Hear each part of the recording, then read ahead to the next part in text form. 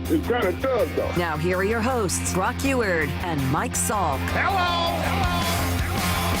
right. Hi. Good morning, everybody. Brock and Salk Show here on Seattle Sports on 710, seattlesports.com, Seattle Sports application on a formal Friday, plus all the podcast platforms as well. Yeah, it's good to be with you guys. 97.3 HD2 as well.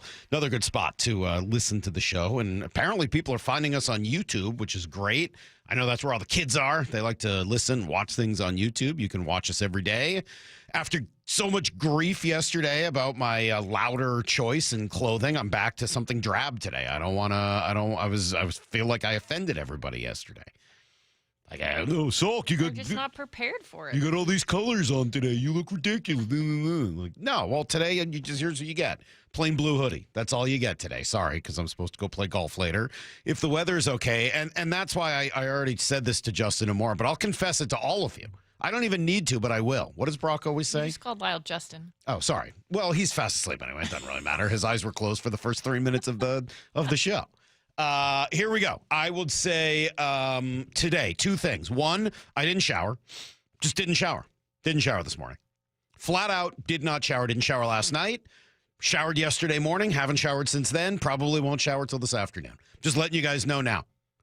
Just heads up. G's going to be in here later. He's going to smell great.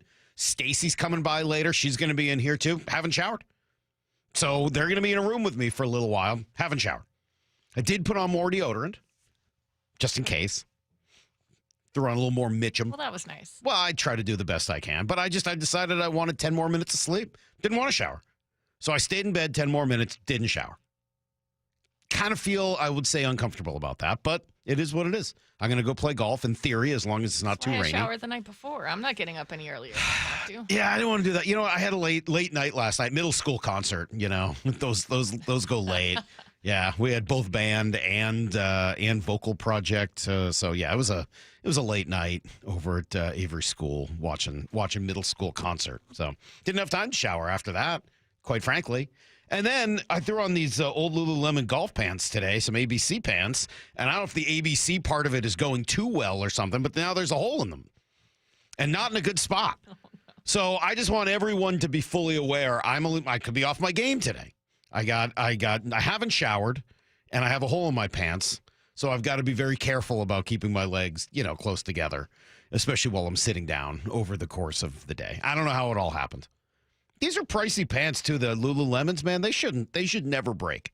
They should be indestructible. I think these are like 7 years old. But still, I think I wore these every day during COVID.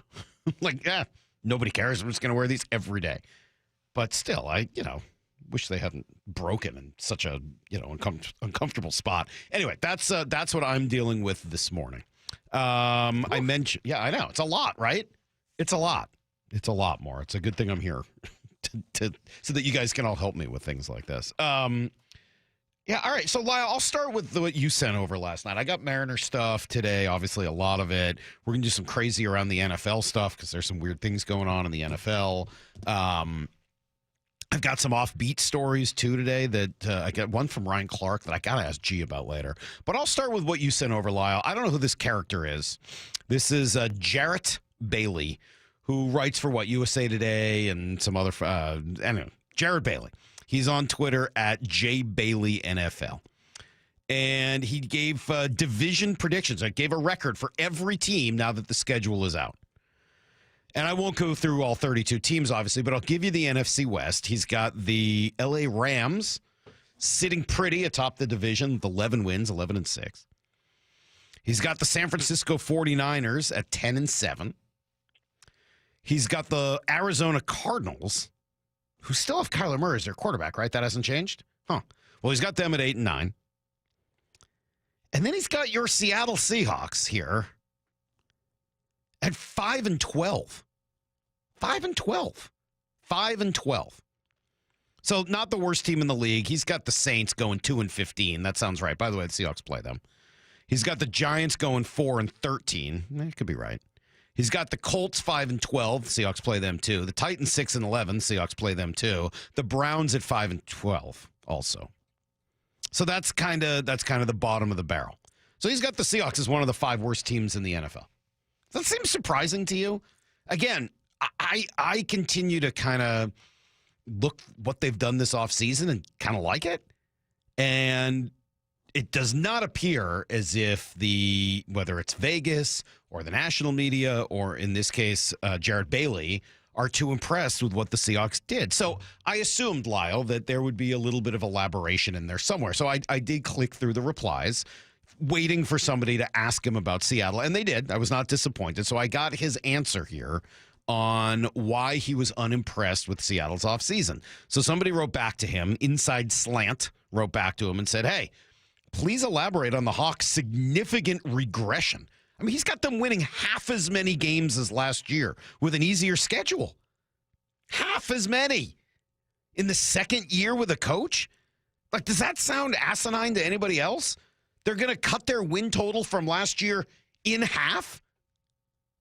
That, to me, is bonkers. This is why I sent it over. I know. I appreciate to begin it. with. Well, you say wild. Everything's wild in Lyle's world. So this is wild. This guy's got him winning half as many games as a year ago. So Inside Slant says, please elaborate on the Hawks' significant regression. It's funny how the Geno respect comes when he leaves, LOL. That is true.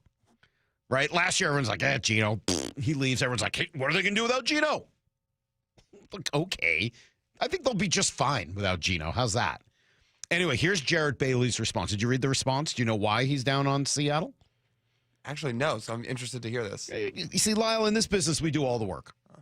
We play the whole 9 innings at this level. Here we go. I just don't get what their vision is. Geno to Darnold is a backwards move. If they were going to go backwards, why not just roll with Howell and draft a guy in 2026? Defense will likely still be good. I have zero faith in the offense. I'm sorry. I don't think Geno to Darnold, if it is a backwards move, is a significant one. The Geno to Howell move, yes, if they had done that, I'm with you. Yes, then you're down in that 3 to 5 win range. I think that would have been a backwards move. Although, again, even with this schedule, you're still playing some pretty lousy teams over the course of the year. I mean, I said they would split in the NFC West, just kind of that's the norm, right? Go 3-3 in the NFC West. If you were to do that, you're saying there's only 2 other wins on the schedule? I'm sorry. That just, it doesn't make any sense to me. Geno to Darnold is a backwards move, essentially, but it's not backwards enough, is what he's saying, to get to the very bottom. All right, fine. But even if you believe that it's backwards but not backwards enough, you're saying it's half as many wins backwards? Come on. You cannot tell me that. That's just crazy talk, especially when you add in what they've done with bringing in a new offensive coordinator who seems to fit better, who's been in the NFL before, strength on defense, second year of Mike McDonald. I'm sorry. I'm just that doesn't make any sense. You get Cooper Kupp in, you get Gray Zabel, your draft's good. Here's the thing. Is Geno to Darnold a backwards move? I think it's a forwards move, quite frankly. I was going to say, if you want to go off last year's results, and this is to your point about, now everybody respects Geno that he's gone, Sam Darnold had MVP votes last year. He finished 10th. I know his last 2 games weren't inspiring, but Geno's never been inspiring. By the way, you ever see Geno in the playoffs? Well, only once, because he's only made the playoffs once, and he was terrible. Right. What are we talking about? Sam Darnold finished 10th in MVP voting last year. What are we talking about? Anyway, the response... I think there's some people arguing that Darnold maybe had a little more around him, or at least Justin Jefferson-wise, a better offensive line last year, and then still struggled when things got tough. But against Detroit. I don't think it's... If there is a difference, I think it's a minimal one. I totally agree. Again, I'm not like Joe Sam Darnold here. I don't think Sam Darnold is the long-term future for the Seahawks. It'd be great if he is. Seems like a good dude. But as opposed to Geno Smith, what are we? They didn't lose Patrick Mahomes here. They lost one mediocre quarterback and got another guy in the middle somewhere. What are we talking about? I'd be really interested to ask a lot of the national media who seem to be kind of up in arms about the Seahawks losing Geno and DK, and they're showing that as a result in all their articles and early predictions. Where it's like, guys, does it mean anything to you at all that they didn't win a playoff game with those guys? Right. Those guys won 0 playoff games. None. Yeah, it really is bizarre. Look, I don't know if they're going to win 12 like Brock said, but I think they got a better shot at 12 than 5. 5? think in all likelihood, it's another 10-win team, maybe 11, right? And this year, 10 probably gets you into the playoffs, unlike last year.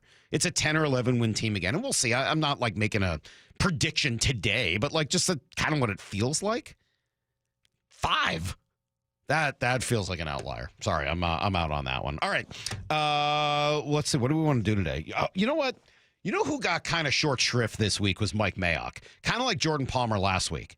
Like, he came on the same day as Pete Carroll, and I feel like we just never really had time to go back to enough of it. So if you missed Mike Mayock, who was awesome and super excited about the Seahawks quarterback spot, we will play that for you coming up in 20 minutes. As I said, we're going to talk today to G. Scott, and we'll have Stacy Rost on today. We're also going to talk to Will Carroll at 8 o'clock, injury expert. He's been all over the map. Under the knife is sort of his calling card. And I want to talk to him about all of the various Mariner injuries and kind of what the heck is going on here. They got 8 guys. 8 guys that were on their starting, or supposed to be on their starting opening day roster. 8 guys. It's basically a third of that roster that's on the IL right now. That's crazy. That's a lot. That's wild. We'll be right back with Need to Know. It's Brock and Salk, Seattle Sports on 710.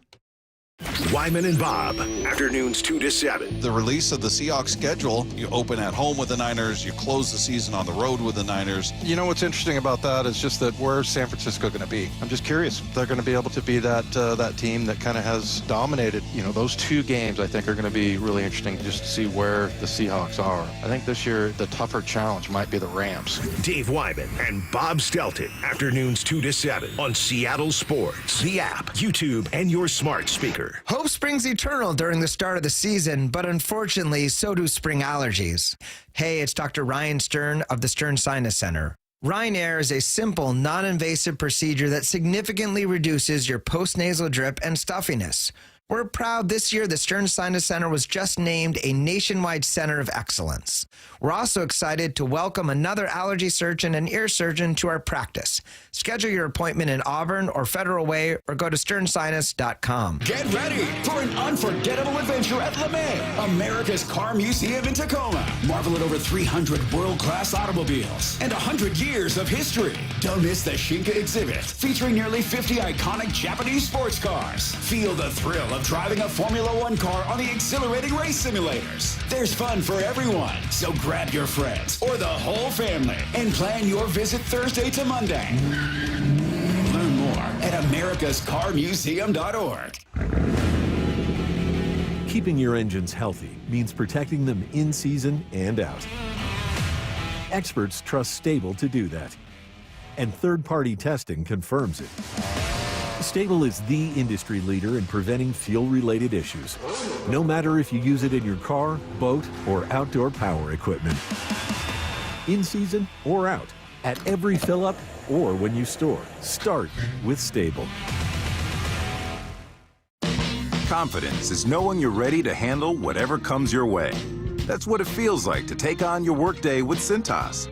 They make sure your AEDs are up to date, your fire extinguishers are tested and inspected, your floor mats are cleaned and delivered, and your workwear looks good, feels good, and is freshly laundered with the Cintas Apparel Plus program. So are you ready to take on today? Visit Cintas.com. Oh, I'm ready! And get ready for the workday. Hey, it's Bump for the Employee Pricing Plus event at West Hills Chrysler Jeep Dodge Ram. Get employee pricing plus additional incentives on all new vehicles, including Wranglers, Rams, Chargers, and more. On approved credit. West Hills Chrysler Jeep Dodge Ram, part of the Hazelwood Auto Group. Hazelwood has it.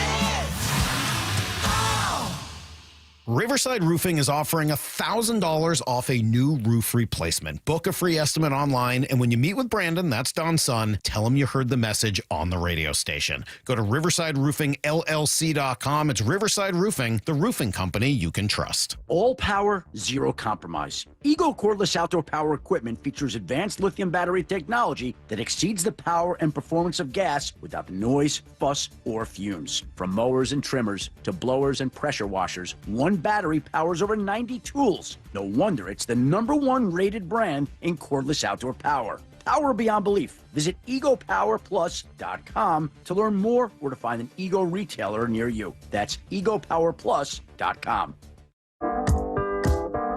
When I wake up, the best mornings in the morning light, start with Wrangler. I pull on my jeans and I feel alright. Jeans, jackets, and shirts that get your day started on the right foot. I pull my blue jeans on.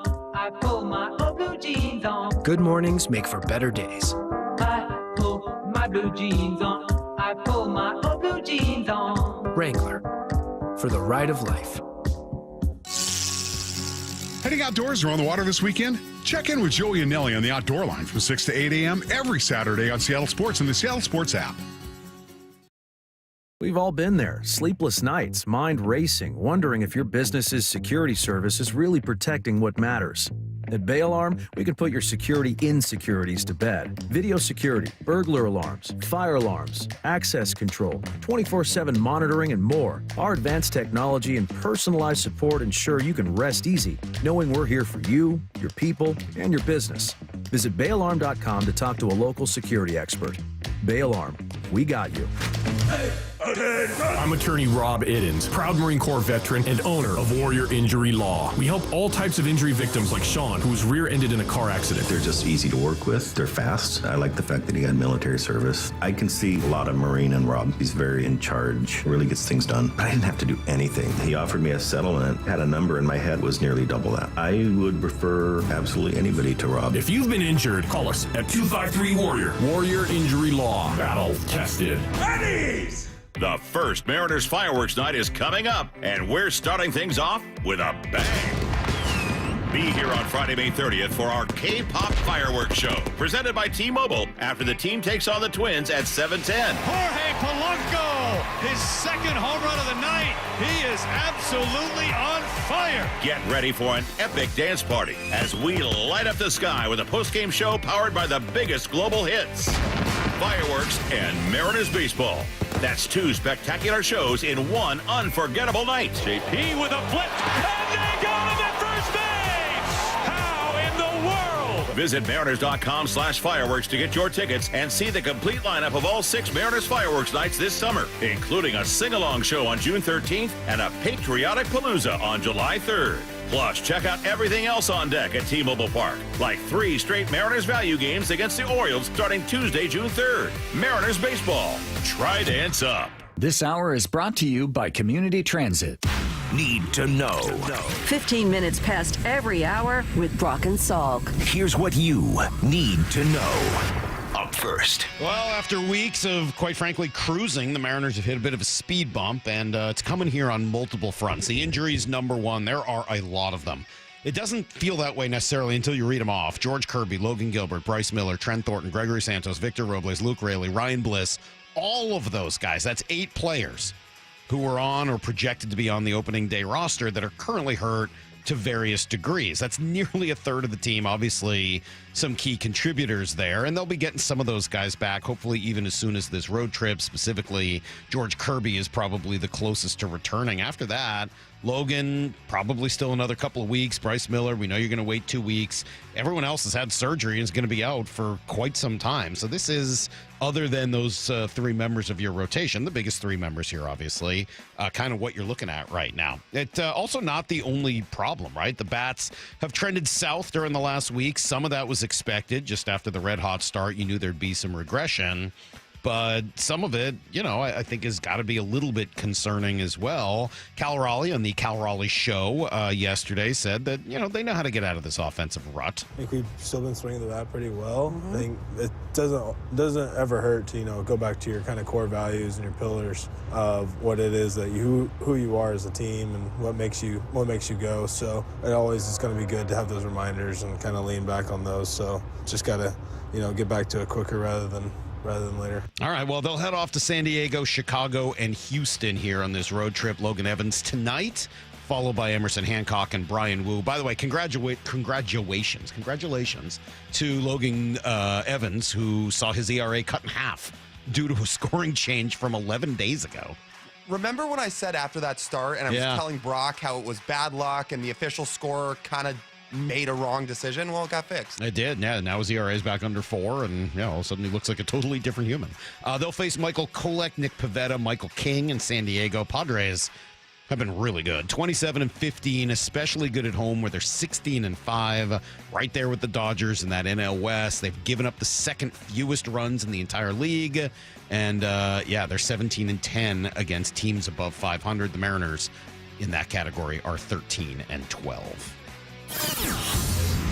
Here's the second thing you need to know. John Schneider, a guest with Rich Eisen yesterday, and while he did mention that Jalen Milroe had a lot of different coordinators in college, going to need a little time, he also sounded pretty darn excited about getting him into and onto the field at some point this year. Yeah, I think it's going to be fun to watch, to see how it plays out. Coach Kubiak last year, those guys, had Taysom down there. And one of the really attractive things to know that Mike obviously felt this way too, Mike McDonald, was the way these guys utilized all the talent they had there, the variety of talent they had down in New Orleans last year. And they really got decimated on their offensive line with injuries, but they did a really nice job of complementing and still being able to run the ball and move the ball the first several games. I think they were scoring, 40 plus points, maybe the first 2 or 3. So it's going to be really fun to see, how this fits in. Challenging, sure, but I think it's going to be fun to see.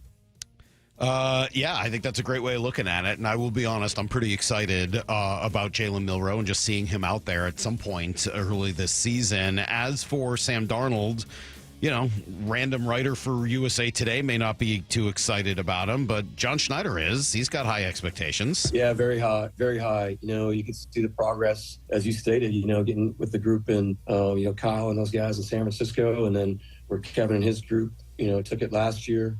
He just keeps making really cool progress every year. And, to have, a system, established system in place that he's played in and comfortable with is a big deal. And so, great human, great competitor. He's been a great leader so far. Yeah, I know you guys know him well, but excited to get him in the building.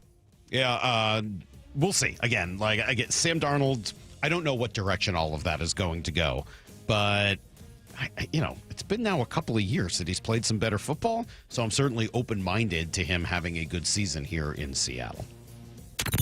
Here's the third thing you need to know. Kind of a crazy start yesterday to the PGA Championship. A lot of the big names stumbled, gave way to some other guys that you would expect to see at the top of the leaderboard at, some non-impressive event, the John Deere or the Cognizant Classic or something like that. Scotty Scheffler, among those that did not have a good start to the tournament, very upset about the conditions at Quail Hollow and the fact that they did not use preferred lies. It's one of those deals where it's frustrating to hit the ball in the middle of the fairway and get mud on it and just have no idea where it's going to go. And, I understand it's part of the game, but there's nothing more frustrating for a player. I mean, you spend your whole life trying to learn how to control a golf ball, and due to a rules decision, all of a sudden you now have absolutely no control over where that golf ball goes. But, I don't make the rules. I just got to deal with the consequences of those rules. And, I did a good job of battling back today and not letting a bad break like that, which cost me a couple shots, kind of get to me. And did a good job battling after that and posting a decent score. Yeah, it's crazy. I mean, and by the way, I know some people are getting on Scotty. He's not a complainer in general, so if he's going to complain about this, I'm willing to listen. The top 10, but Quail Hollow also just not a PGA Championship course.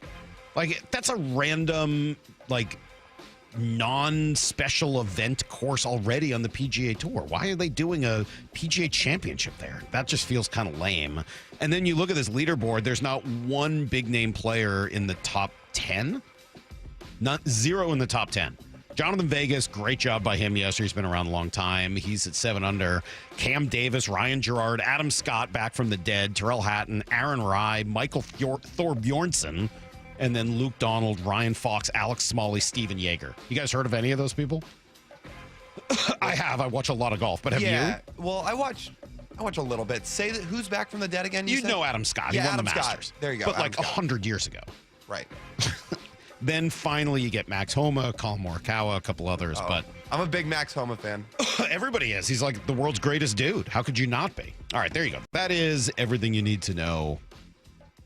A quarter past every hour here on the Brock and Salk Show. It is pretty crazy. You start going down the list and looking for some of the big names that were expected to do really well, and they're all kind of right around even, which right now is 7 shots back of the leader, Jonathan Vegas. So we'll see what direction this goes over the course of the next few days. But Quail Hollow was lame. And just, given my anger and frustration that we haven't been able to get an event back here to Chambers Bay or somewhere else here in Seattle, greater Seattle area, seeing the PGA Championship at Quail Hollow is just weak, man. It's just kind of weak. All right. Mike Mayock was awesome earlier this week. I felt bad that we didn't get an opportunity to kind of dig more into it because it came the same day as Pete Carroll. But his thoughts on the Seahawks quarterback situation is something everybody needs to hear. It's next on Brock and Salk. Only Brock and Salk in Seattle Sports go one-on-one with Raiders head coach Pete Carroll. Dude, that still sounds so weird. Are you kidding me? Good morning, Coach. How are you? What's happening, fellas? Nice to see you. Nice to see you, too. It's been a while. How I are you? bet. I get it. Yeah. You haven't called me once. What are you talking about? Doing great. We're having a blast. The energy around this building is really familiar and really fun. The whole conversation's on video. Watch it on YouTube or the Seattle Sports app. When you have really good leaders, it makes it easy. Gia arrived at Lee Johnson after 10 years at another dealership. You know your job, but then you have people who you can rely on to help you with the big stuff that you need that support from. And I've gotten that every day with my service manager, with our assistant service manager, with even like our GM and our GSM. The way that, we're now on the showroom together, we are so close-knit just as a department. My service manager here, he's always open to teach you whatever you want to know. He just wants everybody to do good around him, and if somebody wants to learn something, I'm here to do it. And I've never had a service manager like that before. They're really good at promoting from within. That's one thing that I've learned from working here is I see people start out as a lot porter, and people work their way all the way up to being a general manager. The LJ way is the Lee Johnson Auto family. Attention! If you owe money to the IRS, this is an urgent message. The IRS is cracking down by sending out collection letters, garnishing paychecks, seizing bank accounts, and putting liens on homes and businesses. They call it enforced compliance, and you better watch out because penalties and interest on unpaid taxes compound daily, making it even harder to get out of debt. Don't let tax debt destroy your life. You need to call Optima Tax Relief, America's #1 tax resolution firm. They're experts in taxpayer assistance programs that can save you thousands if you qualify. A+ rated by the Better Business Bureau, Optima's resolved over $1 billion of tax debt for their clients. Let them fight on your behalf, helping to put your tax problems to rest. Call the tax professionals at Optima now for a free consultation. Call 800-343-6460. 800-343-6460. 800-343-6460. Optima Tax Relief. Some restrictions apply. For complete details, please visit OptimaTaxRelief.com. Evan Cohen here. When the draft clock is ticking, you've got to pick the best talent, regardless of position, to fit your team's needs. Well, if you're hiring for your business, you want to find the best talent for any of your roles. That's why you need ZipRecruiter. ZipRecruiter's powerful technology hustles to find qualified candidates for your job immediately. And if you see a standout candidate, ZipRecruiter lets you personally invite them to apply. Try ZipRecruiter for free at ZipRecruiter.com/USL. That's ZipRecruiter.com/USL. Picture this. You're staying at a hotel about to take an important video call, but the Wi-Fi is slower than 1997 dial-up. You struggle with your phone's hotspot as clients complain about your connection. These stressful situations don't have to happen. When you book a room at La Quinta by Wyndham, you get free high-speed Wi-Fi to handle critical emails, join meetings on time, and even unwind with your favorite shows. No more worrying about spotty connections. Enjoy stress-free stays with reliable Wi-Fi. Tonight, La Quinta, tomorrow you shine. Book direct at LQ.com. Washington is leading the way in car theft reduction. Car theft dropped by 32% from 2023 to 2024 in our state, but there's still work to be done. Help keep your car safe with these simple and important tips. Don't leave your car running unattended. Park in well-lit areas. Lock up every time. Keep valuables out of sight. Use an anti-theft device like a steering wheel lock. Prevent the theft and keep you and your vehicle safe. These tips are brought to you by the Washington Auto Theft Prevention Authority. 4 Down Territory, going inside the game with Michael Bumpus. I like this. More quarterbacks should start doing this. Every day at 11:15 and 1:15 on Bump and Stacy. Need a new roof but not in the budget? A new roof doesn't have to break the bank. Justin Shirley, CEO of State Roofing and Exteriors here. Right now, State Roofing and Exteriors is offering 0 down, 0 payments, and 0 interest for up to 24 months. That's 2 years with no payments while getting the protection your home deserves. But this offer won't last forever. Call 866-ROOF-ROOF or visit stateroofing.com today to get on our summer schedule now. State Roofing and Exteriors, held to a higher standard since 1968. Get in the zone, AutoZone. Welcome to Bundle Deal Days at AutoZone. Well, I do need a bundle of things. When you bundle, you save. Do I save if I bundle oil with an oil filter? Save up to $12 on that bundle. What about brake pads and rotors? Bundle those and the brake pads are free. Can't save more than free. You can save on hundreds of deals during Bundle Deal Days. Ends June 2nd at AutoZone. Get in the zone, AutoZone. Restrictions apply. Duralast brake pads only. Still getting around to that fix on your car? You got this. On eBay, you'll find millions of parts guaranteed to fit. Doesn't matter if it's a major engine repair or your first time swapping your windshield wipers. eBay has that part you need, ready to click perfectly into place for changes big and small. Loud or quiet, find all the parts you need at prices you'll love. Guaranteed to fit every time. But you already know that. eBay. Things, people, love. Eligible items only. Exclusions apply. Business leaders know to solve a problem, you gotta look at it in a new way.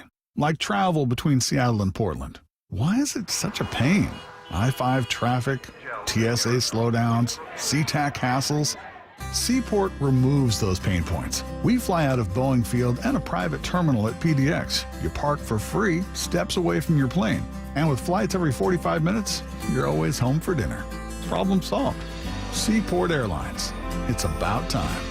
Brock and Salk's Rewind is presented by Toyota of Kirkland and Toyota of Renton. From the Quantum Fiber Studio, you're listening to Brock and Salk. Weekdays 6 to 10. On Seattle Sports and 97.3 FM HD2. All right, so before the NFL draft, Brock, I remember we spoke with Mike Mayock, and one guy that he was pretty high on, the Seahawks ended up drafting and did so in the 3rd round, no less. So excited to have him back today. Mike, good morning. Thanks for spending a few minutes with us. How are you? My pleasure, fellas. How are we doing today? We're doing great. We're talking to Pete Carroll later. We haven't spoken to Pete really since he left Seattle. So you're the appetizer for Pete Carroll a little bit later. Maybe you're the main dish and he's the dessert. I don't know. Entree. All right, okay, you can be the entree. Double entree. How about that? Yeah, we're going steak and seafood today. Throwing a little lobster tail on top. Hey, I'm happy to be the appetizer for Pete any day of the week. He's a special dude. I could only hope to have his energy. I mean, I was always amazed at a Seahawk practice or a UFC practice to watch him running through drills. And just the energy the guy brings every day is friggin' awesome to me. It's truly incredible, especially for somebody like me. I don't have any energy, so I watch Pete. I'm shocked by it.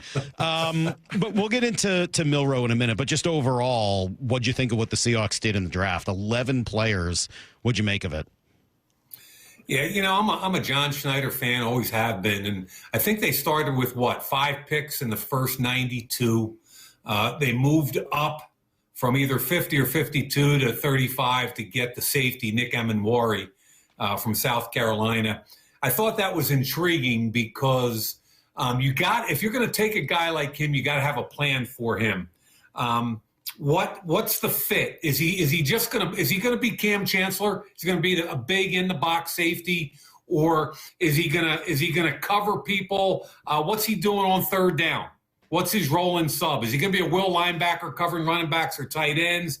I think you really have to have a plan. I mean, back in 20 or 21, there were a couple of guys with his body type taken early in the 2nd round, both of whom have done well. It was Jeremy Chin, and the Pats took a guy also, I'm forgetting right now, but who's a really good football player.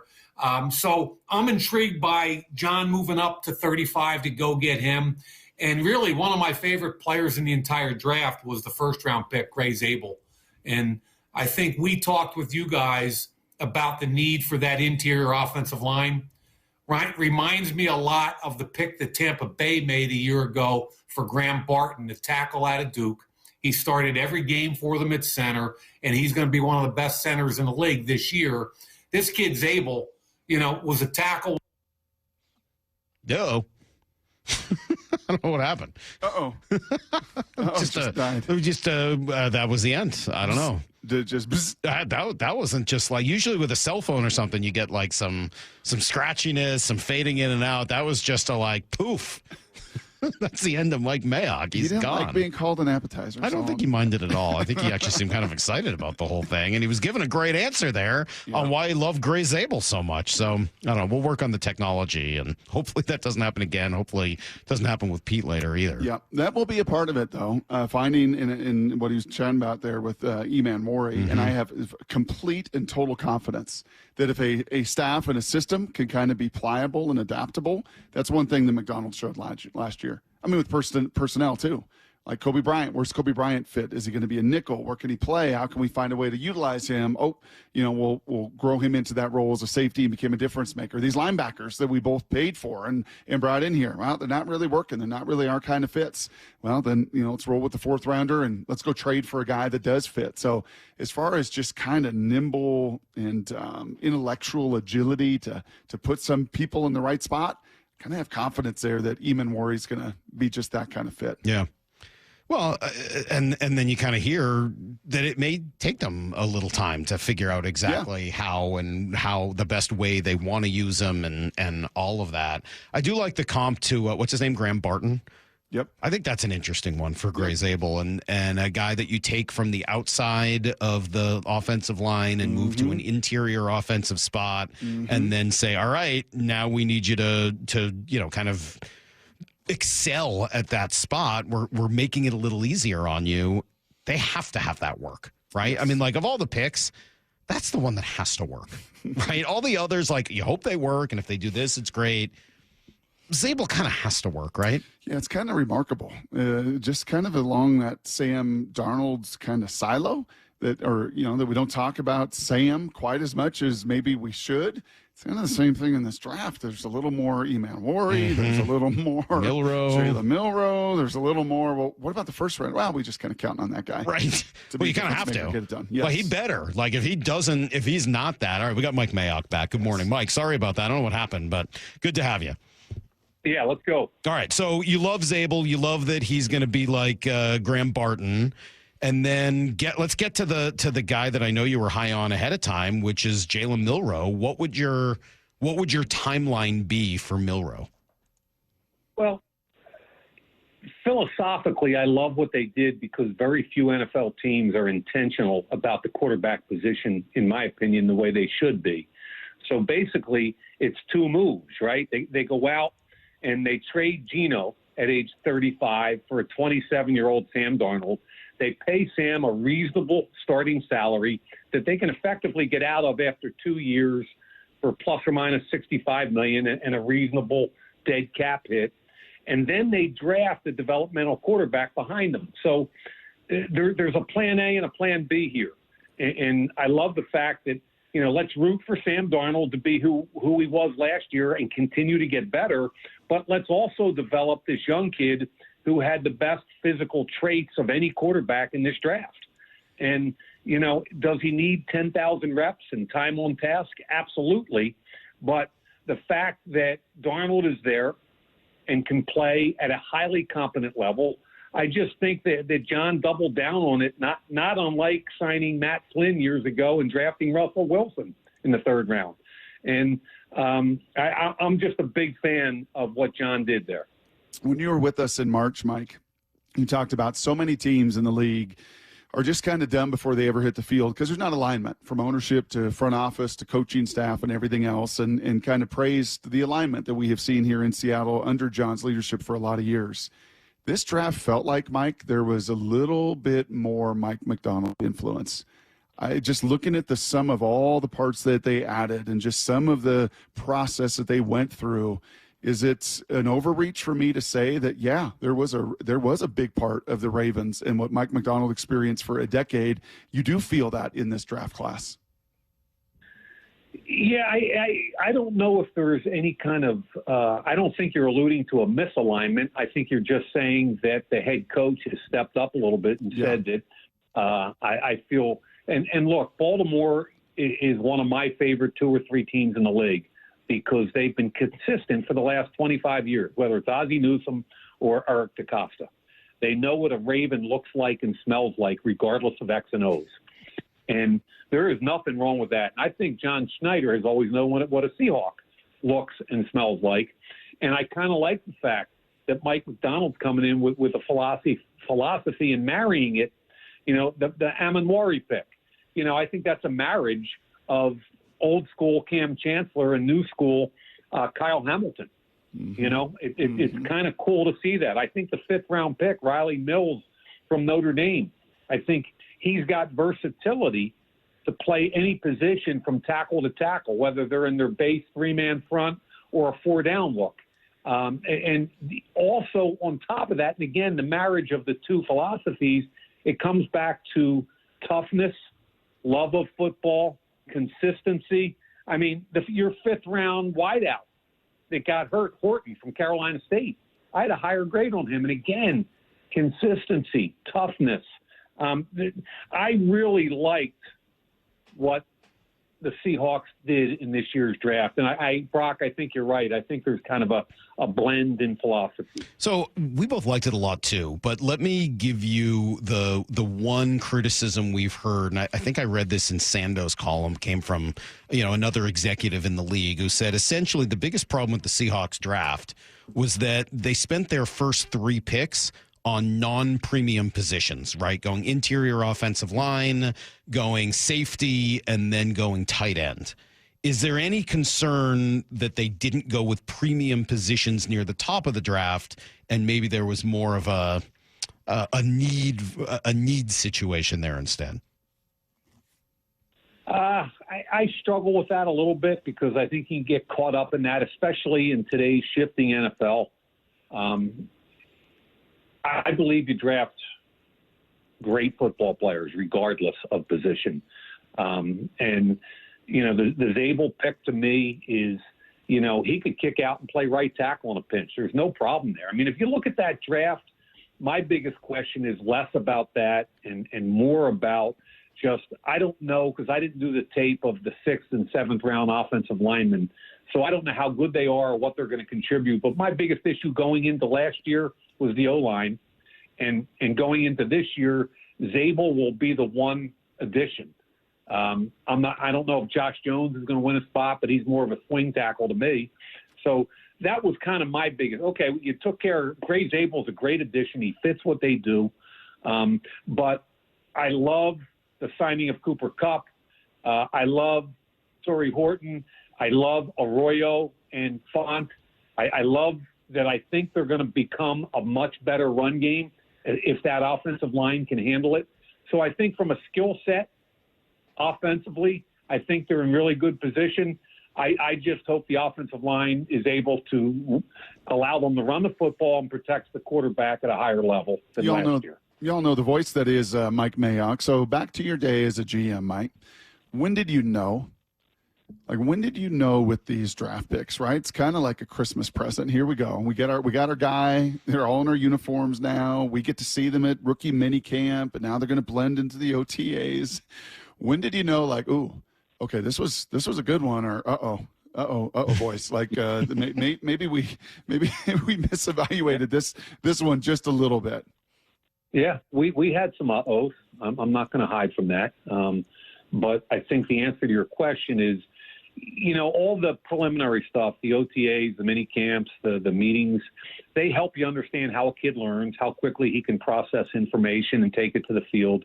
But really, until you get to training camp and you're live and full speed with the veterans, it's you don't know. And I'll give you an example. Like Hunter Renfrow was a 5th-round pick and Max Crosby was a 4th-round pick. Same draft, my first one in 2019.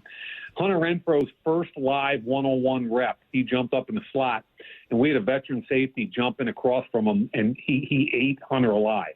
Got his hands on him, almost threw him to the ground. Hunter couldn't run the route. So the next time Hunter got up, same thing happened. And Gruden's looking at me like, why'd you do that? Like, this kid can't play. We're 2 reps in. We're 2 reps in with Hunter Renfrow. And Gruden's like, you got to be kidding me. I'm like, John, just give this kid a chance. Trust me. He knows how to separate better than any kid I saw in the draft. He'll figure it out. And about 2 days later, he got up against the same safety and shredded him. And I mean shredded him. And Gruden looked at me, and the next time Hunter got up there, the safety didn't want any part of him, and Gruden made him get in. And so Hunter shredded him again. And now everybody's looking around going, oh, maybe we got something. Max Crosby, from the moment he put a pad on, everybody's going, this kid can bend. What a motor. Look at the length. So we knew early on the positive side with those guys. The negative side, sure. I mean, we took at number 4 overall, we took a defensive end out of Clemson. He didn't have the burst that we hoped he would have. And, he's still in the league and a good player. But at the end of the day, you see pretty quickly when you put the pads on guys. Yeah. Any advice for Coach Carroll with the Raiders when we chat with Pete here in an hour? Any advice for Andy Reid and Mahomes, Herbert and Harbaugh, now even Bo Nix and Sean Payton? And any counsel you would give him as he's heading into that Raiders facility? Are you kidding me? I mean, that guy's written the book. I'm still trying. I'm about halfway through it. It would be disrespectful of me to try to give him any advice. All right, last thing then. I just want to come back to Milroe because I know you were high on him, and I've been fascinated by him, and I honestly feel bad because I feel like we haven't talked enough about Sam Darnold on our show because I'm kind of obsessed with the idea of Milroe. When you say he's got the highest, what did you say, the best skills of any quarterback in the draft? What does that mean? I mean, what is it that he could be if this works out to the best of his ability? So if you look at Jaden Daniels and Lamar Jackson and the way they can run, okay, let's start with their legs. Both of them are special. You would both agree, I think, with their ability with the ball in their hands to extend and or run for positive yardage and touchdowns. Okay? Both of them fly.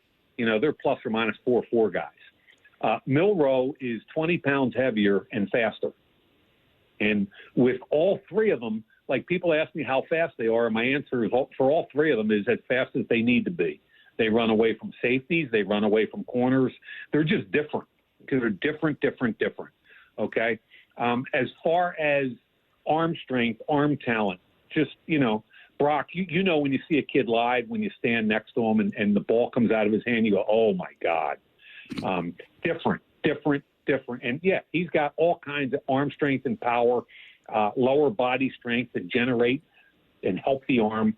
But the problem is, if you look at a dispersion chart of his throws, he's all over the place. He'll throw a deep in route.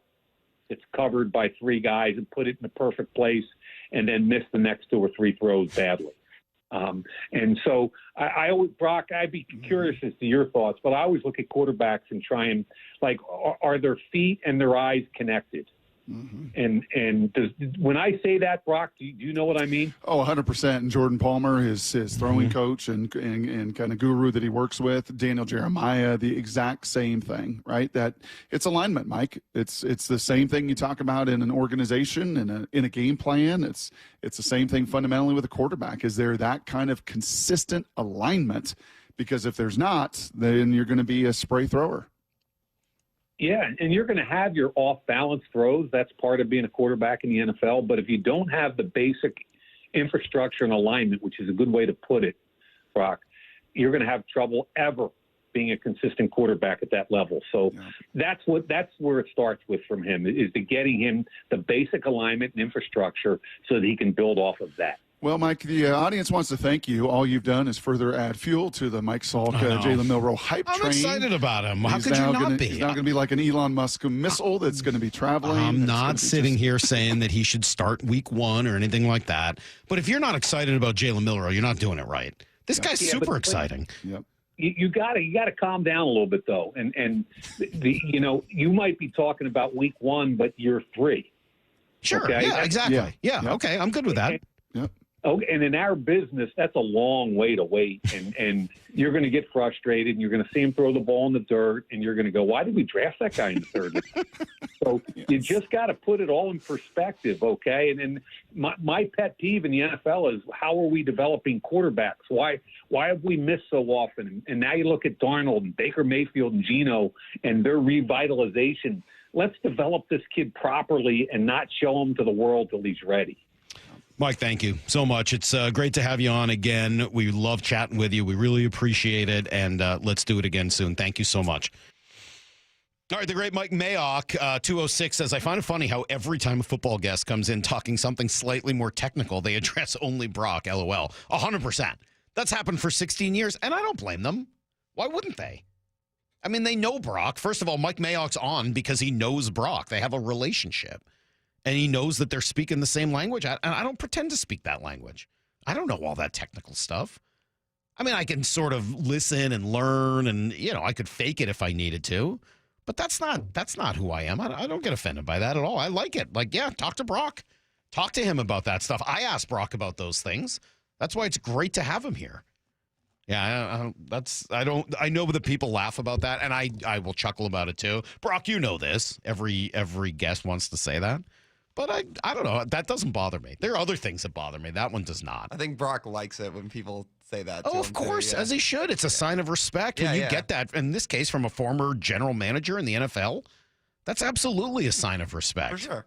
Yeah, no, I like that. I know that, yes, I'll joke about it maybe with Brock, but honest truth, I really do like that. I think it's amazing, and it just shows how connected and knowledgeable Brock is, and the fact that I get to, caddy for him every day is pretty good. As for Jalen Milroe, Maura, thanks for sending this over. The ESPN did a little write-up on some of these mid-round quarterbacks, and I thought I would read this. Why? This is a little bit from Jordan Reed and a little bit from Brady. Jordan says, why he fits in Seattle. This fit makes the most sense of the non-early round passers. Milroe's explosive. He can create big plays with his legs, also throwing an accurate deep ball. Sam Darnold's the unquestioned starter, but Milroe will be able to get on the field in situations that emphasize his running ability and strong arm. Don't be surprised if he makes multiple standout plays with his legs and his arm as a rookie. 4 touchdowns, at least 4 touchdowns. Honestly, I think 4 touchdowns on the ground. Legitimate prediction. I think he gets to 6 touchdowns this year. Arms and legs combined. If you believe what Cowherd and others have said, that he'll be used mostly in the red zone, that makes sense. 6 touchdowns. That's my number. I think he gets to 6. 4 with his legs, 2 with his arm. I almost said arms, but just one arm. He's probably not going to use his left arm to throw. Brady says, when he could get on the field, right away. In a specialty role, Milroe needs to make improvements as a passer, so he's not going to challenge Darnold as QB1 and might not even beat out Drew Lock as QB2. But Seattle envisions Milroe playing a few snaps per game in packages that will take advantage of his running ability. The Seahawks can then use the 2025 season to assess his development and decide next offseason whether to proceed with him or Darnold, whose contract gives the Seahawks a potential out after 1 year. And I think that's exactly what Mike Mayock is saying. Like, yeah, he's got time. He's not ready right now. That's okay. But you've got kind of a plan A, plan B developmental project. And in Sam Darnold, you got, hey, if it works, great. You got him for a few years. If it doesn't work, you're out after 1. Again, this is why I was sort of annoyed earlier about people sort of trashing where the Seahawks are at. I like their plan of quarterback. I like the multiple bites at the apple they're giving themselves. Is Darnold like necessary? Do I think he's going to be incredible? I'm open to it. It's probably not the direction I would go. But if it works out, that's great. Good dude who had an unbelievable year last year. And if it works, you're in good shape. And if it doesn't, okay. Well, you've drafted Jalen Milroe. That's a possibility. And if it really doesn't work out, then you're right back near the top of the draft next year or the year after. So I think they're in pretty good shape. 509 says, what does bother you, Mike? I have said this before. I get incredibly annoyed at the just sort of like, well, you didn't play, so you can't talk about it. I think that's dumb. Just in general. Like, I just think that's a dumb statement. Like, yeah, no kidding. Talk about it in a different way. But I don't get bothered by people saying that Brock, knows stuff. Of course he does. It's weird that despite knowing everything he does, he's wrong so often. That he's got so many backwards opinions. No, I'm just kidding. All right, coming up, you guys want to switch back to some baseball for a little while? Let's do that. I was perusing last night, and I was surprised. Well, maybe I shouldn't have been, but I guess I was a little surprised at this number that was attached to the Mariners. We'll dig into it together next. Brock and Salk, Seattle Sports on 710 and seattlesports.com. Fourth down territory. Going inside the game with former Cougs and Seahawks wide receiver Michael Bumpus. I like this question. What team is making you an even bigger hater? You're getting even better at being a hater. And they make it easy. Yeah. The Dane Cowboys. Yeah. They got 6 primetime games. Mm-hmm. 6 primetime games. Of course they did. And they're going to be a barely over 500 team. But here's the thing. The Cowboys are going to be on primetime, and everybody's going to watch. Fourth down territory. Every day at 11:15 and 1:15 on Bumpin' Stacy. Hey folks, John Curley here. One of the best home comfort inventions of recent time, mini split systems. Now you can enjoy efficient heating and cooling while saving energy and reducing utility bills with personalized room comfort. Call my friends at Home Comfort Alliance for a free consultation, and for a limited time, get 18 months same as cash financing on all qualified systems. For all your heating, cooling, plumbing, and electrical needs, call the comfort people. Home Comfort Alliance. Visit homecomfortalliance.com. Jaden Schwartz for Techline Roofing. The ice may have melted, but spring is the perfect time for a new roof. Call Techline Roofing. Take advantage of our easy financing and our spring special. That's TEKLINE roofing.com. Hey, it's Bump for the Employee Pricing Plus event at West Hills Chrysler Jeep Dodge Ram. Get employee pricing plus additional incentives on all new vehicles, including Wranglers, Rams, Chargers, and more. On approved credit. West Hills Chrysler Jeep Dodge Ram, part of the Hazelwood Auto Group.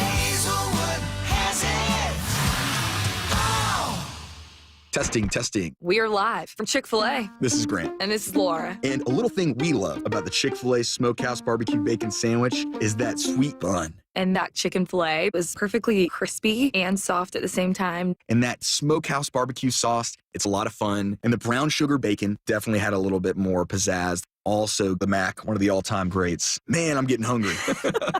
Order the Smokehouse Barbecue Bacon Sandwich and a Coca-Cola on the Chick-fil-A app for a limited time. Real guests paid for their testimonials. You ever try fixing your car and realize you're missing that one part? Yeah, been there. That's why eBay's my go-to. They've got millions of parts, guaranteed to fit. I'm talking brake pads for when yours have seen one too many miles of stop and go. Oil filters, because you don't mess around with your engine care. Even got this cold air intake on my watch list. I might just go for it. To keep the ride cool and your DIY streak hot. Find all the parts you need at prices you'll love. Guaranteed to fit every time. eBay. Things people love. Eligible items only. Exclusions apply. The sun is shining. It's a beautiful day out for baseball here at T-Mobile Park. Home. Home is where you gather. With friends. With family. Ball to right field. It continues. Jorge Polanco. Sometimes even folks you don't know. But in a way, you do. Because you share at least one thing in common. And one thing can be pretty powerful when it's multiplied by 40,000. Everybody on their feet here at T-Mobile Park. Mariners baseball. Welcome home. The next Mariners homestand gets started with a 3-day Randy Arozarena bobblehead giveaway against the Nationals, May 27th through May 29th. All 3 games are Mariners value games, which means you can score seats for as little as $11. Go to mariners.com/value games to lock in your tickets today. Imagine finding your dream home and moving in right away. No waiting to sell your old place first. Sounds perfect, right? That's exactly what Orchard's Move First, Sell Later program lets you do. Buy your new home now and sell the old one later. Here's how it works. Orchard gives you cash so you can buy and move into your new home first, on your timeline. No waiting, no showings, no double moves. Then the Orchard experts take it from there. They handle repairs on your old home for you so you attract the right buyers. Once they're done, a local Orchard agent lists and sells your home for top dollar. Orchard's Move First program gives you the freedom to buy and move into your new home first and sell your old home later. Buy before you sell and get top dollar for your home with Orchard. Ready to find out how much your home is worth? Visit Orchard.com to get your free home valuation. That's Orchard.com. All power, zero compromise. Ego cordless outdoor power equipment features advanced lithium battery technology that exceeds the power and performance of gas without the noise, fuss, or fumes. From mowers and trimmers to blowers and pressure washers, one battery powers over 90 tools. No wonder it's the #1 rated brand in cordless outdoor power. Power beyond belief. Visit egopowerplus.com to learn more or to find an Ego retailer near you. That's egopowerplus.com. The best mornings In the morning light, start with Wrangler. pull on my jeans and I feel alright. Jeans, jackets, and shirts that get your day started on the right foot. I pull my blue jeans on. I pull my old blue jeans on. Good mornings make for better days. I pull my blue jeans on. I pull my old blue jeans on. Wrangler, for the ride of life. This is Seattle Sports. Streaming through the Seattle Sports app. KIRO AM Seattle. KIRO FM HD2 Tacoma. Home of the Seahawks, Mariners, and everything Seattle sports. This hour of the Brock and Salk Show is powered by Star Rentals, preferred supplier to the West's best contractors. Get your freaking auto! From the Quantum Fiber Studio, this is Brock and Salk on Seattle Sports. I don't read the internet, guys. Take the bull by the hands. And Brooke, you are. And Brooke, you are. Now here are your hosts, Brock Heward and Mike Salk.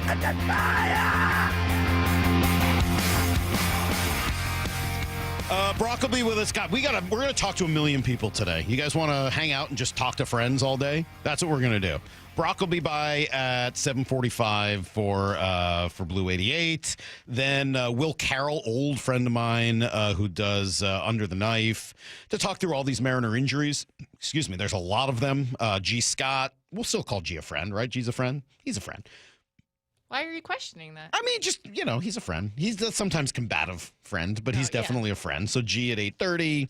And I'm proud to call Stacy a friend. That's at 9 o'clock. And then I'm proud to call all of you out there, friends. We will open up the phone lines, of course, at 9:30, as we tend to do on Fridays. I was perusing yesterday as I was doing a little show prep. I was doing it early with no Mariner game. And as I mentioned an hour ago, I had a middle school concert to attend last night. So, I mean, I don't have all day to just sit around watching everything. I had a middle school concert to attend. So I was doing a little early research, and I saw the ESPN power rankings for baseball, and I don't know, maybe it's weak to kind of go through power rankings as a segment, but I was struck by the Mariners being number 9 in ESPN's power rankings that were just released yesterday. They didn't fall at all. They maintained exactly where they were a week ago, despite some of the problems that they've had on this 1-5 homestand that mercifully came to an end, and now they'll kind of kick out on the road. Here's what they wrote. This came from Gonzalez. Is that Holden Gonzalez? Is that who that is? That's what I figured. He used to cover the Rams, but now he does baseball. Yeah. All right. So he writes, a Mariners team that enjoyed a remarkable run of health from its starting pitchers last year placed another one of their starters on the injured list Wednesday when Bryce Miller was diagnosed with a bout of elbow inflammation, joining George Kirby and Logan Gilbert on the shelf. The news came on the heels of a recent 4-game losing streak, which followed an 8-2 stretch. It emphasized something we should have probably learned by now, that nobody is going to run away with the American League West this season. Great point. I mean, it's not really that much about the Mariners. I don't think he really offers that much insight there about the Mariners season. But the last part did strike me. With the ups and the downs this year, no one's probably going to run away with this division. You got 3 or 4 teams in it that are all good, okay. Some days they're going to look great. Some days they're going to look kind of lousy. I after watching the 4 teams, I'm not going to include the Angels, but after watching the 4 teams that are kind of in it, quote unquote, in the AL West, if I had to rank them right now, just in terms of what I've seen, the Mariners are the best of those 4 teams. Just based on what I've seen when they play each other. Frankly, Oakland would be number 2.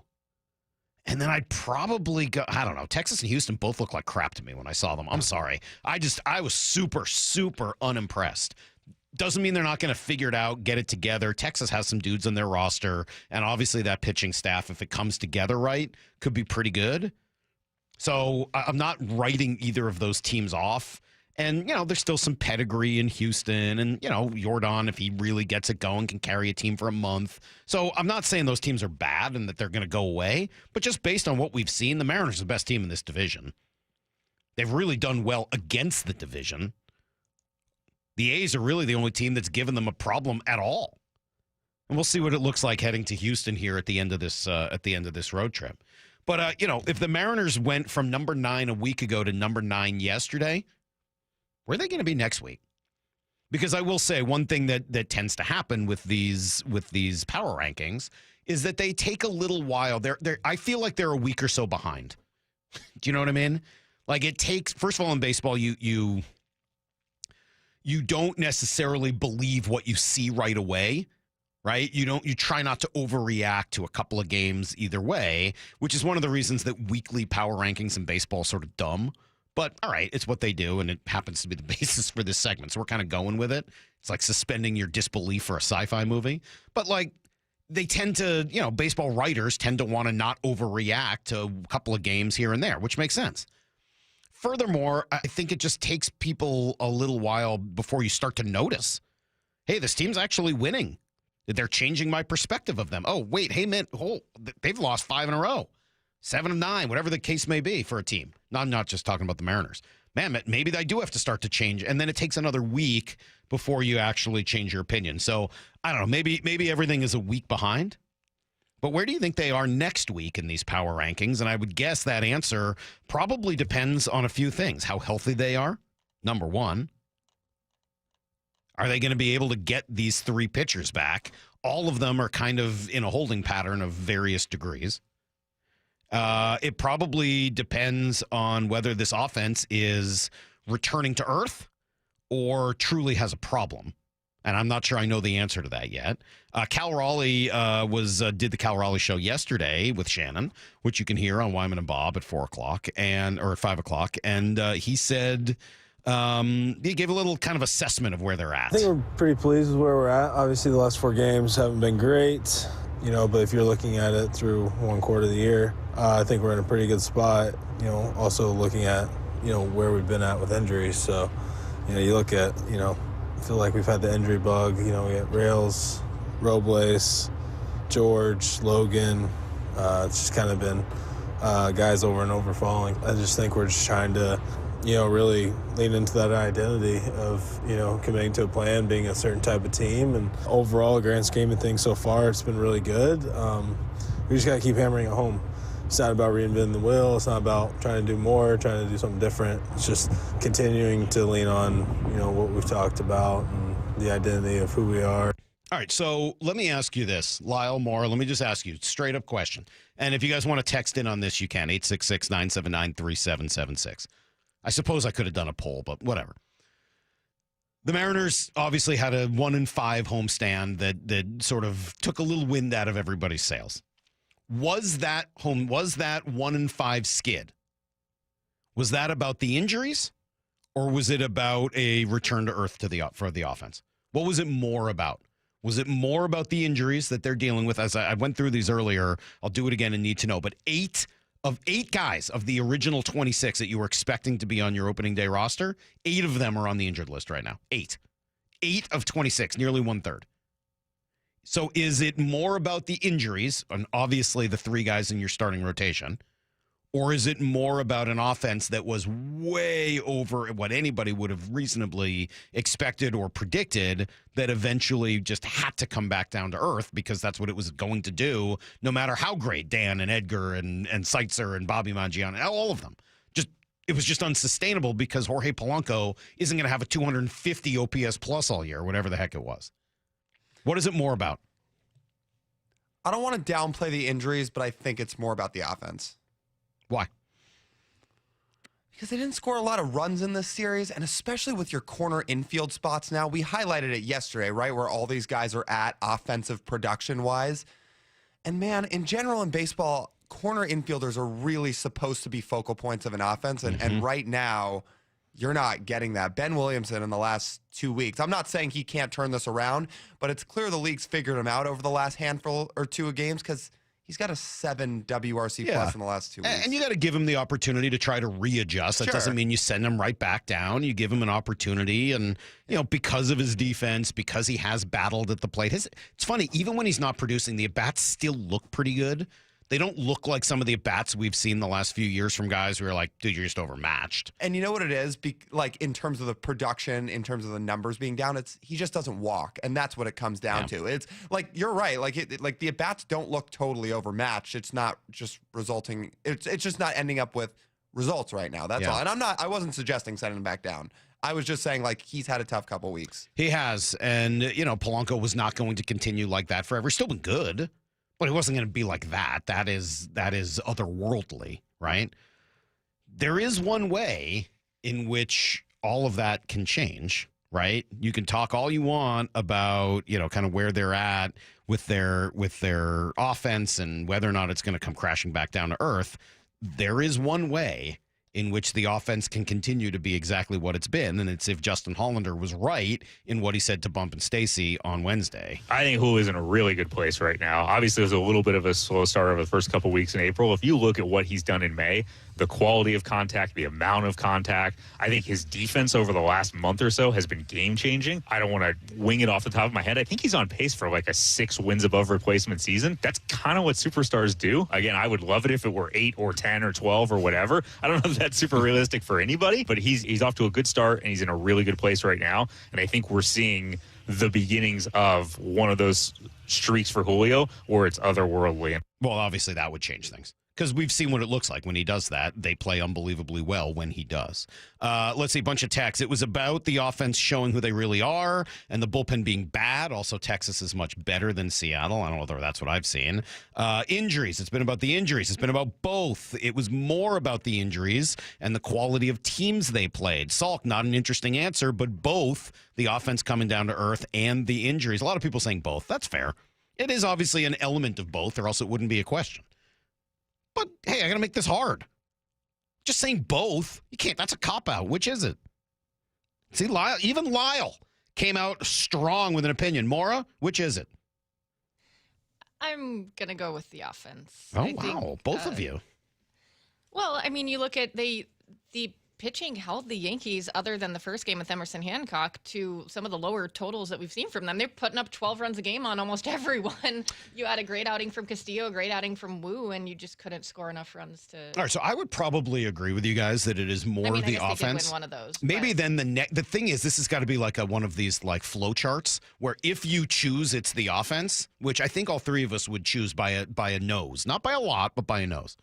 If you choose that, then you have to like answer a secondary question, which is this is this a bump in the road, or is this is the offense now going to revert? And I think I'm equating if you're choosing injury, I think I'm equating that with pitching, because that's where the bigger injuries are. Sure. But it's not entirely. I mean, well, we'll go through it next. I'll tell you what. My brain went there. Where's the part on this flow chart about pitching to Aaron Judge? You didn't add that. That's a different question. Those are decision making. Those don't matter, as we found through the first 40-something games of this season. We'll come back here with everything you need to know. Also, Morris got some weird stories for us at 7:30. It's Brock and Salk, Seattle Sports on 710, seattlesports.com. Wyman and Bob, afternoons 2 to 7. For some people that are just committed to being mad at the team or they stink, you just wait. They're desperate to be right about them not being good. So this was their first chance to go, see? Yeah, there's the real team. I'm like, so the real team is the one we saw in these 3 games and not the previous 9 series. Dave Wyman and Bob Stelton, afternoons 2 to 7 on Seattle Sports, the app, YouTube, and your smart speaker. LeeJohnson.com is a dynamic research tool. We want to give the customer enough information to where they don't have to go anywhere else to research any of the questions they have. And if they want more information, we'd love to be there to help. We don't want them to feel like they're dependent on emailing us or texting us or calling us just to get the information they need. So we put it all out there. We call them digital retailing tools, big fancy calculators where you can get in there and change the terms and change the payments and change the cash down. And it'll give you a disclosure of, hey, when you do this, this means here. And a consumer can get on there and do a lot of this themselves. And then if they choose to get us involved, we can actually get involved on the backside of it and help them along the way. We want to give the consumer the same tools that we have and let them understand what we understand. Yup, that's pretty much what you'd expect. The LJ Way is the Lee Johnson Auto family. I'm attorney Rob Iddens, proud Marine Corps veteran and owner of Warrior Injury Law. We help all types of injury victims, like Alex. At just 16, she suffered trauma after a broadside collision with a delivery truck. When I came in, they were so nice. They were just like, don't worry about anything. We'll take care of that. It's gonna be okay. Live your high school life. We got your back. And they did. I would recommend Rob because they have a passion for caring for people. If you've been injured, call us at 253-WARRIOR. Warrior Injury Law. Battle tested. Does your building company have a strong website?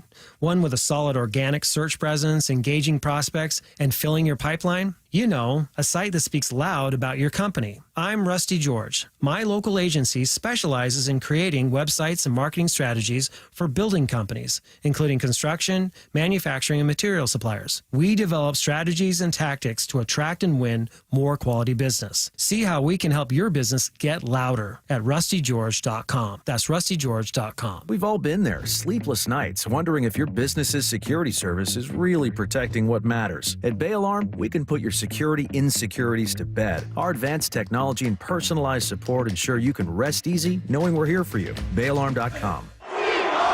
Hey 12, Steve Rabel here, voice of your Seattle Seahawks. The wait is over, and tickets are on sale now for our historic 50th season. This season is going to be legendary, with past, present, and future colliding at Lumen Field. Get your tickets today at Seahawks.com/tickets. Did you know your skin is the largest organ of your body? Huh? That's why you should shower with Old Spice Super Hydration Body Wash instead of plain old bar soap.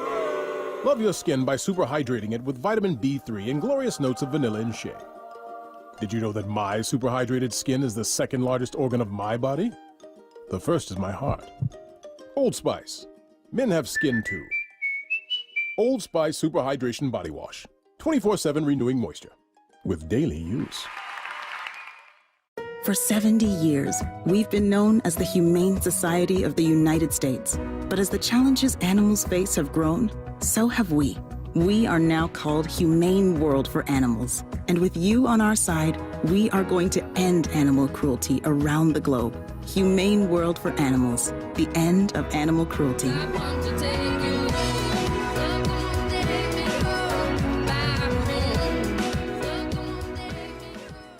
We are Seattle Sports, the home of the Seahawks, Mariners, and everything Seattle sports. Watch your favorite show live at seattlesports.com.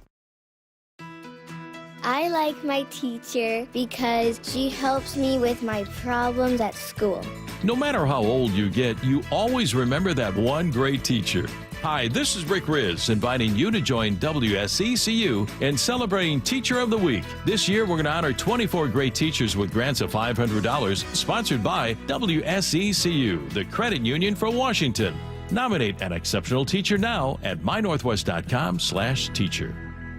G. Scott here with former Seahawk Doug Baldwin. Tell us about Nourishing Champions. We know the benefits for young people in sports, but we often don't think about the barriers. And one of those barriers is having proper nutrition. So Nourishing Champions, in partnership with Champions of Change and Safeway, is an effort to address those barriers so that our student athletes have what they need to excel both on the field and in the classroom. High schools can apply for grants up to $25,000 from Nourishing Champions. Learn more at championsofchangefoundation.org/Nourishing Champions. You think your home is pretty cool until that summer heat hits, and suddenly your home isn't that cool. In fact, it's hot. Air conditioning from Washington Energy Services can help. Stay cool this summer with our biggest spring savings event ever. This month only, take up to $2,500 off an energy-efficient Bryan cooling system with exclusive Washington Energy rebates. Ensure your home is always the cool house with air conditioning from Washington Energy Services. Contact us today for a free estimate.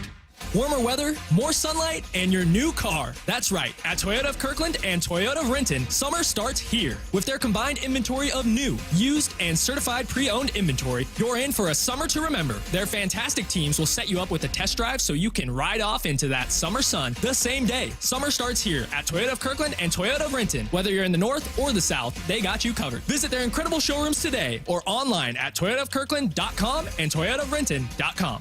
O'Brien. Need to know. 15 minutes past every hour with Brock and Salk. Here's what you need to know. Up first. Well, yeah, after weeks of cruising along, the Mariners have not looked the same here after this homestand. We'll see what happens as they go out on the road. And, yeah, multiple fronts, right? The injuries have been huge. There are a lot of them. George Kirby, Logan Gilbert, Bryce Miller, Trent Thornton, Gregory Santos, Victor Robles, Luke Raley, Ryan Bliss. Those are the 8 injured players that were supposed to be on the opening day roster. That's a lot. That's nearly 1/3 of what you were expecting to have. And those are some key contributors in there, obviously, especially on the pitching side of things. But it's not the only problem because the bats have certainly trended south here during the last week. We knew some of that was going to happen, but, you know, how problematic will it be moving forward? I'm a little surprised that we didn't see more action yesterday on an off day. Maybe we'll find out something happened today, but seeing the Tacoma lineup last night, the fact that both Cole Young and Tyler Locklear and anybody else who might have been called up were playing last night, I would think if you had made a move yesterday and wanted to bring one of those guys up, you would have sent them to San Diego yesterday so that they wouldn't be arriving early this morning. So, yeah, I'm a little surprised. And again, the name that I think makes the most sense is Donovan Solano, just because we went through the numbers yesterday, and you can't have a 305 OPS. I mean, that means you're averaging essentially 150 in terms of on-base percentage and slugging 150. Like, what's the lowest acceptable number for an OPS? The lowest acceptable for a major league hitter? 550? That's 225 apiece. I mean, that's a terrible player, but 550, at least like you're a major leaguer for now. 300, I don't see how on May 15th, now May 16th, that's a realistic thing that you can continue to keep on a roster and be in first place and tell people that you're really going for it. So I was a little surprised to see nothing yesterday. Maybe something will end up happening today. And they're off to San Diego, play a really good Padres team before Chicago and then Houston. Logan Evans tonight, Emerson Hancock, Brian Wu will follow. They'll go against Michael Kolek, Nick Pivetta, and Michael King in San Diego. Padres have been really good, 27-15. They're especially good at home, 16-5. They're, half a game back of the Dodgers in the NL West. They've given up the second fewest runs in the league. Pitching has been awesome. They're great against good teams. They're 17-10 against teams above 500. The Mariners are 13-12. So huge series starting tonight in the beginning of what is now officially the Vetter Cup.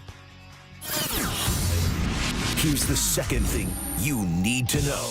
John Schneider, a guest yesterday with Rich Eisen, and spent a while talking about the quarterback situation here in Seattle. He was asked about how good Jalen Milroe could be. Yeah, obviously high ceiling. All these guys that come in, we had last year's class was, kind of a unicorn really, but all these guys coming in, it takes a minute now. It takes a lot of time for these guys to develop and get those pro reps and several different coordinators. I think like 3 or 4 coordinators in college and several position coaches. So again, getting him in a system where he can be comfortable and the staff's going to try to do some unique things with him, the offensive staff, and so. Yeah, it's exciting. Yeah, they talked about using him in some packages early this year, which would be great. As I said, I think he's going to score some touchdowns this year. Moore gave that over under 4 the other day. I'm taking the over. I think he gets to 6, 4 with his legs, 2 with his arm, and I think he'll be an interesting part of what they do. I certainly hope that's the case. That'll make it a lot more fun moving forward. Cooper Kupp, the other kind of big addition this offseason besides Sam Darnold, and probably, again, somebody we haven't talked nearly enough about. John was willing to. Really coming home. I mean, and when you watch the film, there were some durability questions there, but you're watching the film, the play speed, quite honestly, is the same. And he's very confident in the way he takes care of his body. So, bring him in with the people we have in the building, with Sam Ramsden and David Strickland and the guys that, Ivan Lewis and the guys that are always working with the players like that, hands-on. It's been a great experience so far. I don't know whether Rich Eisen knows who any of those people are, but I appreciate that John is excited about it. And the Seahawks have been pretty good with that stuff. So hopefully they're able to keep Cooper Kupp healthy. And if they do, I think he's still a very productive player in the NFL. Here's the third thing you need to know. It has been kind of a lame start to the PGA Championship, got to tell you. And I mean, that just was destined to occur based on the fact that it's at Quail Hollow, which is not like a special type of place for a major championship like this. And then you look at the leaderboard, and thankfully Max Homa is 6 under today, which has vaulted him into a tie for third, because otherwise the leaderboard looks like, something you'd expect at the Cognizant Classic. We got Jonathan Vegas, who is +1 today, so he's coming back down to earth. And then names like Ryan Gerard, Cam Davis, J.J. Spawn, Matthew Pavon. Yeah, it's not exactly the who's who of the PGA Tour. So, things will probably start to change today, and you're already seeing, as I said, Max Home is moving up the leaderboard. Colin Morikawa is moving up the leaderboard. Not a huge surprise, and I would guess that we'll see some more of that over the course of the day. And then some frustration from the number one player in the world, Scotty Scheffler, was not happy that they could not play preferred lies, meaning, that you could wipe your ball off after a drive. It's one of those deals where it's frustrating to hit the ball in the middle of the fairway and get mud on it and just have no idea where it's going to go. And, I understand it's part of the game, but there's nothing more frustrating for a player. I mean, you spend your whole life trying to learn how to control a golf ball, and due to a rules decision, all of a sudden you now have absolutely no control over where that golf ball goes. But, I don't make the rules. I just got to deal with the consequences of those rules. And, I did a good job of battling back today and not letting a bad break like that, which cost me a couple shots, kind of get to me. And did a good job battling after that and posting a decent score. I'll tell you what, one thing about pro golfers, they are very honest. When they do something wrong, they will tell you. And when they think it was not their fault, they will tell you because they're all about process. Hey, I hit the ball right. If there's mud on it, it ends up going 6 yards to the left and falling into the lake. That's not on me. I did it right. I kind of like that attitude. All right, that's everything you need to know. 1:15 every hour here on the Brock and Salk Show. Our run of guests will start at 7:45 when Brock jumps in, and then Will Carroll, and then G. Scott, and then Stacy Rost, and then all of you guys on the phone. So we'll do all that starting in about 20 minutes. Before we do it, though, Maura put together just a quick little around the NFL, and it's interesting because these are more stories that are weird. They're not just like the biggest NFL news and they're just weird, like weird things happening around this league. So stick around. You'll hear those next on Brock and Salk. Only Brock and Salk and Seattle Sports go one-on-one with Raiders head coach Pete Carroll. Dude, that still sounds so weird. Are you kidding me? Good morning, Coach. How are you? What's happening, fellas? Nice to see you. Nice to see you, too. It's been a while. How I are you? bet. I get it. Yeah. You haven't called me once. What are you talking about? Doing great. We're having a blast. The energy around this building is really familiar and really fun. The whole conversation's on video. Watch it on YouTube or the Seattle Sports app. Hey, it's Mike Salk here. Let's talk about losing weight with Eastside Weight Loss Clinic. It's pretty easy. At the very least, I would say it's not that hard. I mean, like, it's all good food. You buy it at the grocery store, and then they got awesome recipes, so what you're eating tastes good, and you're not super hungry while you're doing the plan. But you are absolutely losing weight and losing it rapidly. So it's easy, it's convenient, it works, and there's no drugs, no injections, nothing like that. It's all just real stuff. It will adjust with your lifestyle, so you can go into weight loss mode, and then when you hit your goal, you kind of jump onto the maintenance side of it, and you can keep yourself where you want to be and not just gain all the weight back immediately, which is why Eastside Weight Loss Clinic is designed to develop long-term lifestyle habits. And it's worked for me. It's worked for Ryan Rowland Smith. He's lost over 30 pounds doing this, and he looks great. Good for him. Thousands of people around the Northwest have lost weight as well, and it all starts with a 15-minute phone consultation, and you can schedule that today. It's super easy. Just go to eastsideweightlossklinik.com. Tell them I sent you there. Go to eastsideweightlossklinik.com. Dr. Ryan Coogan, D.C. Results may vary. The future is here, so why is your internet stuck in the past? With Quantum Fiber Internet, you can get next-level multi-gig speed on a reliable fiber network. Fair and honest pricing with no annual contracts or bundling required. And whole home 360 Wi-Fi to make sure your devices are ready to take you where you want to go. So you can stream, post, game, surf, like, and love to your heart's content. You do you. Let Quantum Fiber Internet take care of the rest. Learn more at quantumfiber.com. Limited availability, service, and speed in select locations only. At Uline, the prevailing opinion is, if you don't live it, you don't believe it. The people at Uline believe in hard work, and they live it by being there 24/7 to answer your call, having 41,000 items in stock, and offering same-day shipping from 12 locations across North America. Business owners, sellers, buyers, shippers, and packers believe it. Uline is the hard-working, dependable source for your shipping and industrial supplies. Visit uline.com. Introducing frequent flights between Boeing Field and a private terminal at Portland Airport. Seaport Airlines is transforming travel with convenience, comfort, and free parking just steps from your plane. It's about time. Book today at flyseaportair.com. Hey, it's Bump for the Employee Pricing Plus event at West Hills Chrysler Jeep Dodge Ram. Get employee pricing plus additional incentives on all new vehicles, including Wranglers, Rams, Chargers, and more. On approved credit. West Hills Chrysler Jeep Dodge Ram, part of the Hazelwood Auto Group. Hazelwood has it. They say no two people learn the exact same way. So how did Babbel become the award-winning language learning app with over 16 million subscriptions sold? Well, we thought of you, all of you. Take Sierra. She's an artist and absolutely a visual learner. She's doing a deep dive into our Babbel wordplay videos. Today I'll share a quick lesson on shopping in French. Merci beaucoup. Malcolm is very much a type A, say it to my face, listening learner. So he checks with Babbel's speech recognition to make sure that accent? Precio. Keith's a real people person and a curious learner, so he loves Babbel's Culture Bites, full of insights and native knowledge about the language he's learning. Like what's served for Christmas dinner in Germany. Glühwein, Weihnachtsgans und Christmasstollen. Wherever you are, however you learn, Babbel is the best choice to break any language barrier.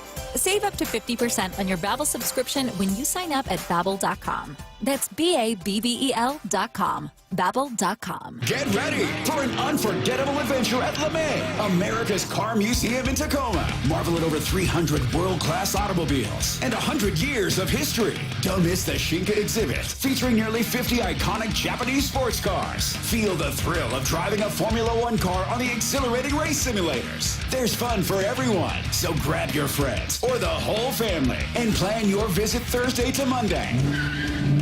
Learn more at americascarmuseum.org. Get rid of stubborn fat and address areas of loose skin with ProSculpt, the simple one-day permanent fat reduction and skin tightening treatment. Book your free consultation at prosculpt.com. Did you know your skin is the largest organ of your body? Huh? That's why you should shower with Old Spice Super Hydration Body Wash instead of plain old bar soap. Love your skin by super hydrating it with vitamin B3 and glorious notes of vanilla and shea. Did you know that my super hydrated skin is the second largest organ of my body? The first is my heart. Old Spice. Men have skin too. Old Spice Super Hydration Body Wash. 24/7 renewing moisture. With daily use. Lowe's knows that summer starts with Memorial Day deals. Right now, select paint, primer, and stains, or buy one, get one 50% off via Visa gift card rebate. Plus, get 2 select 1.5-gallon annuals hanging baskets for just $15. Shop these Memorial Day deals before they're gone. Lowe's, we help, you save. Valid through 5/28. More terms and restrictions apply. See Lowe's.com/rebates for details. Selection varies by location. While supplies last. Annuals offer excludes Alaska and Hawaii. The first Mariners Fireworks Night is coming up, and we're starting things off with a bang. Be here on Friday, May 30th for our K-Pop Fireworks Show, presented by T-Mobile, after the team takes on the Twins at 7:10. Jorge Polanco, his second home run of the night. He is absolutely on fire. Get ready for an epic dance party as we light up the sky with a post-game show powered by the biggest global hits. Fireworks and Mariners baseball. That's 2 spectacular shows in one unforgettable night. JP with a blitz, and they got him at first base. How in the world? Visit Mariners.com/fireworks to get your tickets and see the complete lineup of all 6 Mariners Fireworks Nights this summer, including a sing-along show on June 13th and a patriotic palooza on July 3rd. Plus, check out everything else on deck at T-Mobile Park, like 3 straight Mariners value games against the Orioles starting Tuesday, June 3rd. Mariners baseball. Try dance up. From the Quantum Fiber Studio, you're listening to Brock and Salk. Weekdays 6 to 10 on Seattle Sports and 97.3 FM HD2.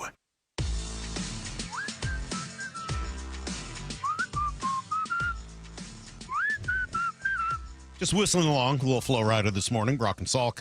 Seattle Sports on 710, seattlesports.com. Brock will be with us here in, 15 minutes for some Blue 88, and then we'll talk to all of our friends. Somebody said that I'm not being a good friend, considering all the friends that are coming in, and if they were really my friends, I would have showered this morning rather than sleeping for an extra 10 minutes. That's a good point. It is. Yeah, I got no argument. You're right.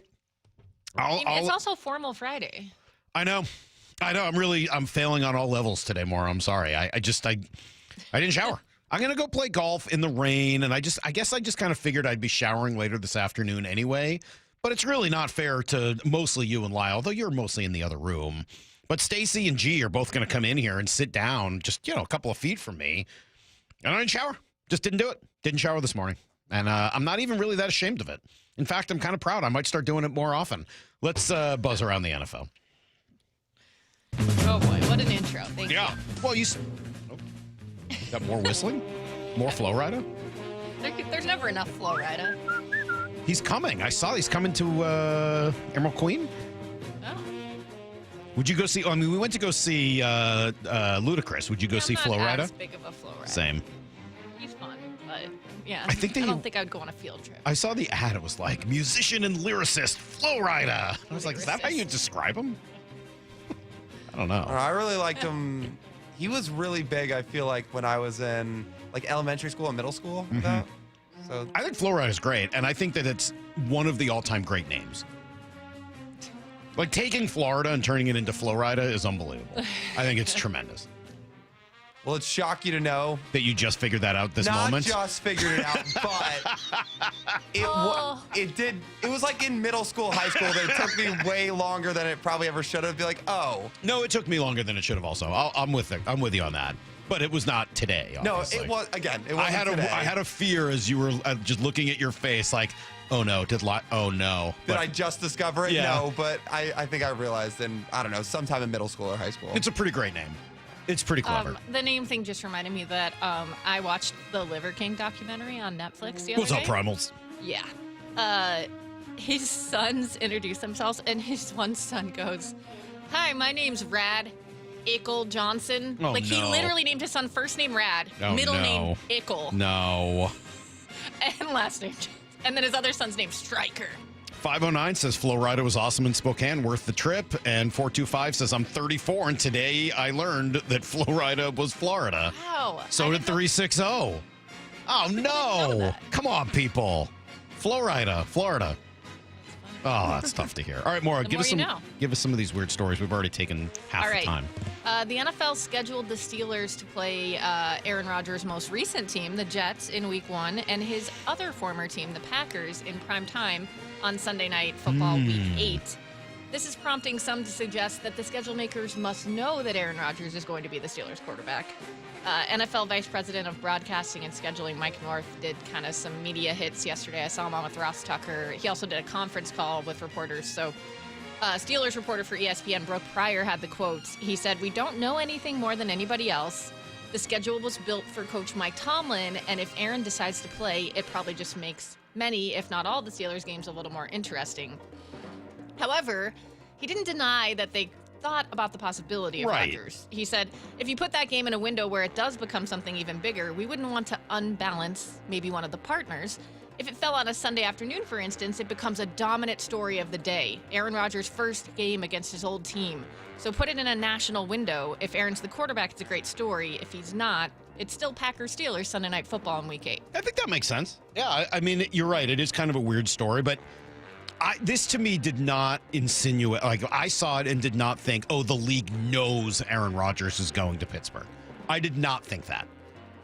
I did think the league thinks it's a possibility, because we all think it's a possibility. What, they're supposed to be better than us? We all know that's a possibility. They don't have a quarterback.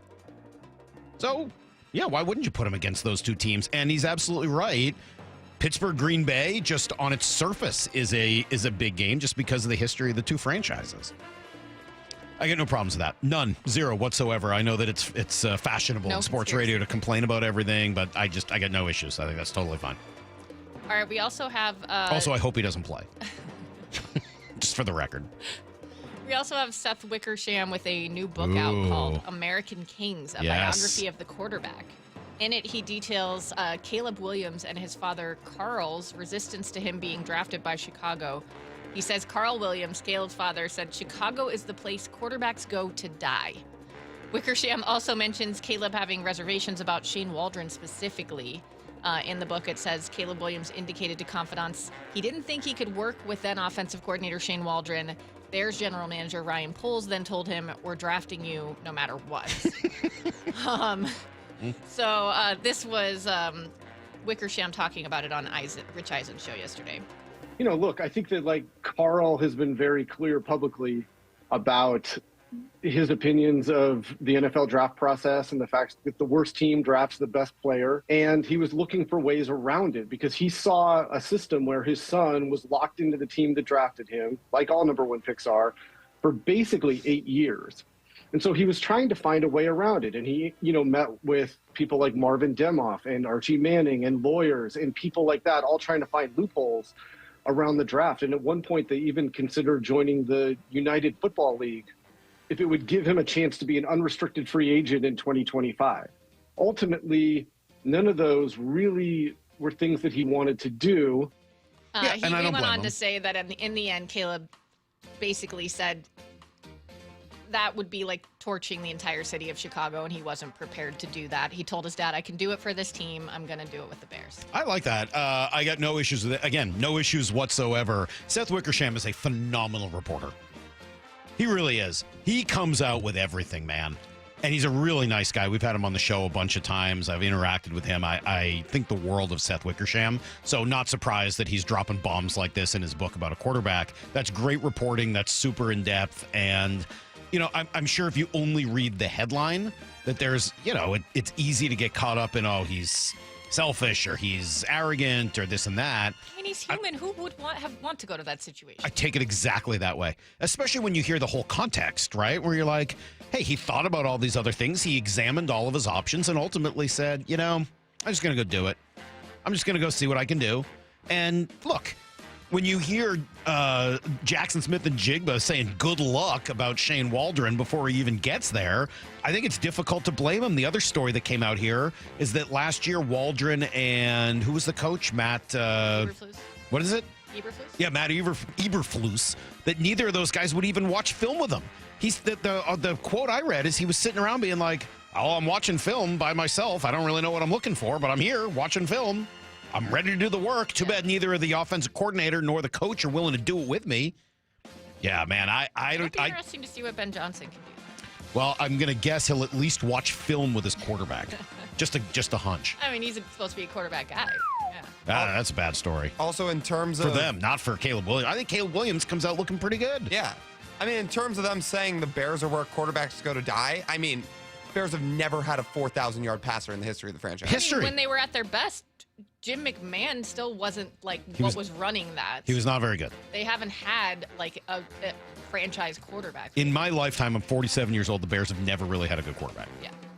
And it's not like they had quarterbacks that went elsewhere and got really good. They've literally never had a really good quarterback. Yeah. I mean, it was McMahon and it was Jim Harbaugh and Mike Tomczak, and then just years of absolute dreck. Jake Cutler, Rex Grossman. It's funny, Rex Grossman really only had 1 year where I don't even know if he was good. It's just the Bears went 13-3 and their went to the defense Super Bowl was great. that year. He was terrible. Yeah, I was going to say, didn't he throw like 21 touchdowns and 20 picks They played in the worst Super Bowl ever. I mean, like, the whole thing is terrible. Seth Wickersham is an NFL franchise assassin. That's kind of funny. Okay, this one is really weird, but it caught my attention just because I think it's funny. The Bengals think they have a spy on their hands. Ooh. The Bengals have reached agreement with Hamilton County for $185 million in stadium improvements for the 2026 season. The county then hired a consultant to assist with the lease negotiations, and the Bengals are now accusing that person of having ties to the Browns. Oh, no. They say he's also consulting for the Browns, who are in a similar boat. They're looking to secure investments from the state of Ohio. So the man named David Abrams works for Inner Circle Sports. They didn't reply to ESPN's request for comment. I bet they didn't. The county released a statement saying that Abrams has no involvement with the Browns, but apparently ESPN found that Inner Circle Sports does have people that are working with the Browns. So the Bengals not enjoying this wow. commingling. I like the idea of spies.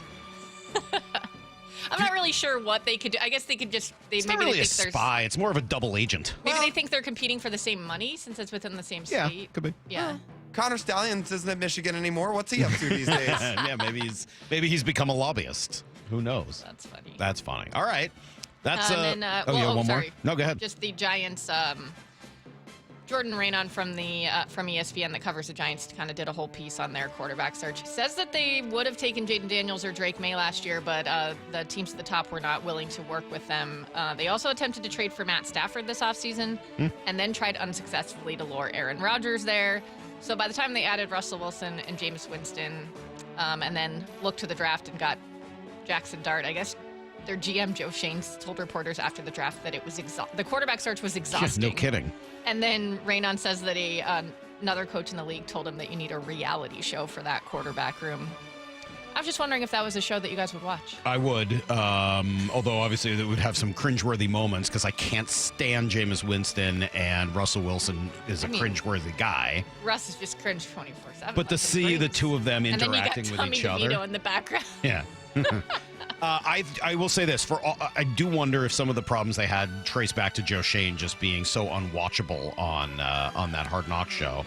But I also think, despite all of that, they got Jackson Dart, right? I think he's actually going to. I think he'll end up being a pretty good quarterback. I think he might end up being. I mean, I'm super excited about the potential future for Jalen Milroe. But if I had to bet on the best quarterback from this class, I think I would go with Jackson Dart. And some of that will depend on how he's developed and what goes down while he's there in New York. And the Giants don't have a great record for that, so I don't know whether it'll end up working out that way. But I think he might end up being the best quarterback in the draft. Maybe Joe Shane should have listened to his kid. Remember in Hard Knocks when his kid's lying on the couch scrolling on his phone? It's like, yeah, you should probably just trade up for Jaden Daniels. He should have. Yeah. I don't think he could have. Nobody was going to give up that, I know, right? I mean, I don't think that was a real possibility. Right. What he should have done was, not just let Saquon walk out the door, ticking off his owner and everybody else in the process, and then allowing it all to be filmed. I mean, what a total disaster that whole thing would be. All right, let's, do we have Brock? Let's do a little Blue 88. This is Brock and Salk's Blue 88. Blue 88! Blue 88! We take you to the field as Brock Ewert breaks down 3 football questions as only he can. Now here's your hosts, Brock Ewert and Mike Salk. What's up, buddy? Well, good morning from San Antonio, Texas, where it is hotter than a firecracker. Wow. I've never been to San Antonio. Nice city? Yeah, I like San Antonio more than Houston, I would say. Well, it doesn't take much, though, right? I mean, Houston's kind of a disaster. I like it more than Waco. Sure. I like it more than Lubbock. Well, that's good to hear. I don't know how much you're really saying about it, but I think that sort of sounds like a minor compliment. I didn't shower today, Brock. It's a good thing you're not here. Oh, really? You stink? Yeah. No, I didn't say I stink. Just said I didn't shower. How come? Late start or just didn't feel like it. Thought I'd stay in bed a little longer, and then I'm going to play golf today, so I was like, you know what? Just not going to do it. Oh, good. You ever do that? Good. You ever just not shower? Are you going back to the home course? No, I'm taking a week off. I need as much as I love that place, it's my favorite, and it has nothing to do with the course. I need to see a different something. I'm going to go to TPC Snohomish today. Oh, very good. The great TPC Snohomish. All right, Brock, question number 1. DJ said the league is 0 for its last 15 in dual threat quarterback packages for rookie quarterbacks. We played some of the Schneider sound earlier. He seems to be ready to try it, right? Can I hear what Johnny's got to say? You can. I'd be real curious. Hold on. Real curious. I think he's probably going to point to Clint Kubiak and his creativity as much as he is just the talents and the excellent speed of one quarterback. Yeah, but let me hear Johnny. Yeah, I think it's going to be fun to watch to see how it plays out. Coach Kubiak last year, those guys had Taysom down there, and one of the really attractive things to know that Mike obviously felt this way too. Mike McDonald was. The way these guys utilized all the talent they had there, the variety of talent they had down in New Orleans last year, and they really got decimated on their offensive line with injuries, but they did a really nice job of complementing and still being able to run the ball and move the ball the first several games. I think they were scoring 40 plus points maybe the first 2 or 3. So it's gonna be really fun to see how this fits in. Challenging, sure, but I think it's gonna be fun to see. And it will be fun to watch. I would say one challenge, I think, in this equation a little bit is just the number of different coordinators this young quarterback has already had.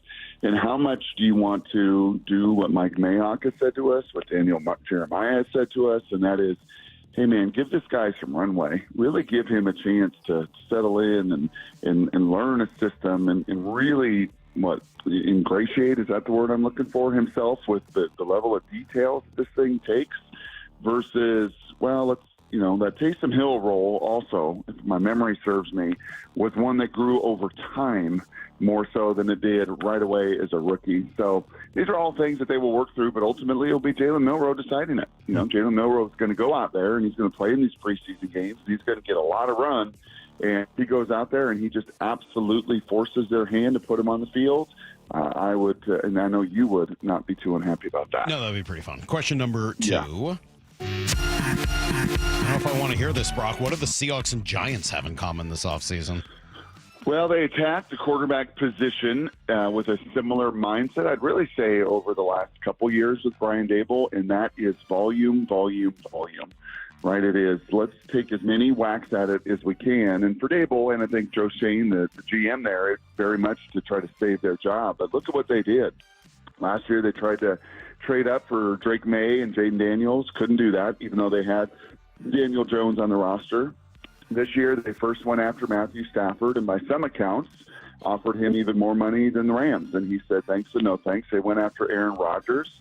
He said thanks, but no thanks. They ultimately land on Russell Wilson, but let's also, add Jameis Winston in that equation. And then in the draft, went up and got a guy that I think was number 1 on some people's boards and was certainly number 2 on just about everybody's board, and went up and got Jackson Dart in the draft in the first round. So just throwing as much resources as possible to get the most important position right.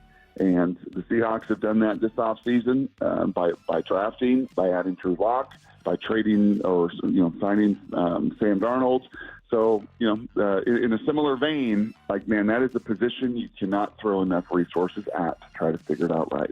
All right, question number 3. It was nice to have. You're not buying that? You buying that? Not buying that? Well, I was just making fun of the Giants literally moments before you came on for a lot of this. Oh, you were? Oh, a little bit, yeah. No, I said that, I think that quarterback room is total disaster and a complete mess. I do think they might have gotten it right with Jackson Dart. So we'll see. We'll see. So. I kind of like the way the Seahawks approached it better. I think they went after better players and it worked better. But question 3, we had Brian Nemhauser on yesterday, Hawk blogger. I know you like him, but you're disagreeing. What happened? I do. I really, you can't disagree, Salky, with his databases, his indices, his level of depth and study of PFF knowledge.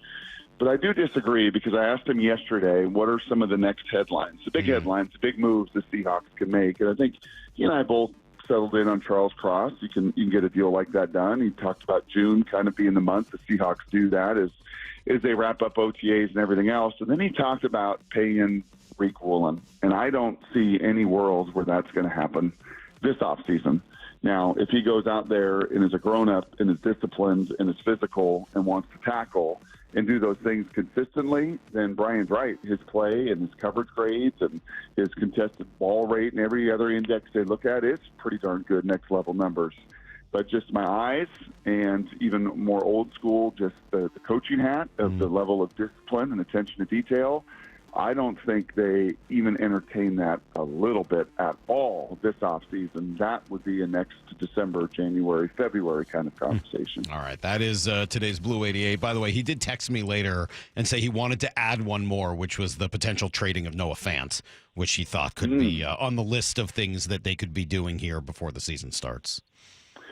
Yeah, I think that could be kind of a near training camp or in training camp, kind of one of those transactions, or teams kind of figure out their rosters and what they need and don't have and injuries and all that good stuff. So it's fluid, but I think Reek has just got some football immaturity that he's got to prove to this head coach in particular. That guy didn't discipline a lot of people last year, but Reek was one that he seemed to do in season and, kind of make a point of that. And I don't think you pay and throw tens of millions of guaranteed dollars at that until you see a little more of a track record.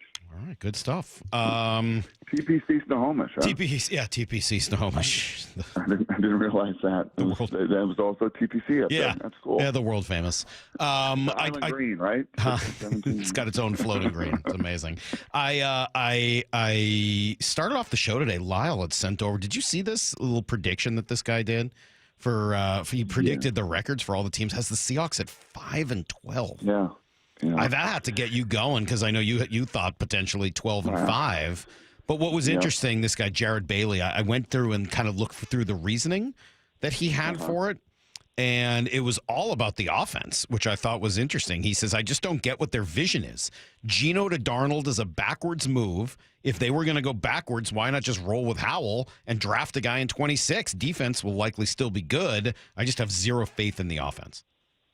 Yeah, I mean, I think that's been my answer to you when it comes to Vegas and to others on the outside as to how is this team going to take that significant a step back, and it's just the lack of belief in Sam Darnold. But that he Brock, started to they're gonna win half as many games because of Sam Darnold from Geno Smith. Like that just is nonsensical. That just doesn't make any sense.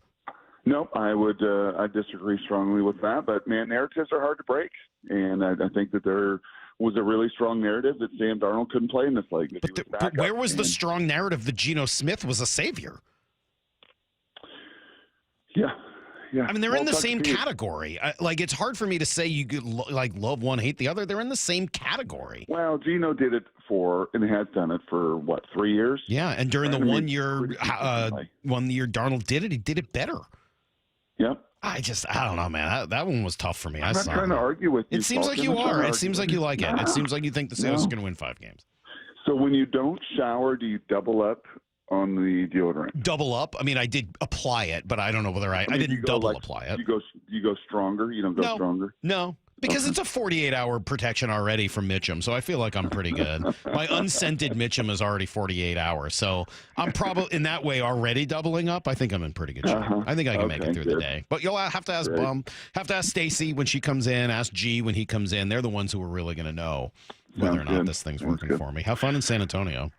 Will do, buddy. Yeah, thanks for watching tonight. All right. Oh, of course. Yeah, I'll be glued to the TV. And, we will talk on Monday. There's Brock Heward. We'll be right back with Will Carroll, under the knife injury expert. Why do the Mariners have so many injuries? 8 of the 26 guys that were supposed to start opening day for them are hurt. What the heck is going on here? It's next on Brock and Salk. Wyman and Bob, afternoons 2 to 7. The release of the Seahawks schedule, you open at home with the Niners, you close the season on the road with the Niners. You know what's interesting about that is just that where's San Francisco going to be? I'm just curious. They're going to be able to be that team that kind of has dominated. Those 2 games I think are going to be really interesting just to see where the Seahawks are. I think this year the tougher challenge might be the Rams. Dave Wyman and Bob Stelton, afternoons 2 to 7 on Seattle Sports, the app, YouTube, and your smart speaker. Yeah, I have a ton of really memorable customers. So one of my favorite customers I've ever had, he came in and had a really bad experience with several different dealerships. He just lost his husband. His husband left him with a truck, and he was like, I don't need a truck. Like, this is so impractical for me. And it was a really emotional decision for him because it was one of the last things that he had of his late husband's. We were like, it's no problem. Like, we're going to help you. And we did the process the same way that we always do the process. And we helped him trade in his truck for a beautiful new Rogue. And that was really cool. And he bought his second car from us. And I'm sure when he needs a third car, he'll come back and buy his third car from Nissan too. Afterwards, to thank us, he sent us this beautiful basket of candies and fruits and stuff. Making a great day for the people around you is making a great day for yourself. The LJ way is the Lee Johnson Auto family. Can you take the power of your home internet almost anywhere? Well, with Xfinity, you can. Do more of what you love in the places you go the most with internet and mobile together. Xfinity built a network that's 99.99% reliable. Plus, Xfinity Mobile, well, they have Wi-Fi power boost, giving you ultra-fast Wi-Fi at home and out on the go. So get the same reliable network in the places you need it the most. Maybe the coffee shop, the grocery store, or at the game. Whatever you're into, you'll love how fast you can do it with Xfinity internet and mobile. And now through April 21st, get 300 megabit Xfinity internet and 1 unlimited mobile line together for $25 a month for a year with no contract. And save $1,000 in your first year over Verizon and AT&T Plus. Ask how to get a free premium 5G phone. Visit Xfinity.com, call 1-800-XFINITY or visit a store today. Requires paperless billing and auto pay with stored bank account. Restrictions apply. Equipment, taxes, and fees extra after promo. Regular rates apply. Actual speeds vary. Savings compared to Verizon 5G, Internet Plus 1 unlimited welcome line, and AT&T Internet 300 Plus 1 unlimited starter SL line. Xfinity Internet required. Reduced speeds after 30 gigabits of usage per line. Data thresholds and actual savings vary. Get 0% financing for 72 months on Cat compact construction equipment at NC Machinery. Built for performance, durability, and comfort. Buy now and take advantage of 0% financing for 72 months at NC Machinery. Ward C. Mueller and Associates reminds parents the fatal crash rate for teens peaks at age 19, and we lose nearly 8 kids every day. Please make a family agreement to never drive under the influence of alcohol or drugs, text behind the wheel, or ride with anyone who is. Always designate a sober driver, call a parent or rideshare, and let's bring our sons and daughters home safely.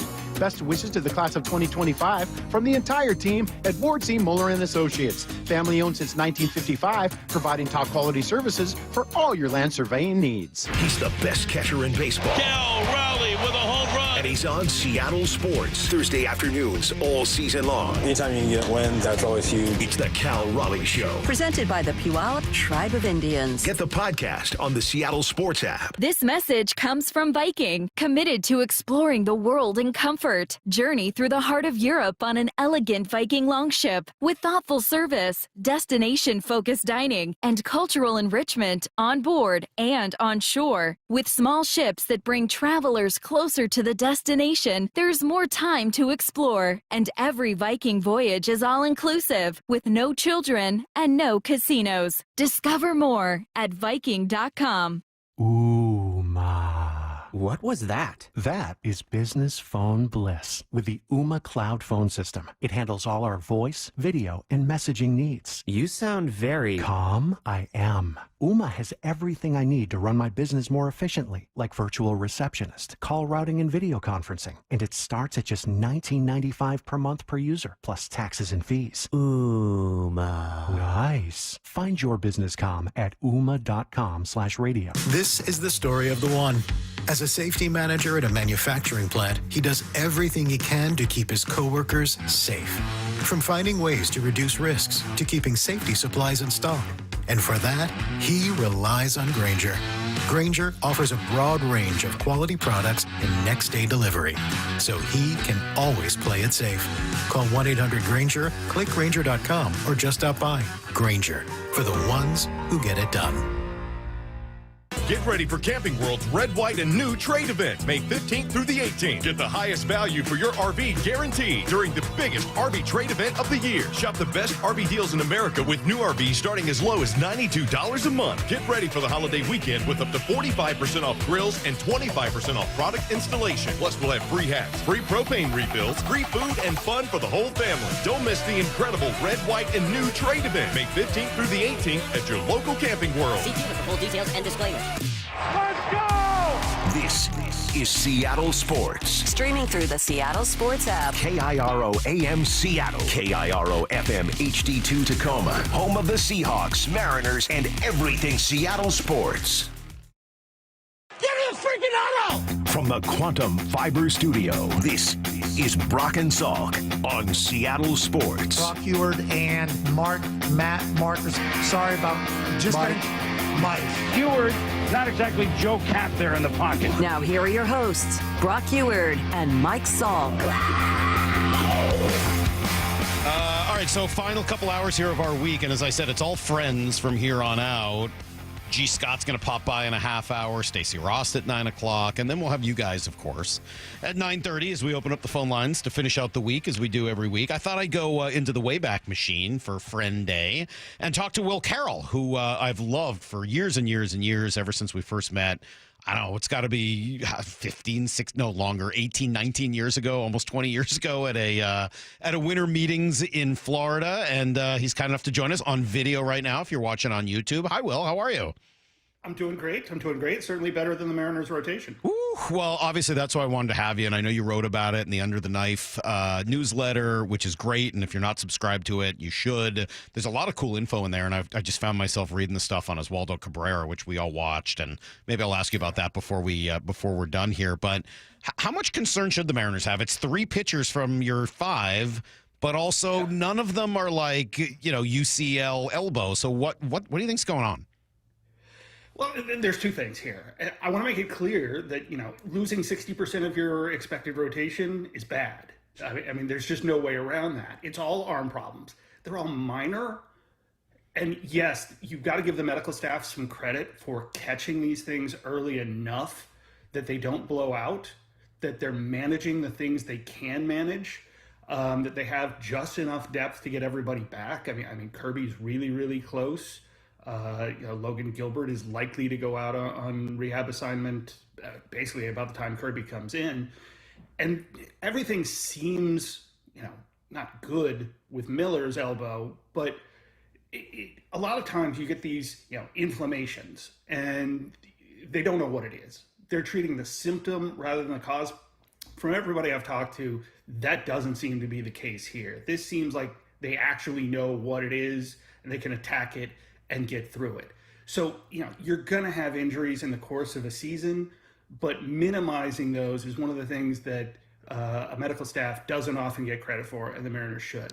On the other hand, this isn't just a Mariners problem. This is all of baseball. 60% of your rotation is on the shelf right now. That's bad. But nearly 25% of all Major League Baseball players are on the shelf. Players or pitchers? A great number of these are pitchers. Oh, wow. So 25% in general. The Mariners are a little high right now. Eight of the 26 guys that were expected to be on the starting lineup on opening day are on the shelf right now. So almost a third. That seems, unusually high. I'm going to ask you about the position players in a minute, but just stick with the pitchers for a sec.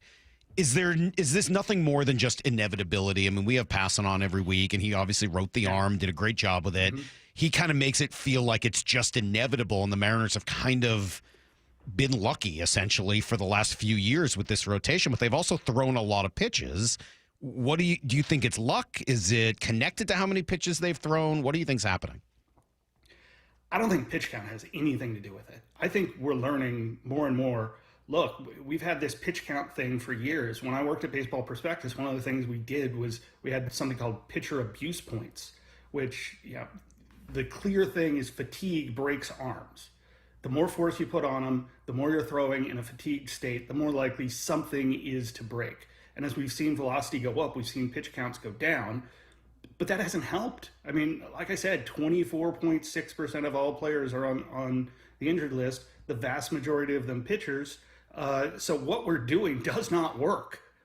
Is it inevitable? I don't feel like I can be that pessimistic. I don't want to go into some dystopian future where, we're just waiting for somebody to break. No, I think we can do better. I think we can do a lot better if we do things like manage workload, if we take direct measurements. We're going to have to wait a few years to get the real effects of the StatCast cameras, the kinetics cameras, the biomechanical revolution. So I do think there's hope. What do you mean by direct measurements? What direct measurements of what? Force on the arm. Okay. Driveline there in the Seattle area has the Pulse, which came from Modus, a company I worked for. You put it on the elbow, it tells you exactly how much force each and every pitch. You can do that now with cameras. You can definitely do that with the StatCast cameras, the Hawkeyes from Sony. They just bought Kinetrax, so there's even more measures.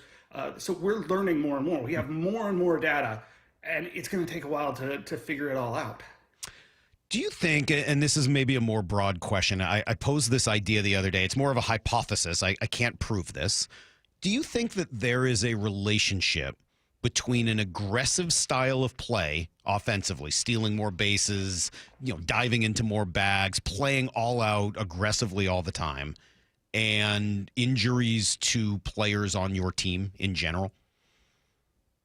No, I don't think it has to be. I mean, the most aggressive player I remember was Ricky Henderson, and I realize Ricky Henderson is one of one, Mm-hmm. but no, I don't think you have to. I think you have to be smart about it.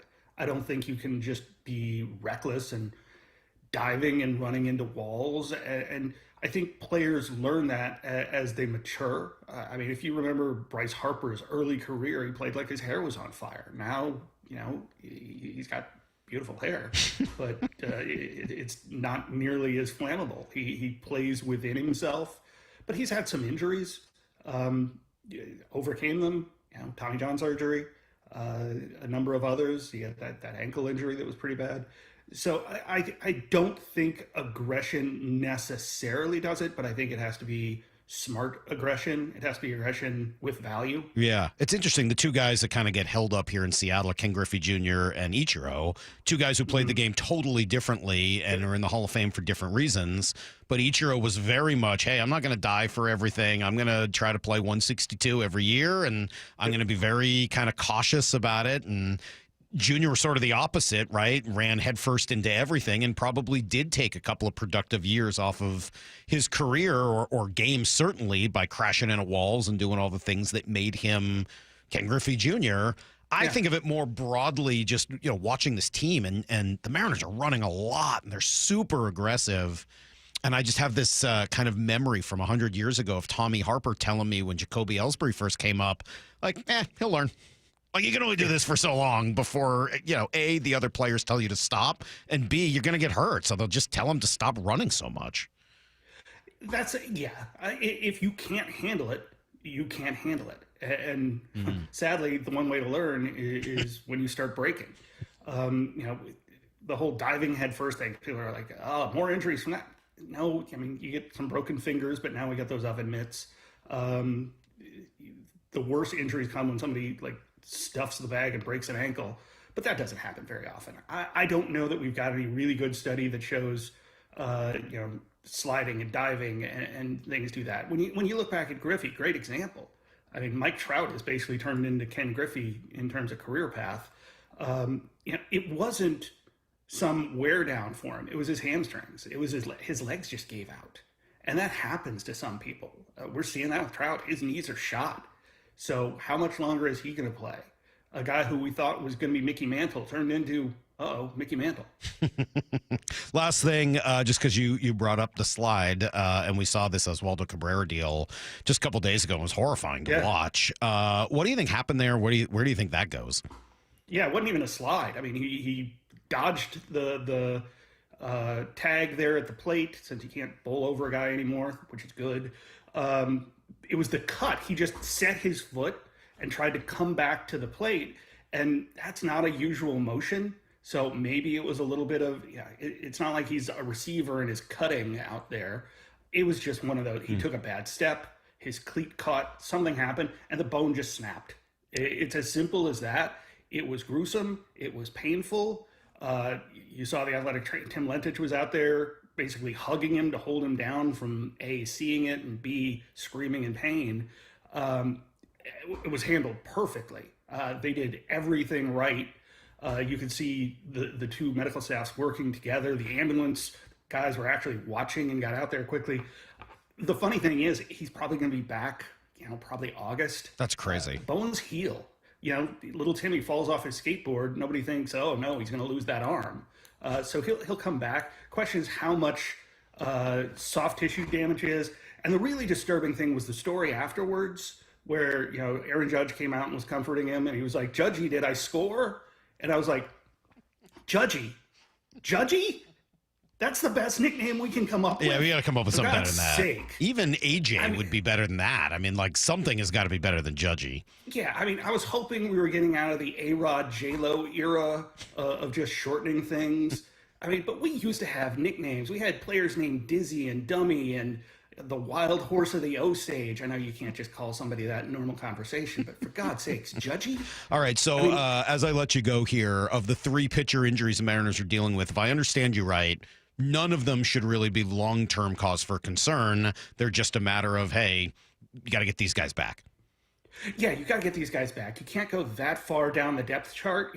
The Dodgers right now are 13 down their expected depth chart. A lot of those guys are coming back from Tommy John surgery. They had to be rushed to the majors because they ran out of pitchers, and yet they're winning. And Seattle's doing the same. What you have to do, I hate the phrase next man up, but you have to have planned for this. The front office has to have people in place. You have to have 8, 9 starters. You have to have a bullpen that's resilient enough to shorten up sometimes or even take a game occasionally. So I think the Mariners are in a pretty good position in a really bad division. Love it. Thanks, man. There's Will Carroll, and you got to follow him and certainly sign up for the newsletter if you're interested in the very latest in injury and injury technology as well.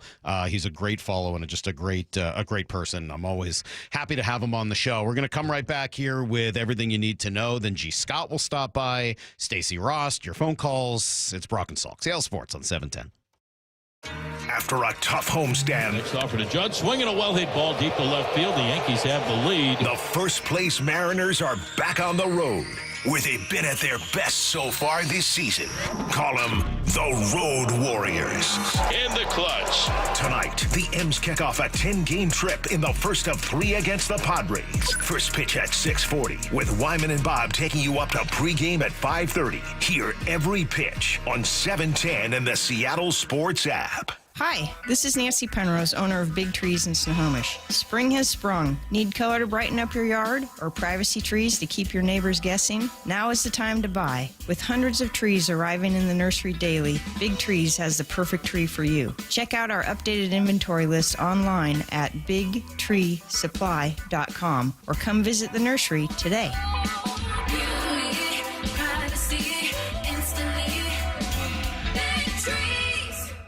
One of the greatest bands in rock history, The Who, present The Song Is Over, the North American Farewell Tour. See Pete Townsend and Roger Daltrey, The Who, live in Seattle, performing at Climate Pledge Arena September 25th. Get tickets this Friday at 10 a.m. at Ticketmaster.com. The Who, for the very last time. The song is over.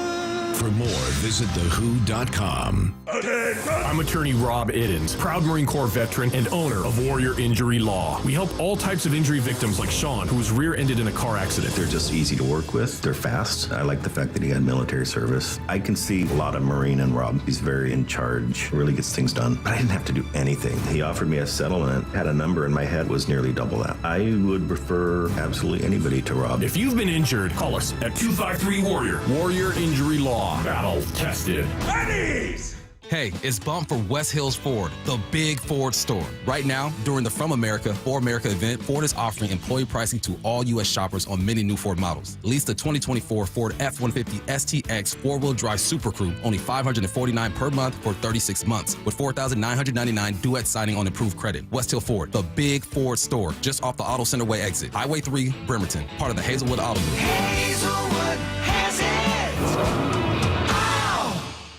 I'm Rusty George. My local marketing agency specializes in helping companies in the building and manufacturing industries develop the right kind of websites and marketing strategies to attract and win more business. Visit us today at rustygeorge.com. Discover LeMay, America's car museum in Tacoma. Explore 300 world-class cars, 100 years of history, and a Shinka exhibit with 50 iconic Japanese sports cars. Thrilling race simulators and fun for the whole family. Visit americascarmuseum.org.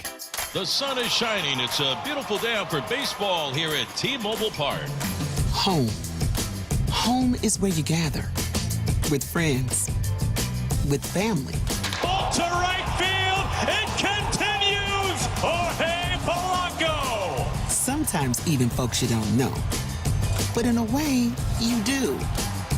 Because you share at least one thing in common. And one thing can be pretty powerful when it's multiplied by 40,000. Everybody on their feet here at T-Mobile Park. Mariners baseball. Welcome home.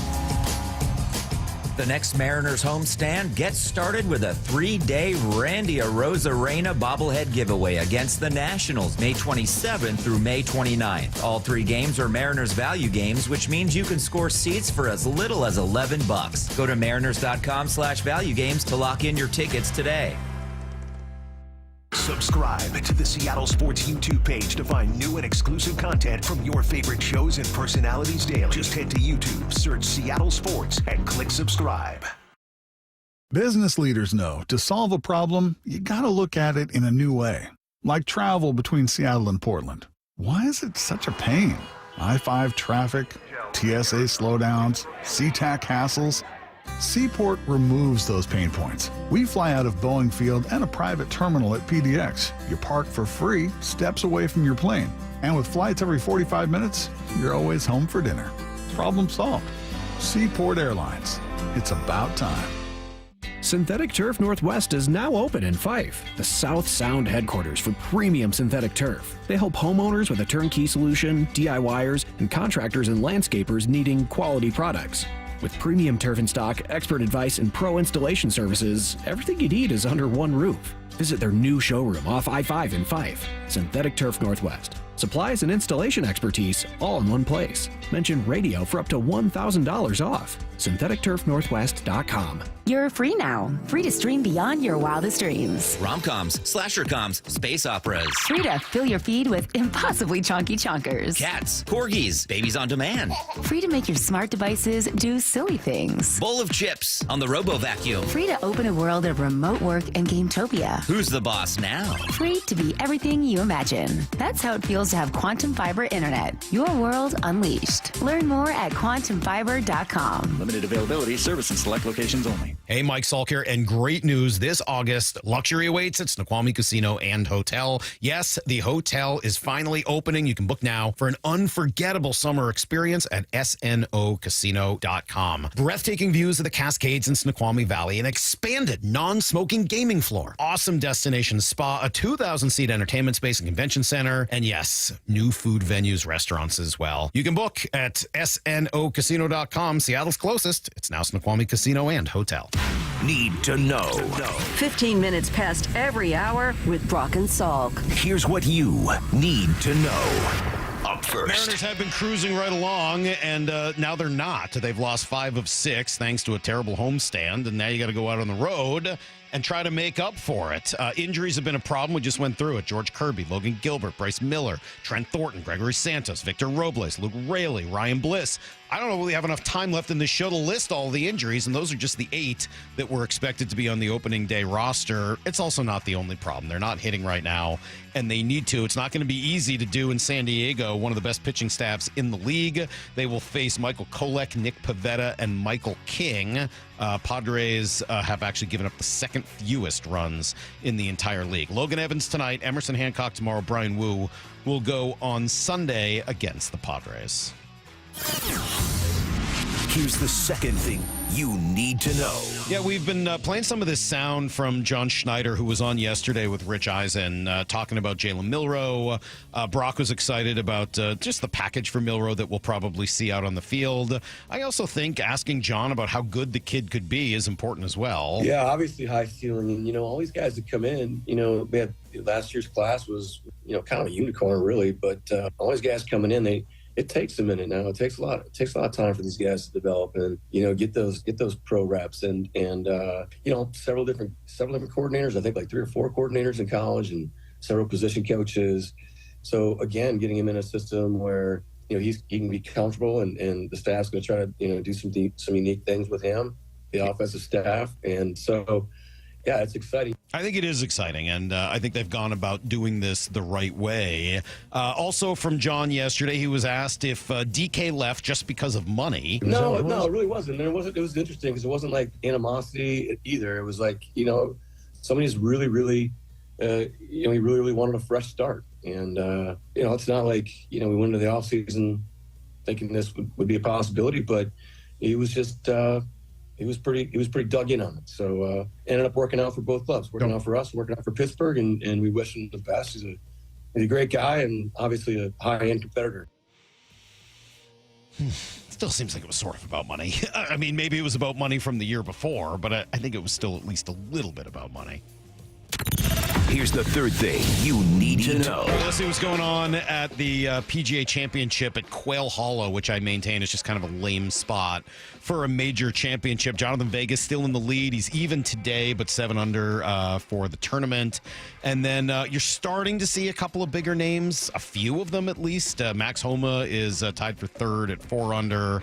But other than that, again, the top 10 is essentially no names, guys that you would expect to see at one of the non-signature events. Ryan Gerard and J.J. Spawn and Aaron Rye, who actually, I love that guy's swing. Matthew Pavon, who's come on a little bit, Frenchman, but Yeah, and it's interesting to see that a lot of the bigger names are much farther back. Bryson DeChambeau's in it.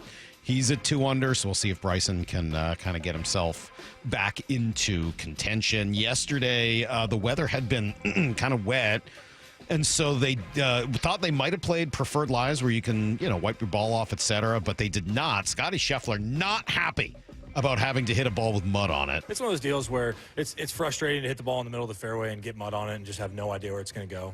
And, I understand it's part of the game, but there's nothing more frustrating for a player. I mean, you spend your whole life trying to learn how to control a golf ball, and due to a rules decision, all of a sudden you now have absolutely no control over where that golf ball goes. But, I don't make the rules. I just got to deal with the consequences of those rules. And, I did a good job of battling back today and not letting a bad break like that, which cost me a couple shots, kind of get to me. And did a good job battling after that and posting a decent score. I would love to be good enough at golf for mud on the ball to matter at all. That would be great. That would be a tremendous place to be in my life. That's everything you need to know.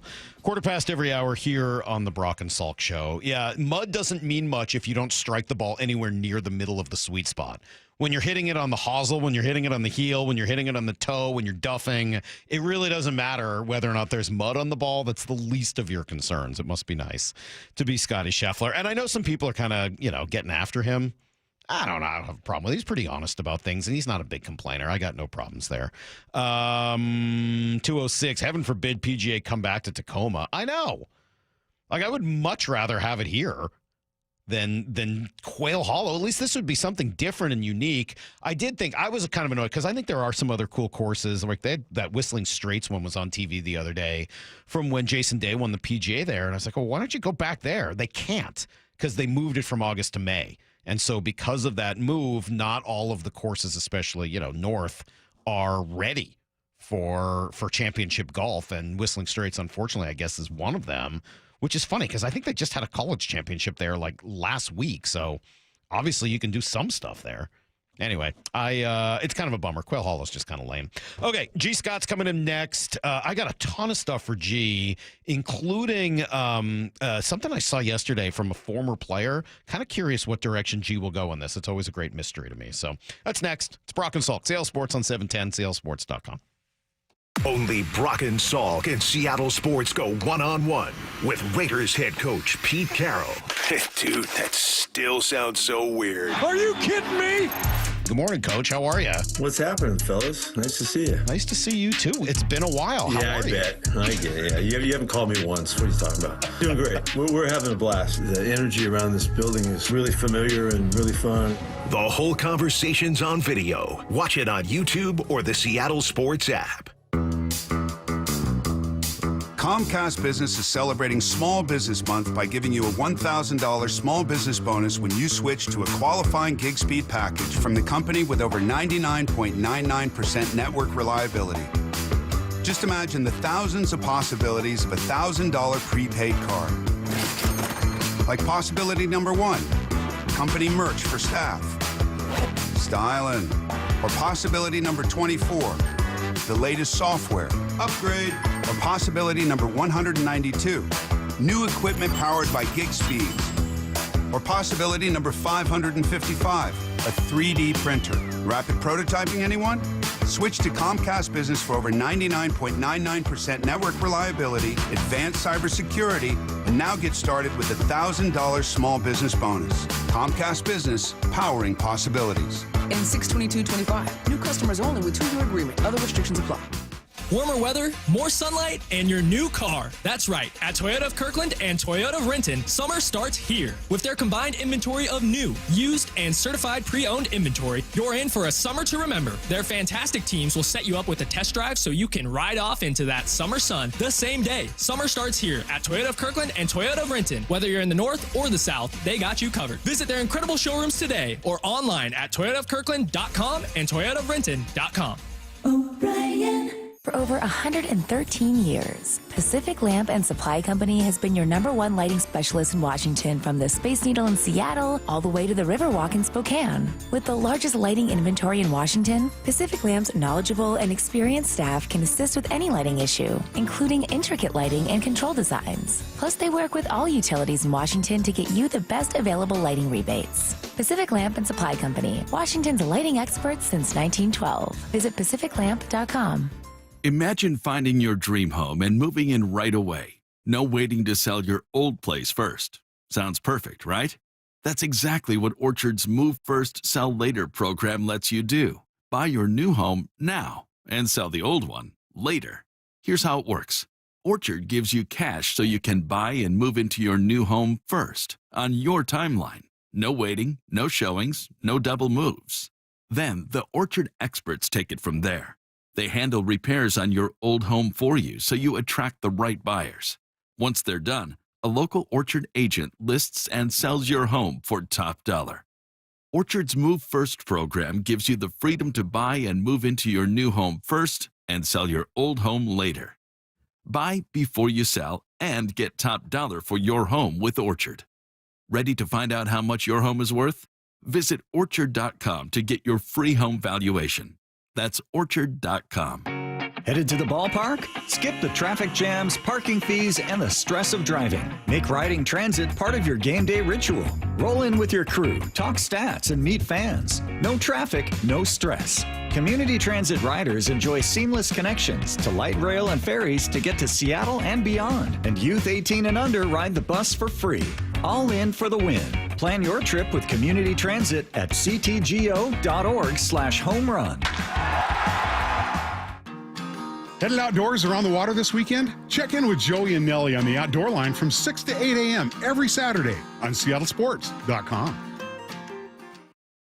You think your home is pretty cool until that summer heat hits, and suddenly your home isn't that cool. In fact, it's hot. Air conditioning from Washington Energy Services can help. Stay cool this summer with our biggest spring savings event ever. This month only, take up to $2,500 off an energy-efficient Bryan cooling system with exclusive Washington Energy rebates. Ensure your home is always the cool house with air conditioning from Washington Energy Services. Contact us today for a free estimate. At Uline, they know going the extra mile takes hard work. For companies pushing to go further, Uline will go the distance with you. 24/7, they answer the phone to get you the shipping and industrial supplies you need. Business can move fast. Unexpected large orders, adverse weather, new safety guidelines, and changing economic trends. Uline works hard keeping 41,000 items ready to ship, minimizing detours on your way to the extra mile. Visit uline.com. I've always been a super athletic guy, but after I turned 40, I noticed I was slowing down. Instead of hitting the gym after work, I spent my evenings on the couch with a bag of chips. I was gaining weight, losing muscle, and when I did try to work out, I ran out of energy right away. One of my buddies suggested I book a free testosterone check at Revive Health, and that's when I learned that low T doesn't just impact how guys perform in the bedroom. I worked with a provider to create my custom treatment plan, and today I'm feeling stronger than ever. Last week, I even set a new PR at the gym.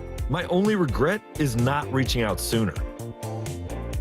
If you're ready to book your free T-check, visit ReviveMen'sHealth.com or call 206-529-1111.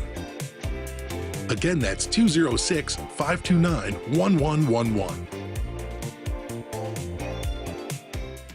From the Quantum Fiber Studio. This is Brock and Salk. Weekdays 6 to 10. On Seattle Sports and 97.3 FM HD2. G. Scott's here. And I got to apologize right off the bat, G. I'm telling you. I told Lyle and Moore right off the bat this morning. I didn't shower this morning. I just didn't. I didn't shower last night, and I didn't shower this morning. I haven't showered since yesterday morning, so I'm sorry if it smells in here, if you notice a problem. Can I tell y'all something? I didn't shower. Can I tell y'all something? Yeah. And I'm not exaggerating. I walked into that into the studio back there. Oh, no. And I smelled something wasn't fresh. No, that's not true. I promise you. No. I did. I actually, Lyle, be honest with you, I thought you kind of crop dusted. Oh, you know what I'm saying? really? I really did. I thought you. I thought. I don't know if I'm allowed to say. I thought you farted. No. Yeah, I did. Wouldn't do that. I did. I thought you farted, and so it makes sense now. I smelled it. Stop it. That's not right. Lyle, Mara, did y'all smell it? He stands on the other side of the room when he comes in here. I came in that thing. Now, I don't smell it now, but I smelled it then. Well, that doesn't make any sense. You're closer to me now than you were then. Maybe there was something else going on. Maybe it was Mora. The closer I get to you. Mora's taking shrapnel now. I showered, and I have a ton of body spray on, so All I right. think it's me. Like Axe. You go with the Axe body spray. No. Yeah, fellas, exactly. just to the fellas out there. The Axe, don't do it. Just don't do it. No. You'd be better off going to take one of those garden tool baths. You know what I mean? You'd be better off going to take that garden tool bath. Go in the bathroom, splash some water in that sink. Do not do the Axe. It will do you dirty. Yeah, I didn't do that. But I didn't shower this morning. I just threw in a little extra deodorant, and here I am. So I apologize ahead of time. I got a ton of stuff for you. Schedule came out, 2 days ago now. What'd you make of the schedule? Seahawks schedule. Yeah. I didn't like it. You're like the only one.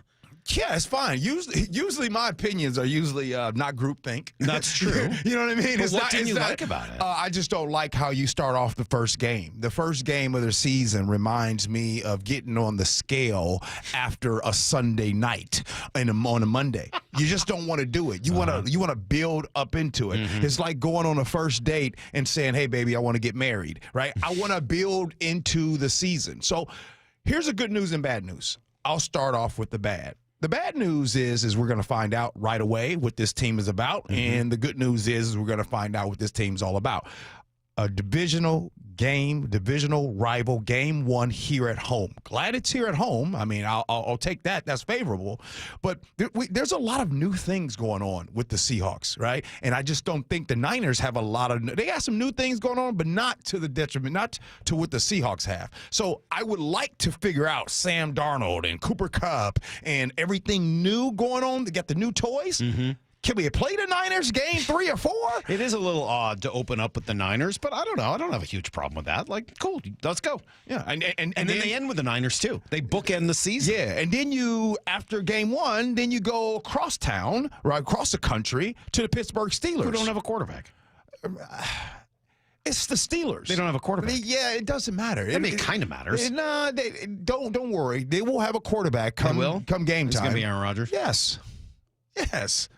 I'm not that afraid of Aaron Rodgers. Aaron Rodgers, are you? I'm just afraid of a East Coast game. Man. And, on the reset yesterday, you're pretty scared. Mebane made a very good comment about some of those things. He was like, hey, look, we got to the point where we start leaving on Friday. That really helped. He was like, but you got to understand, sometimes when you do that and you play that game over there, it is still early back over here in Seattle. But so, they've done well with this over the last 2 few divisional years. games in the first 4. Yeah. Then you come home against the Saints, and then you go down for Thursday night against Arizona. And by the way, nobody's talking about Arizona, and that's scary. Well, but that's because Kyler Murray's their quarterback, and you don't like Kyler I don't. Murray. No, I think he's terrible. I think he's inaccurate, and I don't think he's ever going to win significantly in the NFL because of it. And I don't think he's a hard worker, which he pretty much admitted to.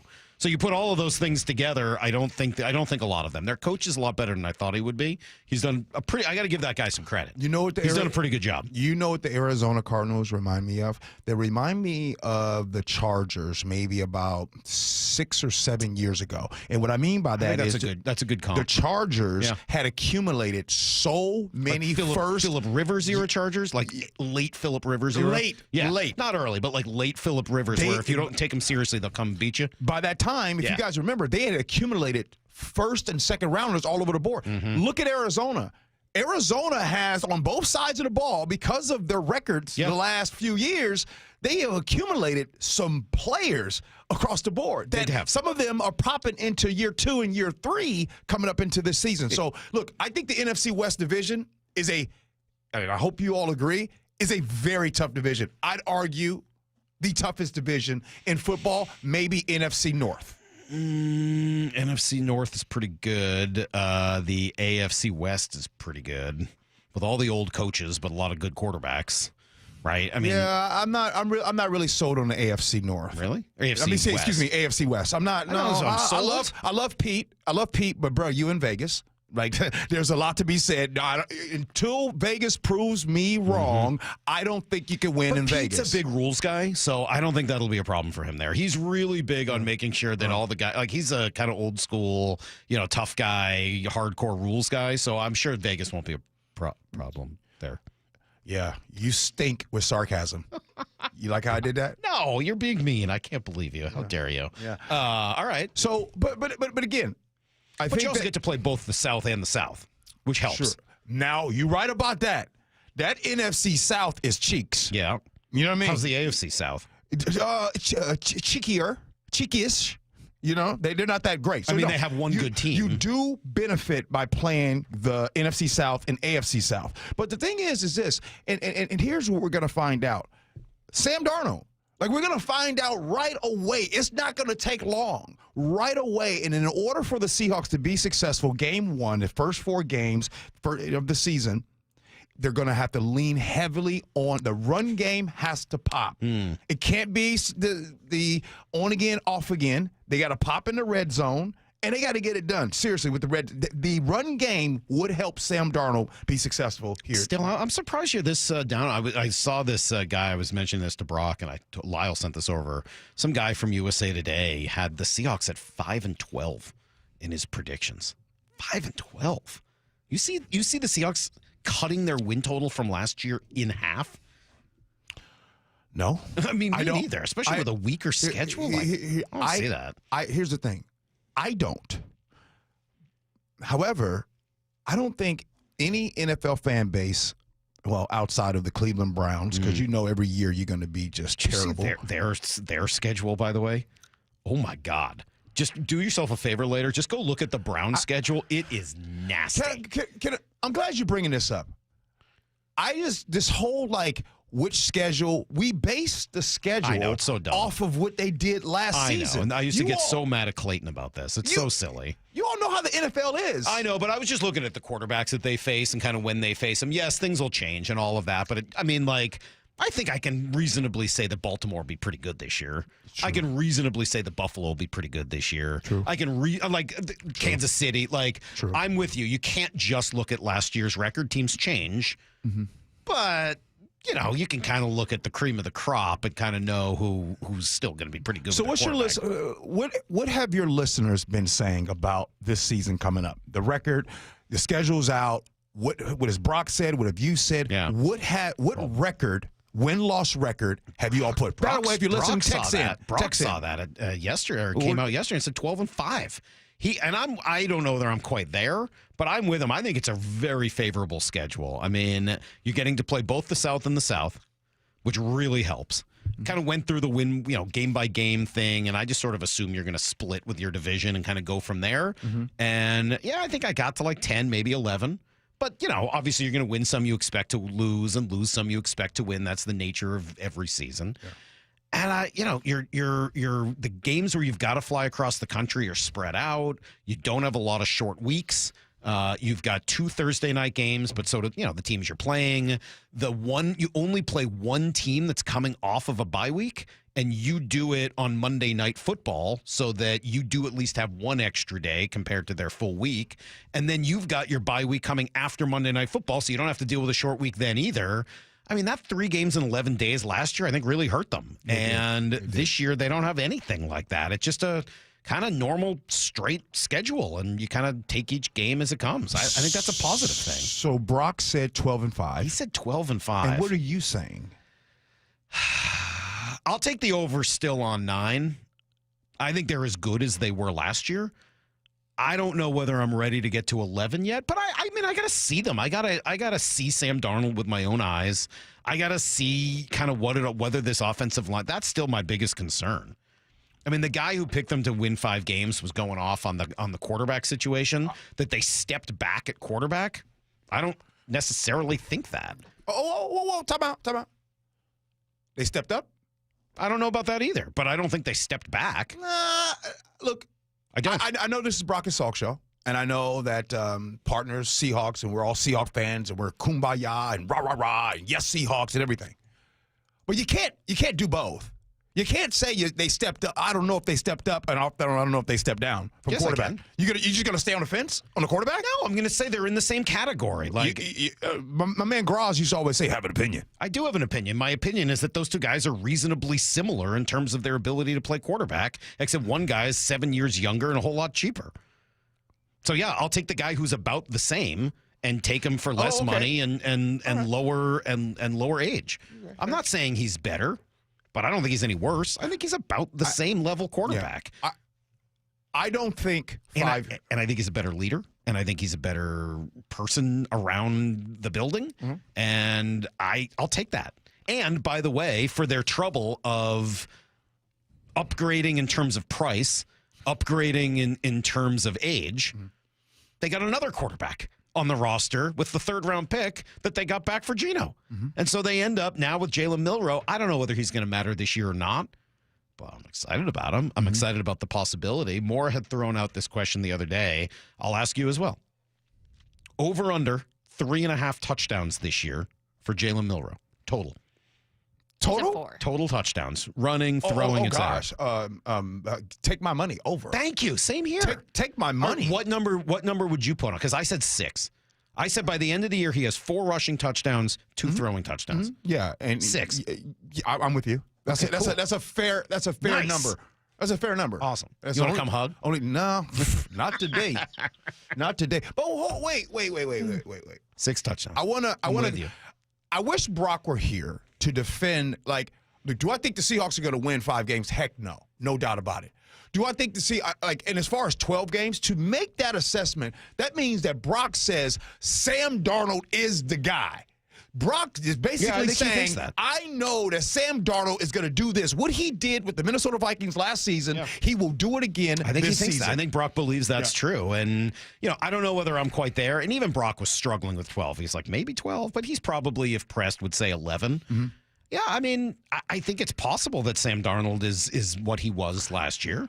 The question is, did you actually do enough on your offensive line to be able to run the ball the way you said you need to earlier? Yeah. Is your defense going to be good enough to start to dominate? The quarterbacks they played this year compared to last year is a much more favorable group. And if the defense became top 10 by the end of last year, what does it look like going up against a significantly worse group of quarterbacks this season? Like, I do think that there's some validity to that. You know what's in the back of my mind when you're talking about the schedule, and you're talking about upcoming teams, is when we all looked at the schedule last season and we saw the New York Giants come into town. Of everything that I remember of last season, and that game is one that I just can't forget. I can't forget that game. I can't forget the Buffalo Bills game. But here's a question right back at you. I want to stay on the quarterback topic. Here's a question. So, you think that they're kind of similar, Geno and Sam Darnold, right? This is not really a question, it's a statement. I'm telling you that in order for the Seahawks to win 10-plus games, Sam Darnold has to be better than he was last season. He is going to – so not only – he can't be similar to Geno. He needs to be better. Because you think the rest of the roster is worse? I think the rest of the roster is new. I think the rest of the roster, I think we are coming off of 6-7 years. Now, look, check this out. No matter what you all think about the players that left, you have to fill a hole with DK. You have to fill the hole with Tyler Lockett. I think we sometimes take for granted what those individuals really did while they were here in Seattle. And, oh, by the way, when you're talking about Tyler, talking about how clutch he was on the field, hold up. Here's the most important part. Can we talk about the leadership that he had inside of that position group, inside of that room? When they would switch different wide receiver coaches, you always had Steady Eddie and Tyler Lockett. Yeah. So, again, Sam Darnold is going to have to be better than what we saw with Geno last season in order for them to win 10-plus games. So, do I think he can do it? Sure. But we're going to find out, and we're going to find out early. It's not going to be at the end of the season. We're going to find out the first 4 games what's up. As long as Sam Darnold doesn't just start handing the ball to the other team in the red zone every game, then he'll probably be better than Geno was last year, because that was a huge, huge problem for this Seahawks team. Okay, but Geno's just bizarre interceptions. In all fairness to Geno, yes, I'll agree. You can put some of that on Geno. Yeah, I will. But it wasn't all on Geno. No, but a lot of it was on Geno. It was the except for the ones that were on DK. Well, let's talk about it was, and also some of the scheme too, right? All right, like well, the they offensive changed that coordinator too. putting that in the situation. But like all those things got changed. The run game. I know, but I'm just saying. A lot of times we always put on one person. Yeah. You have to spread it all. It's a team effort in the red zone. If you can't run the ball, if it's 4th and 1 in situations and you can't get that done, I watched the game. Geno threw a lot of one-dimensional. He threw a lot of inexplicable interceptions last year, man. I watched the games. I saw them. He'd be cruising around, and all of a sudden, bang, interception. That you'd just be like, what? What in the world are you looking at? I'm not going to miss it, man. I'm not going to miss it. I wanted to read you something. I was curious what you might say to this. This is from Ryan Clark, who wrote this yesterday, and I just thought it was an interesting conversation. Thought maybe you would have a thought on it. What do you got? He said, I've always wondered about this. When a former professional football player speaks on another sport, in this case, a former NFL player speaking on basketball, an NBA player, an all-star, told him to stick to football because he disagreed with his take. Should analysts only be able to speak on a professional athlete if they played the same sport at the same level? If so, what are the hundreds of analysts who never played any sports professionally supposed to speak on? Many of those analysts talk about every sport without ever being inside a professional locker room of any kind. That seems backwards. Play one sport professionally and you're only qualified to speak on that sport. Play none professionally and you're qualified to talk about all of them? What do you make of that? You know, I've been in this sports media space now, or this media space for 10 years now. And when I first got into this space, of course, Salk discovered me, car wash guy. Oh, yes. Right? And there were a lot of people that would say, like, what do you know? You were the car wash guy. And, you know, subconsciously, it used to kind of get to me a little bit, right? Because technically, then I used to have to try to say things and try to prove things, and I used to all these things. And then maybe it probably took about 4 or 5 years. That's when I realized something. I realized that when we evaluate and we talk about the player, we talk about from the standpoint of what we see. Let's just call it Sunday. How long that game lasts. It's a 3.5, 4 hour game. Of that, those guys are out there on the field a probably total of 90 minutes total. You know what I mean? Like TV time and everything. And that's what a lot of these players get judged on with that. So what I'm saying is sure, offensive lineman, you need an offensive lineman who understands the footwork of the offensive line. Running backs, specifically, you have players like, oh, I know the running backs. You can see he's showing he's a tail of where he's going. You can get football people, the Dave Wymans of the world, understanding the linebackers. You can get them to be very specific in what they do on the field. But then you take someone like a Mike Salk or someone who has never played the game but has been covering and talking about the game. They have a point of reference. They have a point of they have been watching consistently. This has been their job. And what I'm trying to say is even the people who have never played the game can give you a point of view, of course, that you might not have seen. Yeah. Right? Yep. They can give you and they can tell you. And they can see. You know who I think would agree with that was KJ, because we would have KJ in every week, and sometimes he'd be like, oh, man, I never thought about it that way. And then he'd kind of like, oh, because he's viewing it from a player's eyes, and there are multiple ways to view issues. Yeah. I think that I like where Ryan Clark's going with this, but I think I would, if I were in a conversation with him, would say one thing back. Yes, it's totally fine for NFL players to comment on the NBA. Yes. As long as they're paying attention. And I think one thing that you sometimes get, like, why are the non-professional athletes able to comment? Because they pay attention to all of it, right? You have to. If you want to, you got to play. You know, you cover baseball, you cover football, you talk about all these things. If Ryan Clark, and I don't know his interest in basketball, so this is not about him. Yeah. But if an NFL player just says, "Well, I'm an NFL player, so I get to comment on whatever," well, no, you haven't spent as much time kind of thinking about it and studying it and prepping for it. So just do the work. It's why I take everything Brock says about baseball seriously, because I know he watched every game for the last 15 years and he's paying attention and studying it. Here's an example. And I've said this before, and I'm not just saying it. I'd go into a barbershop anywhere in the country, and I'd walk in with Mara and Stacy Joe.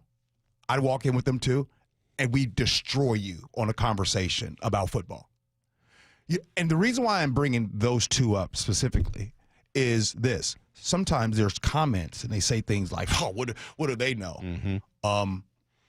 Probably more than you. There's a really good chance. Why? Because they are going to study this quadruple of what the average person would. Because of the blowback. Like you see Stacy Joe, you guys see her here. I always say to her all the time, you should see her notebook of notes. You should see her handwritten notes that she writes consistently. You should see the way she watches the game. I do trivia for the Seahawks at Lumen Field, and I'll do trivia, and I'll say, hey, who is the starting running back for the Seattle Seahawks? And sometimes... hopefully the response is, have you seen Ken Walker? You know what I mean? Like, but again, this whole conversation of stick to this or stick to that, usually it's on the heels of you didn't like what was said, so the first thing that you want to say is stick to whatever you want them to stick to. People say that all the time. I got it yesterday. Somebody told me to stick to sports. I said, man, I ain't got a paycheck in sports in a long time. I tried to tell him, Mike Salk got rid of me. Damn right. What are you doing in a barbershop with Maura and Stacy? What does that look like? It'd be awesome. It'd be awesome. Maura, would you go to the barbershop with G? Like an actual barbershop? Yeah, Maura, first of all, Maura been my girl for 10 years. Yeah. That's my girl. Stacy and I like reality TV, and I think barbershops are like kind of where all the gossip happens, right? All the gossip. Hold on. Hey, Maura, the gossip, and then your barber really low-key is your therapist, because, a lot of us black men don't like to go to therapy. Right. So we talk to the barber and be telling them. Matter of fact, some of us, we more loyal to the barber than our significant other. Yeah. You know what I'm saying? You know what? That's another topic, but we don't want to go there. That's why I just have a radio show. I use this as therapy every day, and it's been perfect for me. Who needs a therapist? I've got this radio show to work out all of my issues. No doubt. All right, I got to send you out of here. And actually, to make sure we have enough time for Stacy Joe, because Stacy's coming in next, and hopefully she won't smell me too bad. That's my hope, anyway. And just so you all know, if Stacy Joe didn't know what she was talking about, Salk would not talk to her. That's true. I'm going to tell you right now. That's true. Even though I love Salk, he's not loved by everybody. No. And he doesn't make it easy. So the fact that he's not bringing in Stacy just because, I think this would be great. No, he genuinely respects what she has to say. Yeah. I don't know. I just had to sure. That's not true with you. I get forced to have you in here every week, but Stacy, yes, I have a lot of respect for her. Hey, so 425 says, come through Chop It Up Bellevue. Hey, I used to go to the original Chop It Up out in Woodinville. Come on now. You're old school. I'm old school. You're much more old. Wait a minute. Too old school for that Bellevue stuff. You calling me big guy again? Hey, you were calling yourself big guy. I don't know. All right, big guy. You got your show coming up with Ursula in a couple minutes over on our sister station, 97.3 Cairo News Radio. Watch G on YouTube over there. Just see what he's wearing every day. See if he's staying in shape. He's got this Gen X shirt on. That's your second Gen X shirt of the day. You have 2 different Gen X shirts today? I got like 10 of them. Where did you get them? You buy them all like in one package? Like T Republic. I brought it online. And so Gen X is... I saw these shirts online. I think I might have to get one that have old Vegas casinos on them. Ooh. Barbary Coast. Sahara? It had the Sahara. It had the IP. Imperial Palace. Yeah, I might have to. Would you guys agree Gen X is the greatest generation? I don't know how you would disagree. Stacy Rost is not part of it, though, and she's next on Brock and Salk. After a tough homestand. Next offer to Judd, swinging a well-hit ball deep to left field. The Yankees have the lead. The first-place Mariners are back on the road, where they've been at their best so far this season. Call them the Road Warriors.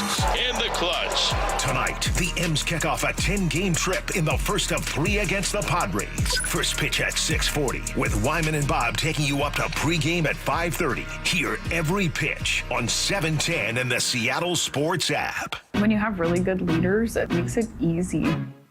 Gia arrived at Lee Johnson after 10 years at another dealership.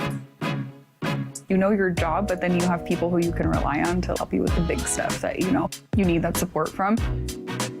And I've gotten that every day with my service manager, with our assistant service manager, with even like our GM and our GSM. The way that, we're now on the showroom together, we are so close-knit just as a department. My service manager here, he's always open to teach you whatever you want to know. He just wants everybody to do good around him, and if somebody wants to learn something, I'm here to do it. And I've never had a service manager like that before. They're really good at promoting from within. That's one thing that I've learned from working here. I see people start out as like a lot porter, and people like work their way all the way up to being a general manager. The LJ way is the Lee Johnson Auto family. This is Matt Coker from West Coast Men's Health. Has Viagra stopped working for you? Do you hate the side effects? If you've taken Viagra for any length of time, you already know that pills are not the solution to ED. Here at West Coast Men's Health, we have a better approach to ED. Acoustic wave therapy creates blood flow circulation by safely removing the plaque in your arteries and restoring function naturally. No pills, no shots, no surgery. We can also treat Peyronie's disease. Our non-invasive treatment for ED is painless and highly effective. We have treated thousands of men just like you. Stop living with this problem and do something about it. Do yourself a favor, do your partner a favor, and call us today. Call 206-519-6541. That's 206-519-6541. 206-519-6541. Online at westcoastmenshealth.com. HSA cards welcome and financing available. At Uline, they know firsthand the road to success is an uphill climb. Uline started in the family basement, and through hard work is now North America's most trusted shipping and industrial supplier. They get what it means to have the support of reliable, hard-working partners. So they keep 41,000 items ready to ship. Whether your company is still in a basement office or expanding cross-country, Uline will be there on your road to success. Visit uline.com. Warmer weather, more sunlight, and your new car. That's right. At Toyota of Kirkland and Toyota of Renton, summer starts here. With their combined inventory of new, used, and certified pre-owned inventory, you're in for a summer to remember. Their fantastic teams will set you up with a test drive so you can ride off into that summer sun the same day. Summer starts here at Toyota of Kirkland and Toyota of Renton. Whether you're in the north or the south, they got you covered. Visit their incredible showrooms today or online at toyotaofkirkland.com and toyotaofrenton.com. O'Brien. Jaden Schwartz for Techline Roofing. The ice may have melted, but spring is the perfect time for a new roof. Call Techline Roofing. Take advantage of our easy financing and our spring special. That's TEKLINE roofing.com. Get ready for an unforgettable adventure at LeMay, America's Car Museum in Tacoma. Marvel at over 300 world-class automobiles and 100 years of history. Don't miss the Shinka exhibit, featuring nearly 50 iconic Japanese sports cars. Feel the thrill of driving a Formula One car on the exhilarating race simulators. There's fun for everyone, so grab your friends or the whole family and plan your visit Thursday to Monday.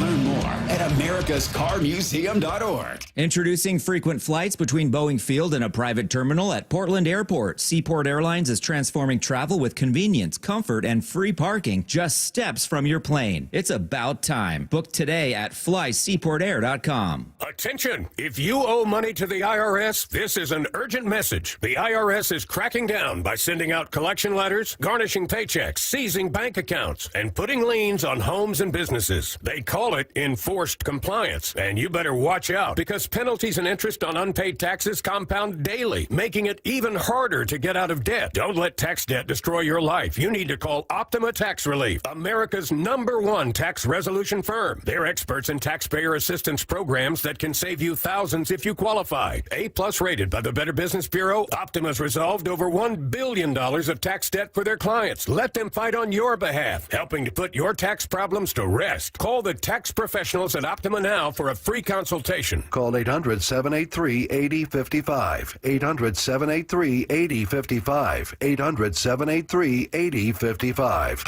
Optima Tax Relief. Some restrictions apply. For complete details, please visit OptimaTaxRelief.com. Let's go! This is Seattle Sports. Streaming through the Seattle Sports app. KIRO AM Seattle. KIRO FM HD2 Tacoma. Home of the Seahawks, Mariners, and everything Seattle sports. Get his freaking auto! From the Quantum Fiber Studio, this is Brock and Salk on Seattle Sports. Brock Ewert is my hero. Jay Buhner just punched me in the kidney. We're going to accuse you of manager. Doesn't really work that way, Sherm. This is a show that has my name on it. It kind of does, though. Now here are your hosts, Brock Ewert and Mike Salk. Hello! All right, final hour of our week, which is great. Oh, my gosh. Very happy about that. Oh, that must be nice. It is kind of nice. Yeah, it's kind of nice, Stacy. Stacy's here for a few minutes, and then obviously we'll turn it over to you guys at 9:30 for some open phone lines. How are you today? Good. How are you? You know what? I'm good. I've been sort of trying to get a sense on. We'll go Mariners for a couple of minutes here because they're sort of top of mind. Yeah. And they got to get back to it tonight. I asked earlier. I'll ask you. Five out of 6 they've lost. Is this about the injuries finally taking their toll, or is this about some guys that were over their skis coming back to earth? Regression. I think it's both, and I know that's a boring answer, but if the offense was still raking and then pitchers just weren't going deep into games where the bullpen was giving up a ton, then I'd say, well, clearly it's about injuries. Like it's about Bryce Miller not having his best start ever, which was true. Luis Castillo struggling, which was true. But it's not. It feels like it's about some regression offensively. For instance, this I know that Jorge Polanco is one that we've been looking to maybe regress, but in this case, I would be talking about more like a Ben Williamson. And it's not quite regression so much as it is. We had Ryan Rowland-Smith talking to us about it. The league figures you out, right? And when you're an everyday starter as a guy who's been called up, they kind of speed up the process of trying to figure you out because they know they have to face you. And then now it's on Ben to adjust. But like you've seen, for instance, him be like really struggling lately. Sure. So you have questions for your infield that it used to feel like for 7, 8, and 9, you were like, wow, sneaky good production from this group. Not so much anymore. No. So Master Boney's come back to earth. yes, exactly. Right. So I thought we'd be talking about Cal not hitting 10 home runs and Jorge Polanco hitting 250 instead of 350. But I'm surprised that the regression has come elsewhere. Well, and it's it was bound to happen. Right. Like so everyone sort of seemed to choose that one more than injuries. Lyle did, Mora did, I think I probably do. Not that the injuries aren't a problem. There's 8 of them. 8 guys, almost a third of your team that was supposed to be on your opening day roster are hurt right now. So obviously that's a factor. But I'm with you. I think all 4 of us would then sort of probably go more to regression. So then the next question, if this is like a flow chart, the next question is, all right, well, is that bump in the road, or is this what we're now destined to see moving forward? I don't think we know yet because we don't know. So if I'm using my same Ben Williamson example, we've never seen Ben Williamson have to adjust.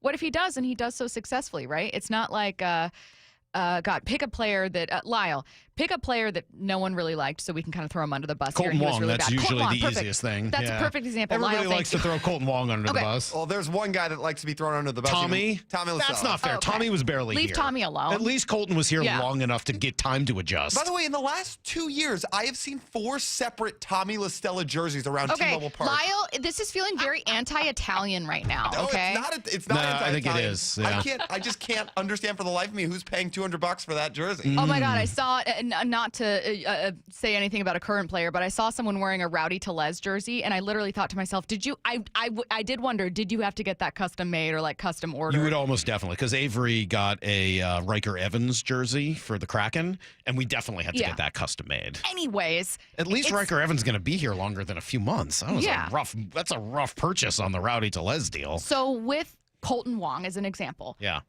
Thank you, Mike. Sure. So Here to with Colton Wong, it would be something like, let's say he had a hot stretch for a week, and then you're like, but we kind of know who this player is. I don't know who Ben Williamson is. I don't know if he can bounce back. So I want to leave room for it to be a speed bump and not serious problems, because I think there's a lot of room for these players to actually have pretty good seasons. Do you think you know yet who Donovan Solano is? Yeah, I mean, he's 37. 37. He's 37. I don't know. I went through some of these Who am I numbers thinking yesterday, of? but I thought you might find them kind of interesting. Donovan Solano has a 305 OPS on May 16th. 305. Listen. That's his on base plus his slugging put together. It's 305. But he was born in the 80s, and I appreciate that representation. It's 305. By contrast, just to use some of the names you just brought up, Colton Wong on this date was at 480 and never dropped below 423 at any point after that. AJ Pollock never fell below 500 after May 1st during his time here in Seattle. Tommy LaStella, when he was released, had a 530 OPS. Lyle. Ty France, when he was released, had a 662 OPS. Donovan Solano is at 305. Can I throw you a question? Yes. What do you do? You cut him. Like, I'm sorry, you can't. And then have Rowdy Tellez as an everyday guy. Go look at Tyler Locklear. No, you bring up Tyler Locklear for now, and then eventually you go get yourself a real first baseman. But you can't have a guy. There's no reason to have a player on your team hitting with a 305 OPS. Yeah. Especially when he doesn't provide any value in the field, doesn't run, and at 37 is unlikely to like bounce back. You know what I don't love? While we're on the subject of this, 305 OPS? That, and also, which I mean, it would be a great batting average. It'd be really good. Yeah, if you had it as a completely different stat. If it wasn't two different percentages added together. Right. If the P didn't stand for plus. Right, exactly. Then I'd feel great. You know what, though? It would not be a good on-base percentage, and it would not be a good slugging percentage. Unfortunately not. Like, it's a mediocre number for either of those two things. I think that what I hate is a little bit of what happened last year, where the problem that we knew would be the biggest issue is a problem right now.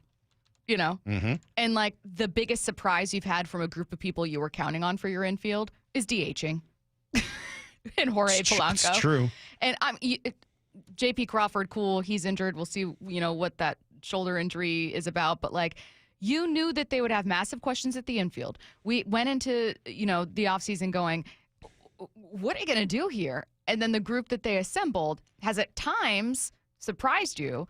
But I just hate that we're looking at May 16th for this Friday night baseball game against the Padres, and we're going, we have all the same questions. There are, the ones that started the year. By the way, Jared Kelenic is another name that gets thrown out here. If you're interested in Kelnic's OPS by year, 615, 534, 746, 679. I was thinking more and even of this year, someone... 531. It's 305. No, I know. I was thinking more of someone where, when we were talking about, do you expect it to be a speed bump or not? It's like if someone has proven that if they, go out there and rake, you're like, this is not them as a player. Right. I know that it's not. So, and at that point, Colton Wong was that. He was. And he was still that much better. I mean, the Donovan Solano thing just has to. I'm sorry. I feel bad. He seems like a really nice guy. Didn't it seem like they were really excited about him, too? Yeah. Well, it seems. Or do you think that was them selling it? I think, honestly, that they looked at it and said there's 3 or 4 guys that fit into a category. Donovan Solano, Justin Turner, Carlos Santana. Oh. They went after Carlos Santana. Smart It didn't work veterans. out. With similar numbers. They put up like roughly the same WAR each of the last few years. Right-handed hitter. Like they sort of fit into the same category. And they looked at it and said, Solano's got similar numbers and he's significantly cheaper. Why wouldn't we go after him? And as it turns out, That's why. he might be cooked because he's 37. Well, and again, this is kind of like part of, they don't have this formula for everything, but one tried and true, well, I shouldn't say tried and true, one definitely tried a lot method that they use every offseason is we're going to bring in a sponge that's been wrung quite a bit, and we're going to hope there's a drop left. Yeah. We'll see. They get back to it tonight. Lots of pitching in San Diego. Man, they've got a really Fun good pitching team in staff. San I know. They Diego. are kind of fun. I know. All right. Well, that was short. I'm sorry we didn't get more time together, but thank you for coming in. We got Bump and Stay's Bump in today. I haven't seen him yet. No, Bump is out, and then me and Curtis are starting with Mariners, though. So we're going to talk plenty of Mariners, talk about this series, and then we're going to talk about, did you listen to John Schneider on Rich Eisen? I sure did. Yeah, we've been playing the sound. So. It's good. It's some really interesting stuff. So we're going to have that a bit later. All right. Well, stick around. They'll be coming up at 10 o'clock right after we are done, and I'll be right back with everything you need to know, and then your phone calls after that. So be with us here for another 50 minutes and then listen to Bump and Stacy. It's Brock and Salk. Only Brock and Salk in Seattle sports go one-on-one with Raiders head coach Pete Carroll. Dude, that still sounds so weird. Are you kidding me? Good morning, Coach. How are you? What's happening, fellas? Nice to see you. Nice to see you, too. It's been a while. How Yeah, are I you? bet. I get it. Yeah, you haven't called me once. What are you talking about? Doing great. We're having a blast. The energy around this building is really familiar and really fun. The whole conversation's on video. Watch it on YouTube or the Seattle Sports app. Imagine finding your dream home and moving in right away. No waiting to sell your old place first. Sounds perfect, right? That's exactly what Orchard's Move First, Sell Later program lets you do. Buy your new home now and sell the old one later. Here's how it works. Orchard gives you cash so you can buy and move into your new home first on your timeline. No waiting, no showings, no double moves. Then the Orchard experts take it from there. They handle repairs on your old home for you so you attract the right buyers. Once they're done, a local Orchard agent lists and sells your home for top dollar. Orchard's Move First program gives you the freedom to buy and move into your new home first and sell your old home later. Buy before you sell and get top dollar for your home with Orchard. Ready to find out how much your home is worth?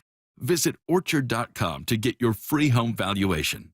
That's Orchard.com. Riverside Roofing is offering $1,000 off a new roof replacement. Book a free estimate online, and when you meet with Brandon, that's Don's son, tell him you heard the message on the radio station. Go to riversideroofingllc.com. It's Riverside Roofing, the roofing company you can trust. Did you know that your windows and doors are your main source of energy loss? At Lake Washington Windows and Doors, our windows with triple weather stripping and gasket seals are up to 25% more efficient than Energy Star standards. LakeWashingtonWindows.com, a name you can trust.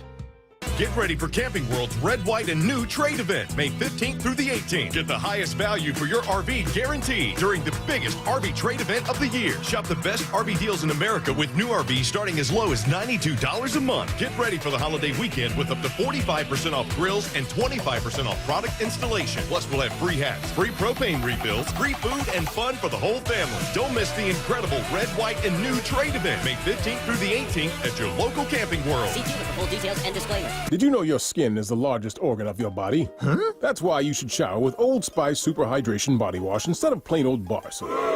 Love your skin by super hydrating it with vitamin B3 and glorious notes of vanilla and shea. Did you know that my super hydrated skin is the second largest organ of my body? The first is my heart. Old Spice. Men have skin too. Old Spice Super Hydration Body Wash. 24/7 renewing moisture. With daily use. This Memorial Day, turn up the heat with the Home Depot. Find the perfect grill and patio set to keep the cookouts coming all season long. Grill up a feast with the Next Grill 4-burner gas grill, only $229. And complete your space with the stylish Glen Ridge Falls 7-piece dining set, now on special buy for just $499 with free delivery. Take your Memorial Day cookout to the next level all summer long with the Home Depot. See homedepot.com/delivery for more details. You ever try fixing your car and realize you're missing that one part? Yeah, been there. That's why eBay's my go-to. They've got millions of parts, guaranteed to fit. I'm talking brake pads for when yours have seen one too many miles of stop and go. Oil filters, because you don't mess around with your engine care. Even got this cold air intake on my watch list. I might just go for it. To keep the ride cool and your DIY streak hot. Find all the parts you need at prices you'll love. Guaranteed to fit every time. eBay. Things people love. Eligible items only. Exclusions apply. Heading outdoors or on the water this weekend? Check in with Joey and Nelly on the Outdoor Line from 6 to 8 a.m. every Saturday on Seattle Sports and the Seattle Sports app. The future is here, so why is your internet stuck in the past? With Quantum Fiber Internet, you can get next-level multi-gig speed on a reliable fiber network. Fair and honest pricing with no annual contracts or bundling required. And whole home 360 Wi-Fi to make sure your devices are ready to take you where you want to go. So you can stream, post, game, surf, like, and love to your heart's content. You do you. Let Quantum Fiber Internet take care of the rest. Learn more at quantumfiber.com. Limited availability, service, and speed in select locations only. G. Scott here with former Seahawk Doug Baldwin. Tell us about Nourishing Champions. We know the benefits for young people in sports, but we often don't think about the barriers. And one of those barriers is having proper nutrition. So Nourishing Champions, in partnership with Champions of Change and Safeway, is an effort to address those barriers so that our student athletes have what they need to excel both on the field and in the classroom. High schools can apply for grants up to $25,000 from Nourishing Champions. Learn more at championsofchangefoundation.org/Nourishing Champions. Hey, it's Bump for West Hills Ford, the big Ford store. Right now, during the From America for America event, Ford is offering employee pricing to all U.S. shoppers on many new Ford models. Lease the 2024 Ford F-150 STX four-wheel drive Super Crew, only $549 per month for 36 months, with $4,999 duet signing on improved credit. West Hill Ford, the big Ford store, just off the Auto Center Way exit. Highway 3, Bremerton, part of the Hazelwood Auto Group. Hazelwood has it. Does your building company have a strong website?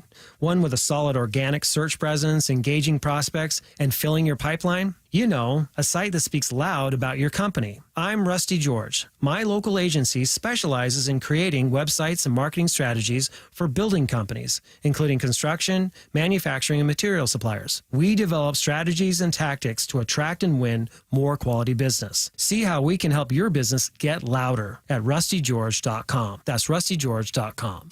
Need to know. 15 minutes past every hour with Brock and Salk. Here's what you need to know. Up first. It starts to become a pretty big series for the Mariners in San Diego. Must win? No, of course not. Not in May. But big? Yeah, I think it's a pretty big series coming off of losing 5 of 6 at home, and you're going to play one of the better teams in Major League Baseball. This Padres team is very good. They've pitched incredibly well, and you're going to see some good ones. Michael Kolek, Nick Pivetta, and then Michael King is just nasty. So those are going to be the 3 that you see. You will counter with Logan Evans, Emerson Hancock, and Brian Wu. Good to at least get Wu in there against King on Sunday. That should be a heck of a game. Padres, second fewest runs allowed this year, so they're pitching well. They're really good at home. They're 16-5 at home. They're really good against good teams, 17-10 against teams that are over 500. The Mariners, by contrast, 13-12. So definitely got your work cut out for you going down to San Diego. And as we know, injuries have been a problem as well, and that's not going to change, at least at the beginning of this road trip. That won't change until at least Houston. Kirby won't be back until then. Logan Gilbert's still got a little ways to go. Bryce Miller's not going to be back for this whole road trip at all. And then all the other guys, Thornton and Santos and Robles and Raley and Bliss and those guys aren't going to be back for a while. So, it kind of is what it is. You are who you are right now, and this group is just going to have to get it done. I am a little surprised we didn't see something get done yesterday. I thought you might have a move. Solano had been sort of the key name, but if you were going to make a move, I would think Tyler Locklear or Cole Young or whomever you would be bringing up wouldn't have played last night. So I would be surprised if we see any moves made to the position players on the roster just based on the fact that anybody you'd be bringing in played last night when they wouldn't have needed to. So, yeah, I don't know why. Look, again, I would have made a change yesterday. Maybe they're just trying to show that they're not panicking and that this is a kind of, we're still on the right path. Cal talked a lot about that, sort of being the messaging of just sticking with your guns and not making too many changes to your swing or to your, whatever. And maybe they're trying to model that at the level of roster building. But I don't know how long you can have a 305 OPS from one of your 2 first basemen. So let me ask you this. Tyler Locklear scuffled a little bit the last 2 weeks, and I do wonder if that's a reason he's not up. Now, that being said, he is still crushing lefties, which would replace Solano. And that's all you really need him to do. Also, has anybody's AAA performance in any way shown to be similar when they get here to the big leagues, whether they're hitting well or not? They just feel so unbelievably different. If his swing is messed up, I don't know exactly what's going on with Locklear. And Cole Young, again, you want to bring him up because of where your team is at. You want to bring him up because of where he's at in his development. But just sort of feels like, I don't know how long you can carry a guy who's got a 305 OPS on your team. Oh, I'm with you. I think a little bit about the strikeout rate for Locklear. That's all. Yeah, that's what I'm thinking. I think that's totally fair. Here's the second thing you need to know. Again, just to finish on that, I think if you call up Locklear, I'm not telling you he's going to be great. I'm not saying he's the savior. Do you think he could have better than a 305 OPS? Well, he would almost have to. Yes, I do. Right? His career OPS, again, in 45 at-bats last year, he has a 536. If Solano was giving you 536, we wouldn't be having this conversation. You can't be at 305. You can't be at 305. 536, not great. But it's better than 305. I guess I'm still just thinking about how Locklear is still fairly young in his development. But if you're asking just in terms of putting up the production and the OPS, yes, I think Locklear will outdo that. I think if you were to bring up almost any player in Tacoma, they could put up a 305 OPS. Seriously, I'd like that I think you could bring up most players from below that, and they could put up a 305. That's just not a sustainable number in Major League Baseball in any way. So unless you're banking that it's going to go up because it can't possibly go down, I don't fully understand it. Here's the third thing Apparently, that was need two to different know. things you need to know. Stacy said they're going to be playing some of the sound from John Schneider on Rich Eisen. We've been playing it this morning as well. This is probably the most interesting. Asked if they would have some packages for Jalen Milroe early this season. Yeah, I think it's going to be fun to watch to see how it plays out. You know, Coach Kubiak last year, those guys, had Taysom down there. And one of the really attractive things to know that Mike obviously felt this way too, Mike McDonald, was the way these guys utilized all the talent they had there, the variety of talent they had down in New Orleans last year. And they really got decimated on their offensive line with injuries, but they did a really nice job of complementing and still being able to run the ball and move the ball the first several games. I think they were scoring, 40 plus points, maybe first 2 or 3. So it's going to be really fun to see, how this fits in. Challenging, sure, but I think it's going to be fun to see. All right, there you go. That is everything you need to know today. I'll just give you a little update on the PGA Championship. Jonathan Vegas still in first place. He's 8 under, so 1 under today through 11. Matthew Pavon's made a huge move. He's 6 under today to get to 6 for the tournament. Same with Max Homa, 7 under today, so he's gotten himself into it. JJ Spawn is 5 under today. He's into it as well. He played really well at the Players, if you might remember. Aaron Rye, I love that guy's swing. He's kind of cruising there, tied for 3rd as well. So again, not a lot of big names. Other than Homa, you start going down. Eventually, DeChambeau is tied for 12th at 3 under. And then you got to keep going. I'm just looking for names you guys would know. Are you aware of JT Poston and Alex Noren and Nico Echeverria? Like I don't know, Hisatsune. Those may not be names that you guys are all familiar with. Adam Scott plummeted a little bit today. He's now tied for 23rd. Still looking for big name. Finally, Scotty Scheffler is 2 under, and he's yet to tee off this morning. So, all right, let's open up the phones. You guys ready? You ready to open up the phones? Let's do it. 866-979-3776. They are, with that, officially open, and we got plenty to talk about today. You want to go football? We got a lot. We got the schedule out. We've seen predictions on the Seahawks everywhere from 5 to 12 wins or anywhere in between. What do you make of it? G was kind of getting after, like, have they gotten better or worse at the quarterback position? Have they done enough to the rest of their offense to make it better than a year ago, worse than a year ago? Are they going to miss some of the production that they lost with Tyler and DK and Geno, or have they adequately replaced that? 866-979-3776. What do you make of their schedule and the Seahawks' chances? And then, obviously, with the Mariners, coming off of this skid, is this just a little bump in the road? Is it just the injuries catching up with them and that'll get better? Or is this like a sign of a problem that's underlying this roster? Again, I think there's probably a little bit of all three of those things. 866-979-3776 if you want to call in, talk a little Mariners. The Kraken still don't have a head coach. I asked about that or wrote about it yesterday. I just a little concerned, not because they don't have one, but because it doesn't seem like the main candidates would really want to be here. Mike Sullivan said elsewhere. He's already signed with the Rangers. And the guy from the University of Denver, Dave Carl, he signed a long-term extension, and it sounds like they offered Rick Tocchet the job, and he hasn't said yes yet. He's interviewing everywhere else. That's not a great sign. So what's going on there? 866-979-3776. If you want to talk about the PGA Championship, I'm in for that as well. Whatever on your mind, I'm ready for it. 866-979-3776. Your calls are next on Brock and Salk.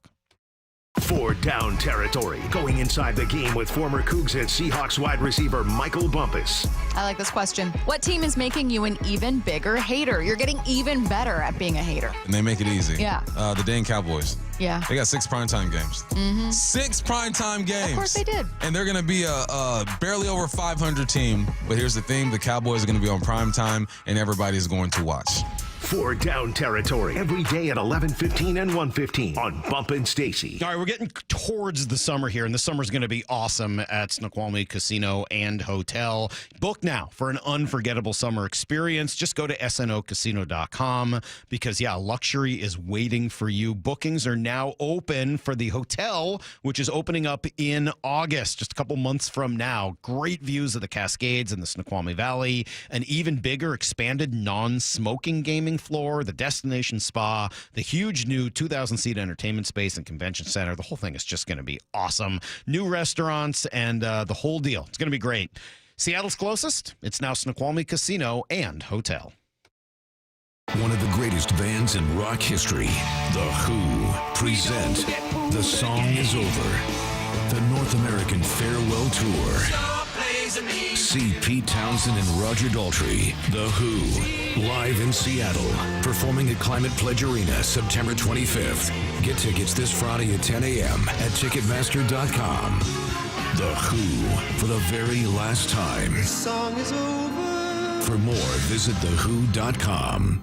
Warmer weather, more sunlight, and your new car. That's right. At Toyota of Kirkland and Toyota of Renton, summer starts here. With their combined inventory of new, used, and certified pre-owned inventory, you're in for a summer to remember. Their fantastic teams will set you up with a test drive so you can ride off into that summer sun the same day. Summer starts here at Toyota of Kirkland and Toyota of Renton. Whether you're in the north or the south, they got you covered. Visit their incredible showrooms today or online at toyotaofkirkland.com and toyotaofrenton.com. O'Brien. Washington is leading the way in car theft reduction. Car thefts dropped by 32% from 2023 to 2024 in our state, but there's still work to be done. Help keep your car safe with these simple and important tips. Don't leave your car running unattended. Park in well-lit areas. Lock up every time. Keep valuables out of sight. Use an anti-theft device like a steering wheel lock. Prevent the theft and keep you and your vehicle safe. These tips are brought to you by the Washington Auto Theft Prevention Authority. Get ready for Camping World's Red, White, and New Trade Event, May 15th through the 18th. Get the highest value for your RV guaranteed during the biggest RV trade event of the year. Shop the best RV deals in America with new RVs starting as low as $92 a month. Get ready for the holiday weekend with up to 45% off grills and 25% off product installation. Plus, we'll have free hats, free propane refills, free food, and fun for the whole family. Don't miss the incredible Red, White, and New Trade Event, May 15th through the 18th at your local Camping World. See dealer for full details and disclaimer. The success you've already had matters at University of Maryland Global Campus because we're a school for real life. An accredited state university, UMGC lets you earn up to 90 credits toward a bachelor's for prior learning, life, and work experience, or transfer up to 12 credits toward a master's. We offer affordable tuition and online and hybrid courses. No application fee if you apply by May 30th. Learn more at umgc.edu. Certified to operate in Virginia by Chev. Bonneville International radio station contests are open to participants 18 years of age or older that are residents of Washington State unless otherwise specified. Employees or agents of the station, Bonneville International Corporation, other area radio stations, or any entity associated with the contests are not eligible to win unless the station otherwise specifies at its own discretion. Persons who have won in the last 60 days from a station contest or event may not be eligible. Full general contest rules are available on seattlesports.com or in person at the station during regular business hours. 4 down territory, going inside the game with Michael Bumpus. I like this. More quarterbacks should start doing this. Every day at 11:15 and 1:15 on Bumpin' Stacy. 1877 Cars for Kids. KARS Cars for Kids. 1877 Cars for Kids. Donate your car today. Donate today at carsforkids.org. That's cars with a K. Your car can be picked up as soon as the next day. Receive a tax deduction and vacation voucher. 1877 Cars for Kids. Donate your car today. Now accepting donations of land, homes, buildings, or any kind of real estate. Comcast Business is celebrating Small Business Month by giving you a $1,000 small business bonus when you switch to a qualifying gig speed package from the company with over 99.99% network reliability. Just imagine the thousands of possibilities of a $1,000 prepaid card. Like possibility number 1, company merch for staff. Styling. Or possibility number 24, the latest software. Upgrade. Or possibility number 192, new equipment powered by gig speeds. Or possibility number 555, a 3D printer. Rapid prototyping, anyone? Switch to Comcast Business for over 99.99% network reliability, advanced cybersecurity, and now get started with a $1,000 small business bonus. Comcast Business, powering possibilities. In 62225, new customers only with 2-year agreement. Other restrictions apply. Business leaders know to solve a problem, you gotta look at it in a new way. Like travel between Seattle and Portland. Why is it such a pain? I-5 traffic, TSA slowdowns, SeaTac hassles. Seaport removes those pain points. We fly out of Boeing Field and a private terminal at PDX. You park for free, steps away from your plane. And with flights every 45 minutes, you're always home for dinner. Problem solved. Seaport Airlines. It's about time. From the Quantum Fiber Studio. This is Brock and Salk. Weekdays 6 to 10. On Seattle Sports and 97.3 FM HD2. All right, a couple people on hold. We'll start digging into the calls here in a second. I will admit, disappointing showing, considering where we're at with Seahawks and Mariners. Kind of expected to come back here at 9:30 with the phone lines blazing full of Mariner and Seahawks fans with a lot to say about where their teams are at. I think we've had some pretty good conversations this week. So reactions to Pete Carroll, reactions to the Seahawks schedule being released in a wide range of predictions everywhere from 5 to 12 wins, and reaction to where your Mariners are at. Is this panic time or is this not just a little bump in the road? Come on, people. 866-979-3776. We'll start with Johnny, who's in Ording. Good morning, Johnny. You're up first today. What's up? Good morning. I love your show. Long-time listener. Oh, thanks, buddy. Appreciate that. 2 points. When Pete Carroll was hired in Seattle, what was his main mantra? It was don't turn the ball over. It was protect the ball at all costs. That was his major thing that he drummed into everybody. And I don't know how he can embrace a guy like Geno Smith, who I think was a horrible quarterback, not an average quarterback. I think he was a horrible quarterback because he could not play with poise at all. Mm-hmm. Zero. And that's got to be the most important trait of a quarterback is poise. He has none. And I'm shocked that Carroll took him down to the Raiders, but another mistake he made because he violated his own mantra. But I think that Seahawks are tremendously upgraded. Mike McDonald is a fundamental man, and fundamentals are what win football games, not flash in the pan. Fundamentals do. And we got the right coach. And that's all I got to say. All right. Well, appreciate the phone call, Johnny. I mean, again, I don't know whether I'm the biggest Geno Smith fan. I think I probably would give him a little bit more credit than you just did. But look, I think it's very possible they upgraded. I don't think they downgraded. I said this to G. I don't know why G was kind of getting on me about this earlier. He's like, what do you mean they didn't do either? It's like, well, even is still a thing. Quarterbacks can be about the same. They're in the same category, give or take. Certainly, I don't know whether one is better enough from the other to be able to like clearly differentiate and say this guy's definitely better than that guy. I just know they got younger and cheaper, which is a good thing. Especially if you're getting the same reasonable level of production, right? If you could get the same basic standard of excellence or lack thereof, but basically the same standard, but one guy's younger and cheaper. And oh, by the way, you don't have to deal with like fighting with him every year about the contract thing. There's none of the bad blood from. He doesn't represent the past. He's not looking to potentially get out of here. He's excited to be here in a new spot, somebody that really wants him. And again, you're out after a year if you want. If it doesn't work, or if Jalen Milroe is great, or whatever it might be, you can be out after a year. I think the Seahawks put themselves in a really good spot. I'll just ask the same question I always have. Were you going to win a Super Bowl with Geno Smith? No. Did you ever win a playoff game with Geno Smith? No. Same with DK Metcalf. Just didn't happen. Never won. Didn't win a playoff game. Probably weren't going to win the Super Bowl. So at that point, you move on.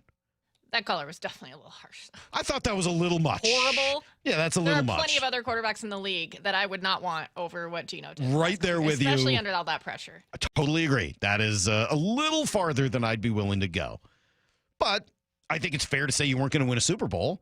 And if that's the case, you try something new. And I like the flexibility they gave themselves with what they're trying. Maybe Darnold works out and you end up winning with him. I don't know whether I'd bet on that, but okay.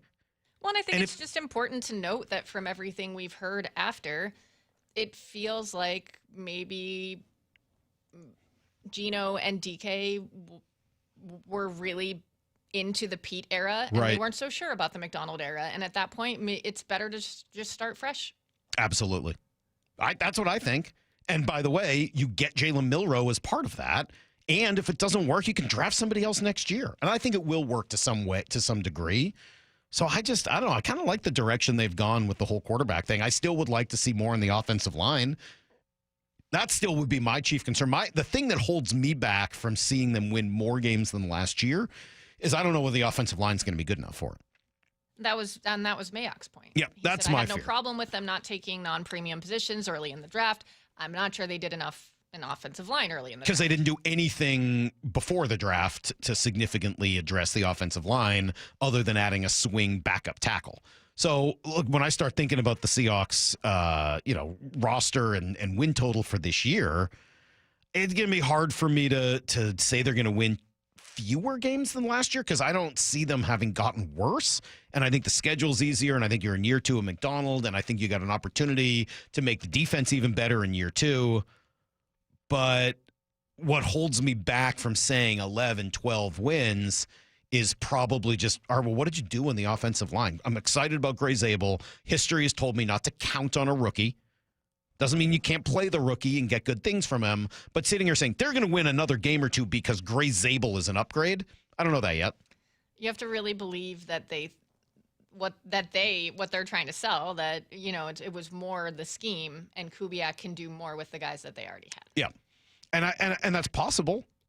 But I got to see it first. I think before that's going to convince me at the beginning that's the direction this is going to go. All right, 866-979-3776. I got to tell you, I'm a little. I don't want to say embarrassed. I'm a little hurt. I don't want to play that card, but I'm a little hurt that we don't have more people on the phones. I got a bunch of texts, and I'll read some of the texts. I got Kevin and Shoreline, who I'm going to get to in a moment. I'm a little hurt that not one person listening to the show right now has anything to say about the Seahawks or Mariners other than Kevin. That's a bummer to me. It's Friday. This is what we do. And generally, this is like Mariner fan central, right? This is when Mariner fans come to give their opinion on everything. This is your time. I know last week with the team winning, it was super exciting. Everybody jumped on here. But this week, nothing. Showered. There's no way my lack of showering is affecting the phone callers, Maura. How dare you? They're boycotting. That's fair. Because they feel bad for Lyle. I wouldn't blame them. 866-979-3776. Let me grab Kevin in Shoreline. Kevin, what's going on? Thanks for calling this morning. Good morning, everybody. Yeah, maybe everyone's just in the shower, Salk. I don't know, man. Could be. It could be. All right, what do we got? Well, I think the Mariners coming off this recent homestand, I was fortunate enough to go to 2 of the Jays games, and sat right there and watched Loudy just all in balls left and right, and saw lots of contact and back to barrel. And I think that that's baseball. We almost beat the Yankees, and we almost lost to the Jays, and we got swept by the Jays. Mm-hmm. And I think somewhere in there, we're going to see this true team. The bottom of the order, fully playing above average, doing well. Julio's cut his strikes almost in half from last season.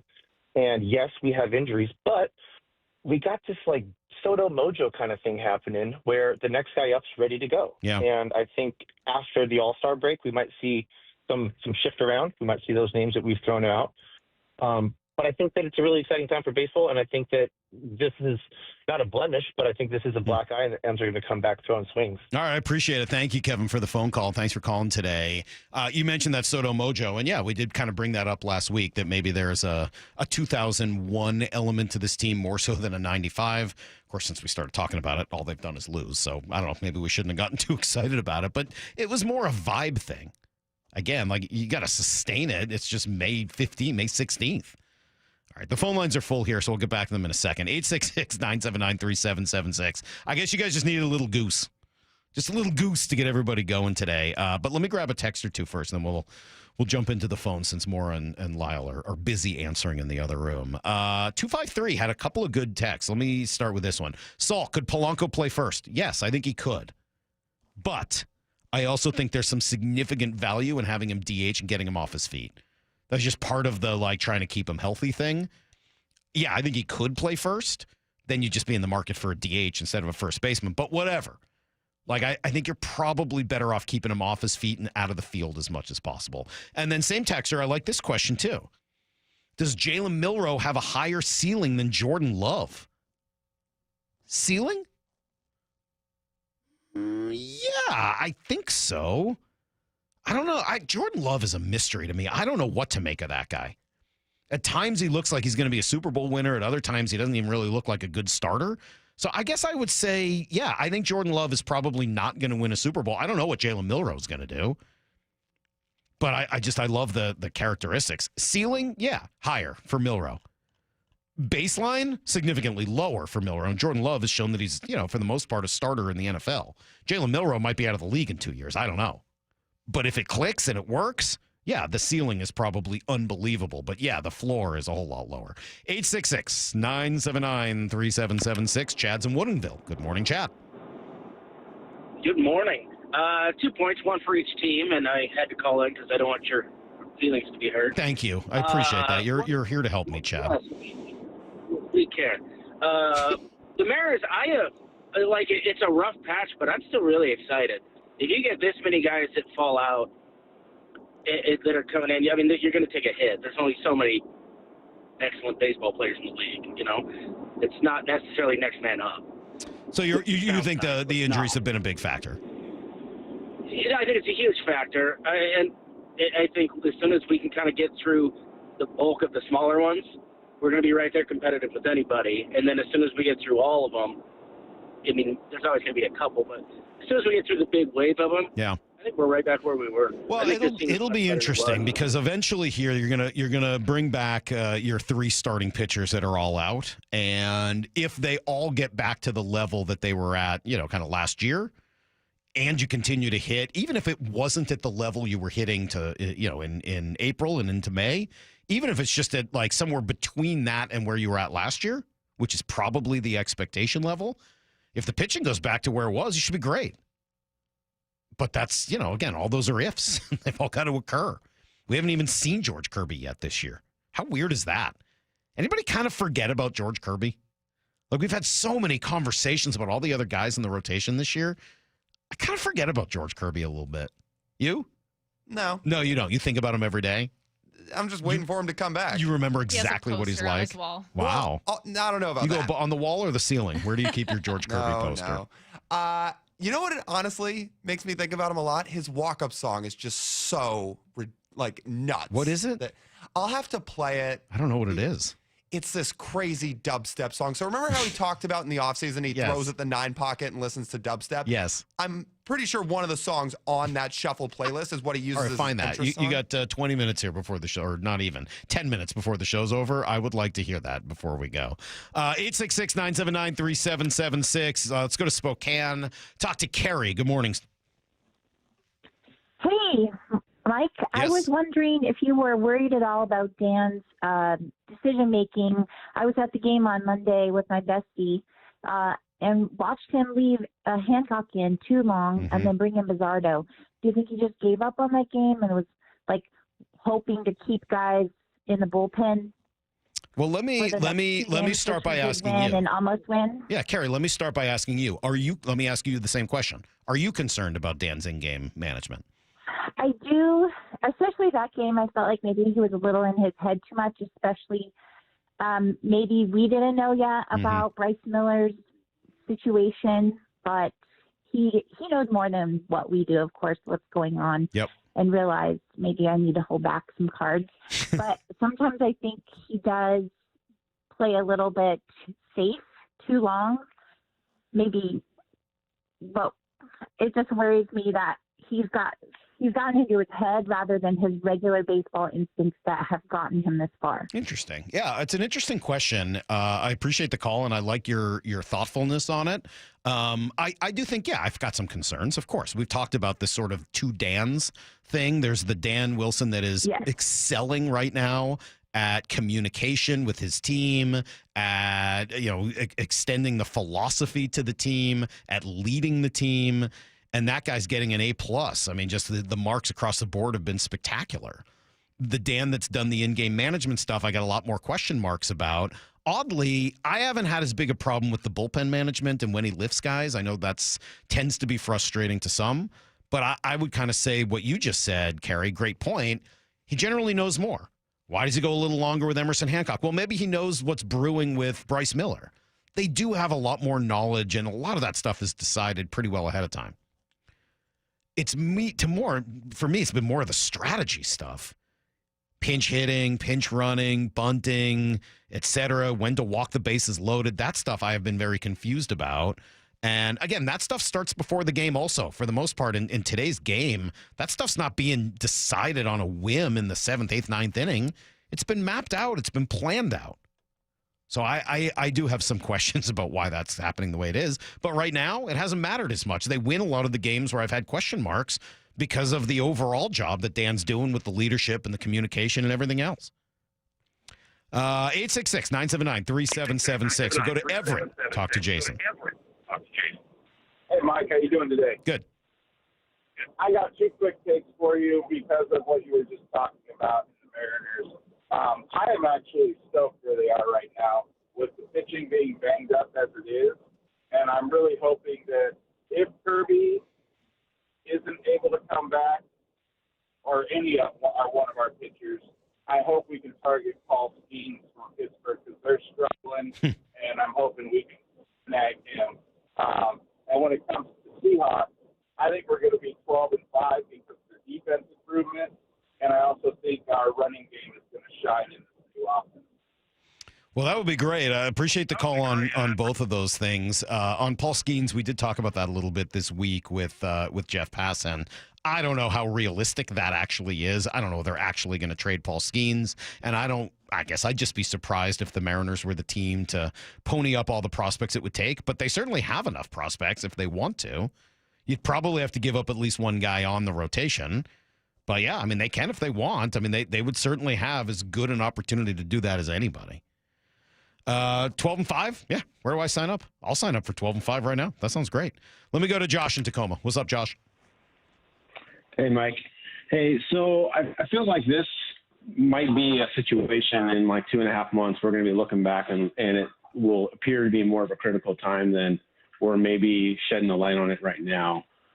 Just because the history says, right, the history of this franchise over the last half decade or more has been just not good enough, just close, right? Mm-hmm. And, one thing the Seahawks do fairly well that the Mariners have failed to do is knowing when to cut bait and cut their losses, move on, try something else. And I'm just concerned with like Solano, and maybe one of these other guys that they're not just doing something, right? And it doesn't have to be a big move. It just needs to be something that's average, right? Because you have this lineup and you just need these guys, right? You figure who's going to start heating up a little bit more, but you need guys just to be able to put the ball in play and, move a runner, do something.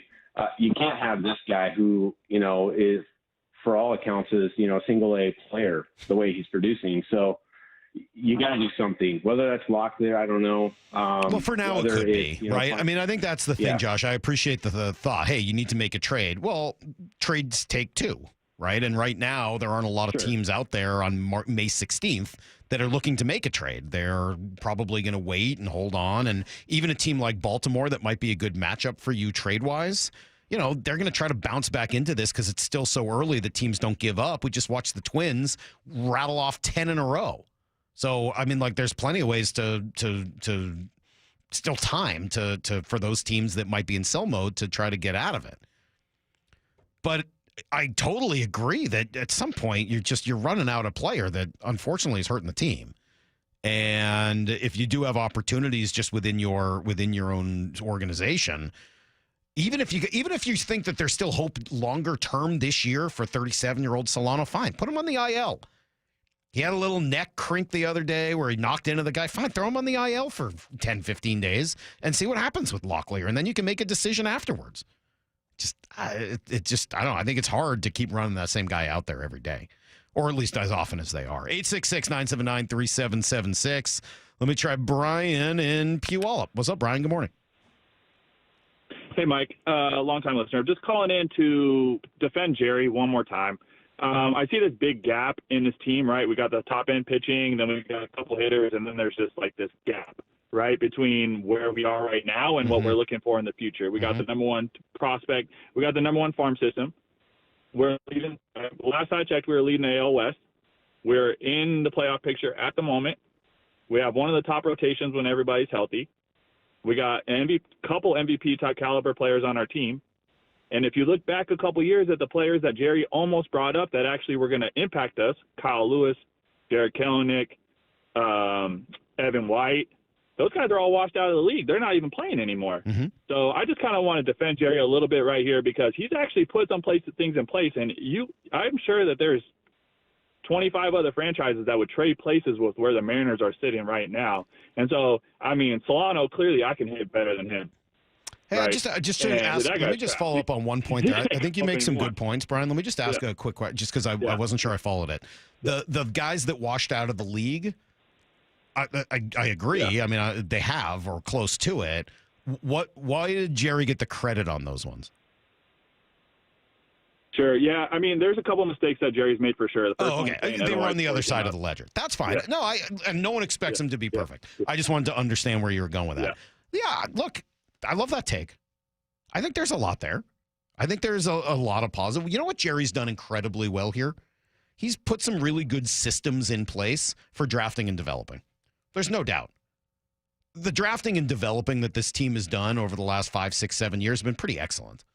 They've developed a lot of good young talent, and the drafting of it has been spectacular. I mean, they've now twice put together the top farm system in baseball in 2 different ways. Yeah, he gets credit. Straight up.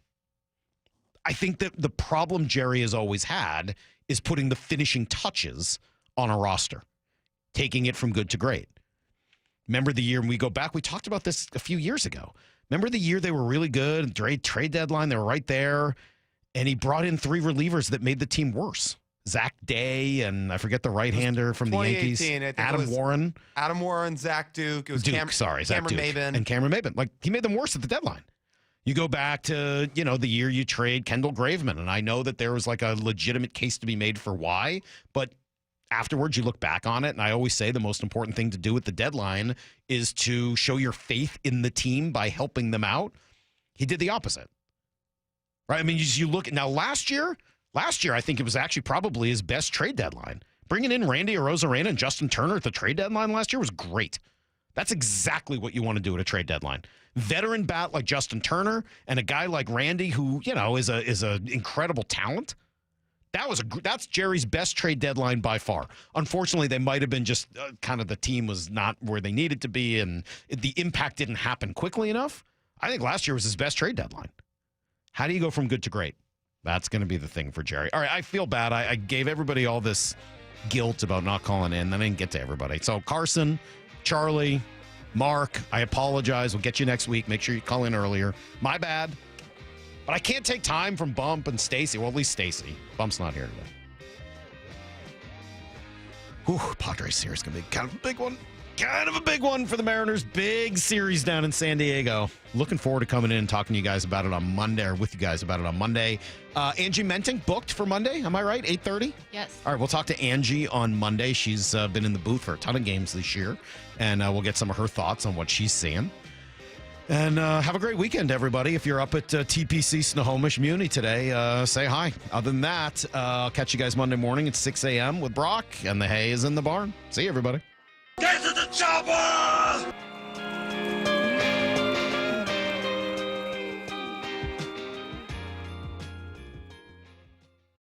Bump and Stacy. Jason Churchill joining us now. Might we be staring at a potential gap where you're still waiting on production from your pitchers and the offense has come back down to earth? If I would have told you after about 40 games that the Mariners are going to be in first place, George Kirby will have not pitched, and the thing that's led them to this record would be the lineup, the offense, the run scoring, I think every single fan would have been like, hey, yeah, I'll take that. Bump and Stacy. Weekdays 10 to 2 on Seattle Sports, the app, YouTube, and your smart speaker. Discover LeBay, America's car museum in Tacoma. Explore 300 world-class cars, 100 years of history, and the Shinka exhibit with 50 iconic Japanese sports cars. Thrilling race simulators and fun for the whole family. Visit americascarmuseum.org. Hey, it's Bump for West Hills Ford, the big Ford store. Right now, during the From America for America event, Ford is offering employee pricing to all U.S. shoppers on many new Ford models. Lease the 2024 Ford F-150 STX four-wheel drive Super Crew, only $549 per month for 36 months, with $4,999 duet signing on improved credit. West Hill Ford, the big Ford store, just off the Auto Center Way exit. Highway 3, Bremerton, part of the Hazelwood Auto Group. Hazelwood has it! Oh! Synthetic Turf Northwest is now open in Fife, the South Sound headquarters for premium synthetic turf. They help homeowners with a turnkey solution, DIYers, and contractors and landscapers needing quality products. With premium turf in stock, expert advice, and pro installation services, everything you need is under one roof. Visit their new showroom off I-5 in Fife. Synthetic Turf Northwest. Supplies and installation expertise all in one place. Mention radio for up to $1,000 off. SyntheticTurfNorthwest.com. Imagine finding your dream home and moving in right away. No waiting to sell your old place first. Sounds perfect, right? That's exactly what Orchard's Move First, Sell Later program lets you do. Buy your new home now and sell the old one later. Here's how it works. Orchard gives you cash so you can buy and move into your new home first, on your timeline. No waiting, no showings, no double moves. Then the Orchard experts take it from there. They handle repairs on your old home for you so you attract the right buyers. Once they're done, a local Orchard agent lists and sells your home for top dollar. Orchard's Move First program gives you the freedom to buy and move into your new home first and sell your old home later. Buy before you sell and get top dollar for your home with Orchard. Ready to find out how much your home is worth? Visit Orchard.com to get your free home valuation. That's Orchard.com. John Curley here. Smart homeowners are upgrading heat pumps and air conditioners now before the summer heat wave with incredible rebates and discounts that'll save you up to $6,000. Home Comfort Alliance makes paying easy with 18 months, same as cash financing. Call Home Comfort Alliance today for a free quote and save up to $6,000. For your heating, cooling, plumbing, and electrical needs, visit HomeComfortAlliance.com today. That's HomeComfortAlliance.com.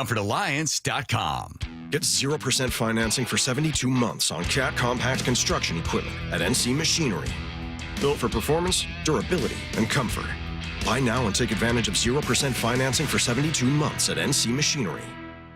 Well, I'm here with my good buddy, Dr. Dan Nelson from Eastside Pain and Regenerative Medicine. And you've heard from Dr. Dan's patients over the years how a simple stem cell procedure has successfully conquered their pain. Well, folks, now it's my turn. After years of dealing with knee pain from all the football abuse, I can say my knee pain now is almost 100% gone. How'd you do it, Dr. Dan? Well, Brock, personally, I'm very happy that you did so well. And your story is like so many of our other patients who come in, former athletes and non-athletes as well, who have come in with chronic knee pain, and they are looking for alternatives besides knee replacement surgery. And we're happy to provide this service. It's been truly a game changer for so many folks. It's just been a pleasure to be part of this. Consider Dr. Nelson, the only doctor with over 30 years of experience in pain medicine techniques, including stem cell therapy. I was in and out with a couple of follow-ups. It's a non-surgical solution to pain using your own stem cells. Consider stem cell therapy with Dr. Daniel Nelson, MD at 425-823-4000 or visit DanielNelsonMD.com. That's DanielNelsonMD.com.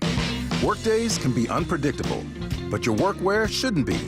With a Cintas Apparel Plus program, you'll have freshly laundered garments for everyone on your team delivered every week. Cintas has workwear for just about any job imaginable, with high-performance fabrics and an uncompromising fit that stretches and moves with you. Don't leave looking and feeling good to chance. Visit Cintas.com. Oh, I'm ready! And get ready for the workday. This is the story of the one. As a safety manager at a manufacturing plant, he does everything he can to keep his coworkers safe. From finding ways to reduce risks to keeping safety supplies in stock. And for that, he relies on Grainger. Grainger offers a broad range of quality products and next-day delivery, so he can always play it safe. Call 1-800-GRAINGER